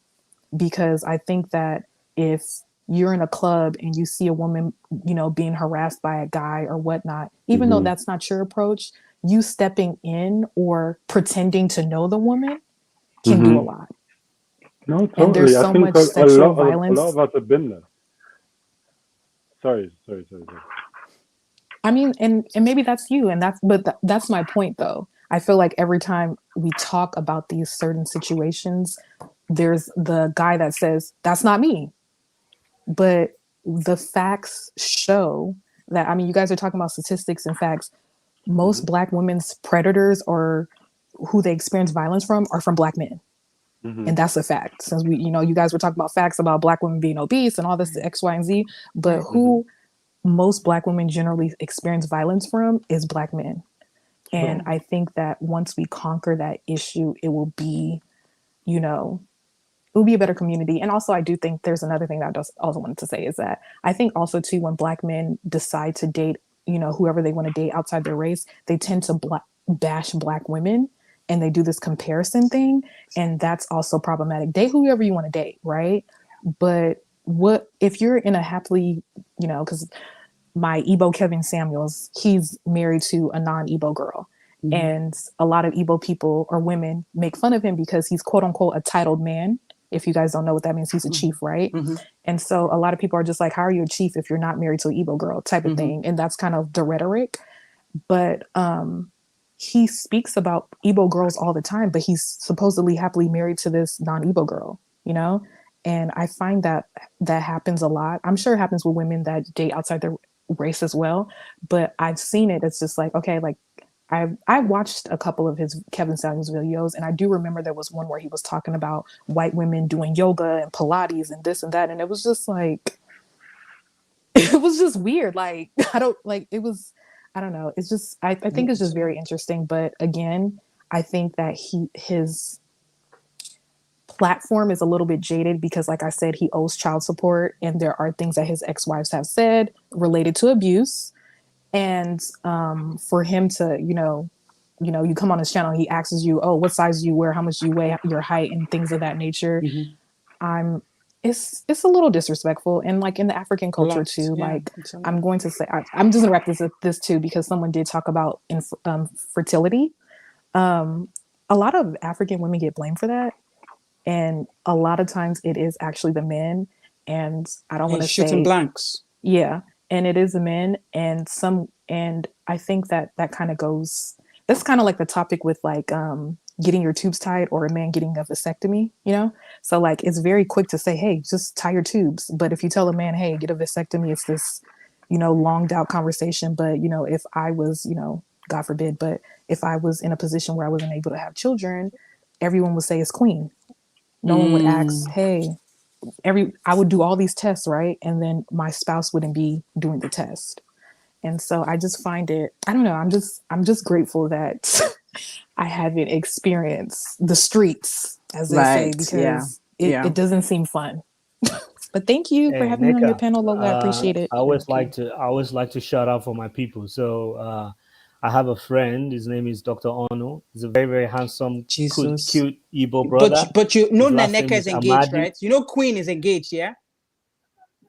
Well, according to Kevin Samuel, until you get married, you're still on the market. Yo, keep your toxic rhetoric to yourself, sir. I love that. I'm just kidding. You're still shooting for this guy. No problem. No. I'm just kidding. I love it. Okay. He said our bride price is paid. Sorry, Your Honor. Sorry. Since Crystal, would you like to give us a cap before I go to Sir I'm David? just joking. Yes. First of all, Lola and the gentleman, and especially Queen Nneka, thank you guys so much for having me on the panel. I stayed longer than I was supposed to because of conversations like this. I love, and I had to write it down in the chat because I was going to forget it. So David was talking about the the men, Kevin Samuels constantly talking about men dating down. It's only because they're dating down under their Aya financial said that. Aya said stature. that. Yeah, okay. David doesn't want, because David. She tried to clear that up quick. He want no smoke. It wasn't me. But at any rate, because if a woman if he dates a woman in his same financial bracket, she's less likely to be submissive. And you know that if two lawyers date, it's going to be less likely that she's going to be submissive. So that's why men are constantly dating down. You kept saying Kevin Samuels wants you to date. Not buying that at all. Okay, so that's my second point is women are definitely dating down, and for you guys to say we are constantly being told to lower our standards, or your standards are too high, or you are having to, oh, what's wrong with you? You got to date down, or you got to, so we are constantly being told that. So I hear what you're saying, but he is somebody that's constantly looking for that space where he can nitpick you and find your weakness and pull that out of you and break you down. That's what my issue with him. I'm actually not saying that he doesn't have points, but the way his delivery in those points is problematic, is absolutely problematic. And I totally agree I agree with everything Neka said. And we were talking about mental health, but my BMI and Susie's BMI is going to be totally different. So, so we really have to think about that. And lastly, it's important for us to be active listeners to each other. Lola and I were on a panel a couple of weeks ago where there was a woman that was just shooting, just rapid fire, just breaking these gentlemen down. And that's not right. We really need to be active. And that's why a panel like this, like Lola has, and like Kojo have, and like I'm having, are important, that we're being active listeners to each other and not just saying what horrible Black men are horrible and Black women are horrible. No, that's not how we actually actively try to work with each other and actually try to build each other up. And also that's actually last thing I wrote down was what Queen Neka said about being accountable. So if you are in a club, or if you are wherever, AO, and you see a guy that's a Black man that's treating his Black woman badly, don't just walk by. You can't just walk by and just let it happen. Okay. If you see the abuse, we have to do something about it. Whatever that something is, we can't just let it keep happening. Keep holding each other accountable is so important. So that's my last thing for now. Thank you guys so much. I so appreciate this. Oh, and actually, one more thing. Everybody in the chat talking about my facial expressions. That is a huge thing. Don't ever judge my facial expressions. People say they want to make memes about my facial expressions. So it's all love. It's all love to David. So we tease each other. It's all love. So, I want to come on here and just give y'all facial expressions next time. So it's all love. Lola, thank you so much. I realize why I haven't caught Lola's panels, because she starts while I'm at work. So, some of these people are in different parts of the globe, so I try and catch it in the middle, Right. I was like, that's why it's 2 o'clock in the afternoon. No, that's right. But thank you for coming on. All right, so David, you wanted to cap this off and tell us what you want the ladies to come away with. Thank you very much, Lola, for having me on, and for everyone, all my brothers on this channel. I always love to hang out with my brothers. It's always beautiful when Nigerian Yoruba men, have conversations. It's always good because we resonate with each other. We represent with each other. And I shout out to Larry as well. Always great to have him on. The first live that he was on, it was interesting, him and Okpe, the way they were going. I'm like, this one is the one that's had Red Bull.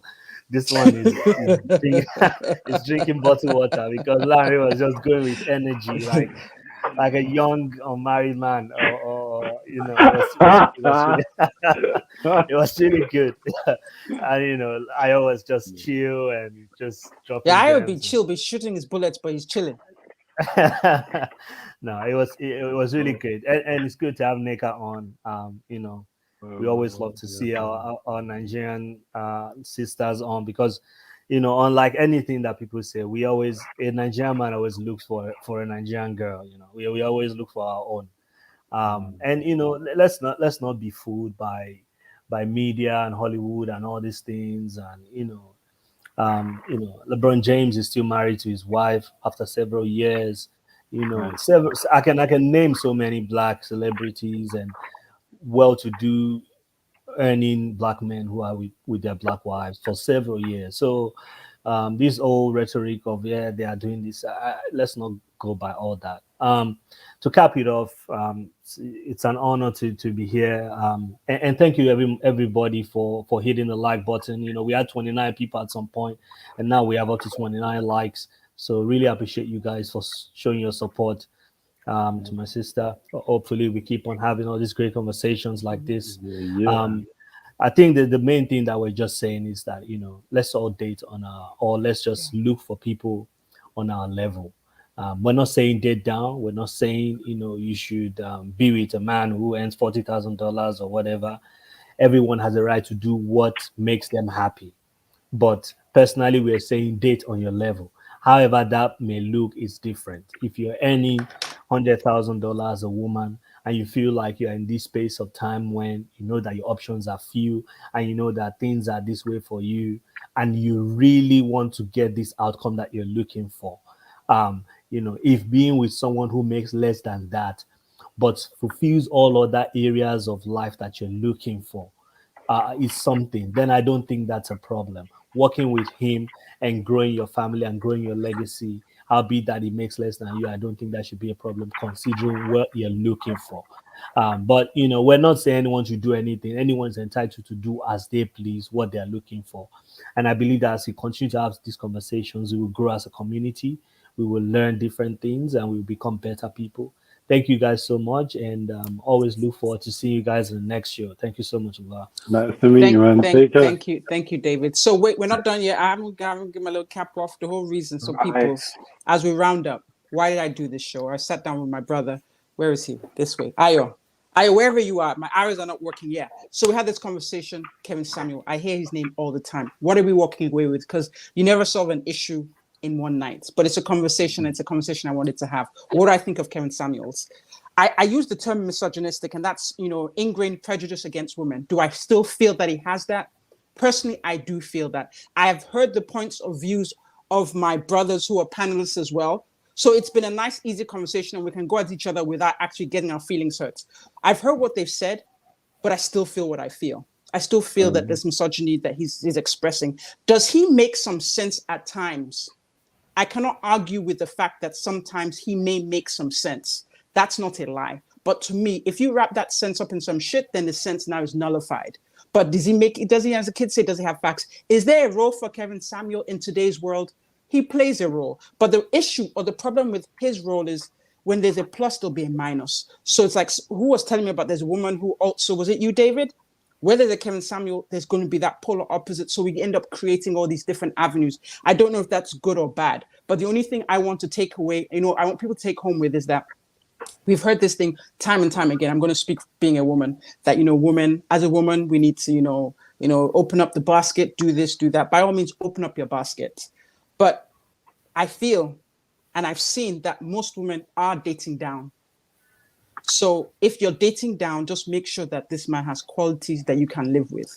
Because at this point, you know, six-figure brother, I don't know. I'm not going to say he doesn't exist, but at this point, it's like, open up your basket. Whether he's a, you know, vanilla brother, a chocolate brother, you know, whatever he is, open up your chances. But I don't want any kind of rhetoric to come back to you, to impact you and make you make decisions that you wouldn't otherwise make. Do we need healing as women? Yes, we need healing, but the men equally need healing as well. Can they have that conversation they're having? If he's playing a role to help men like Dr. Hitch from the movie, by all means, I feel he needs to stay in that lane and keep playing Hitch and leave us women on the other side. So women are now getting information from other women. But unfortunately, we do have some broken, damaged women who want to call in to get some kind of warped validation from him. That's fine. So is Kevin Samuel a complete waste of time? By all sorts of imagination, he's not. He has a role to play and he's playing that role. He's there. But women, even though he's there, we're here too. And we're here to stay. I don't like the fact where it's that modern woman talk. That's another thing I don't like that gets discussed. Women are just women trying to get along. Are there women who are doing some of the things to say? Because I hear everyone saying that, you know what, women, you know, they want a tall brother, they want this, they want that. If you meet someone who's tall and is attractive and he checks up, that would be nice. But I don't see a woman meeting a guy who's making sense and then puts an X through him because he's not 6 foot. So I don't want that rhetoric to continue because it's not true. Are there some shallow women? You can never generalize. And that's what happens. The problem with Kevin Samuels is the generalization. He's always generalizing. I don't want us to get caught in generalizing so much because that's the issue. Someone may do that. But I want to say more than half aren't doing that. So at some point, some women just want to settle down and have a partner they can start a family with and someone they can rely on, someone they can depend on, someone they can talk to, someone who knows has their back. And that at the end of the day is what you're looking for. Now, I know a lot of women who aren't even moved or fazed by the fact that, oh, he may not be earning as much as because I don't know where I heard that, but I remember hearing someone say that a friend of hers who was earning a lot of money realized that, you know what, I'm earning a lot of money, so whoever I'm with, they don't have to make as much, but we're going to be good. But he needs to have this in terms of personality characteristics. Is he supportive? Is he going to be a good father? All those other more important things.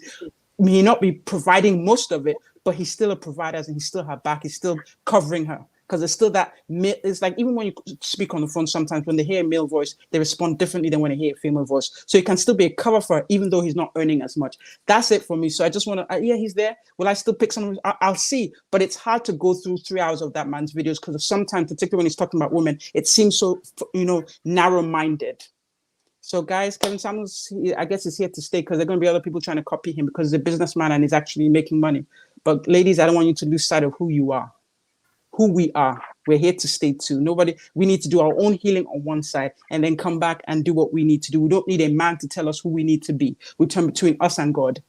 And then I think there's a market for Kevin Samuel because there's so many men who have been disenfranchised both by, maybe not having a male influence in their lives. And so they turn to a man who really doesn't have any accountability to anyone. So he's just telling them what he believes and it's downloaded. And then that's where his market is. So it's like, if we can get it together, as a community, then we can, because they're different voices, it's left for us to choose what we want to pick out, what's important, what's useful for us. You don't throw the baby out with the bathwater. Does Kevin say some things? He does. But it's like, if we can find some more balance, it will be great. So that's just my 2 cents on it. I saw some hands or some fingers. I don't know what I saw.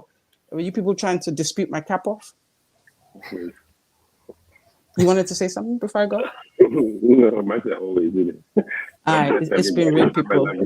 Yeah, this was an interesting conversation. We'll probably have it again. I don't know if I might just do women, just another kind of, because it's like I won't say we haven't gotten anywhere, but it's like I feel like we barely just scraped the surface, barely, and it's 4 hours and 20 minutes in or something. Can't see clearly. I wasn't trying to be on here this long. I just wanted to talk, but it's like when you get into it. It's like, I'm not done yet. So guys, this is it. Like, we probably have to cap it off here. I'm not trying to do a Kojo 6 hour. What do you want to say, Ayo? I wanted to say thank you to everyone. Aww. David, nice to meet you. Thanks for having me, Lighton. And thank you for everyone that left comments, positive comments. There were nice feedback. It was nice. The choke and you even thank the troll? Yeah, no. I was going to say something else. No, but I would like, there was really nice conversation going on in the comments. Yes. And I would have liked a cleaner line between people in the comments, and the panel, and a way that we could, maybe even a chat that we could, even if we couldn't speak, we could chat with them. Yeah, usually if you have to, there's a way you can, but so you hear my producer talking. Other shows will come up with something more interesting because definitely there was a nice chat going on. But I just want to thank you, David. I know what you had to do to be here today, and I appreciate you. I know you got up real early. He's in a completely different time zone. I don't want to throw out his business. Different time zone. But he said, Lola, I'm going to be here, and he's here. He was on time, sitting like, hey, what up? I want to thank my other brother, Okwe. It's been real. I didn't hear any of the babies talking or crying, but I appreciate you for showing up. Ayo, you are one of the genesis of doing this, and I appreciate you. So everyone that came on that I haven't seen, Ajura, thank you for coming on. I appreciate you, sister. Queen Neka, Crystal, everyone, thanks for joining, guys. It's been real. Once again, we'll come again with another interesting topic, okay? Over and out.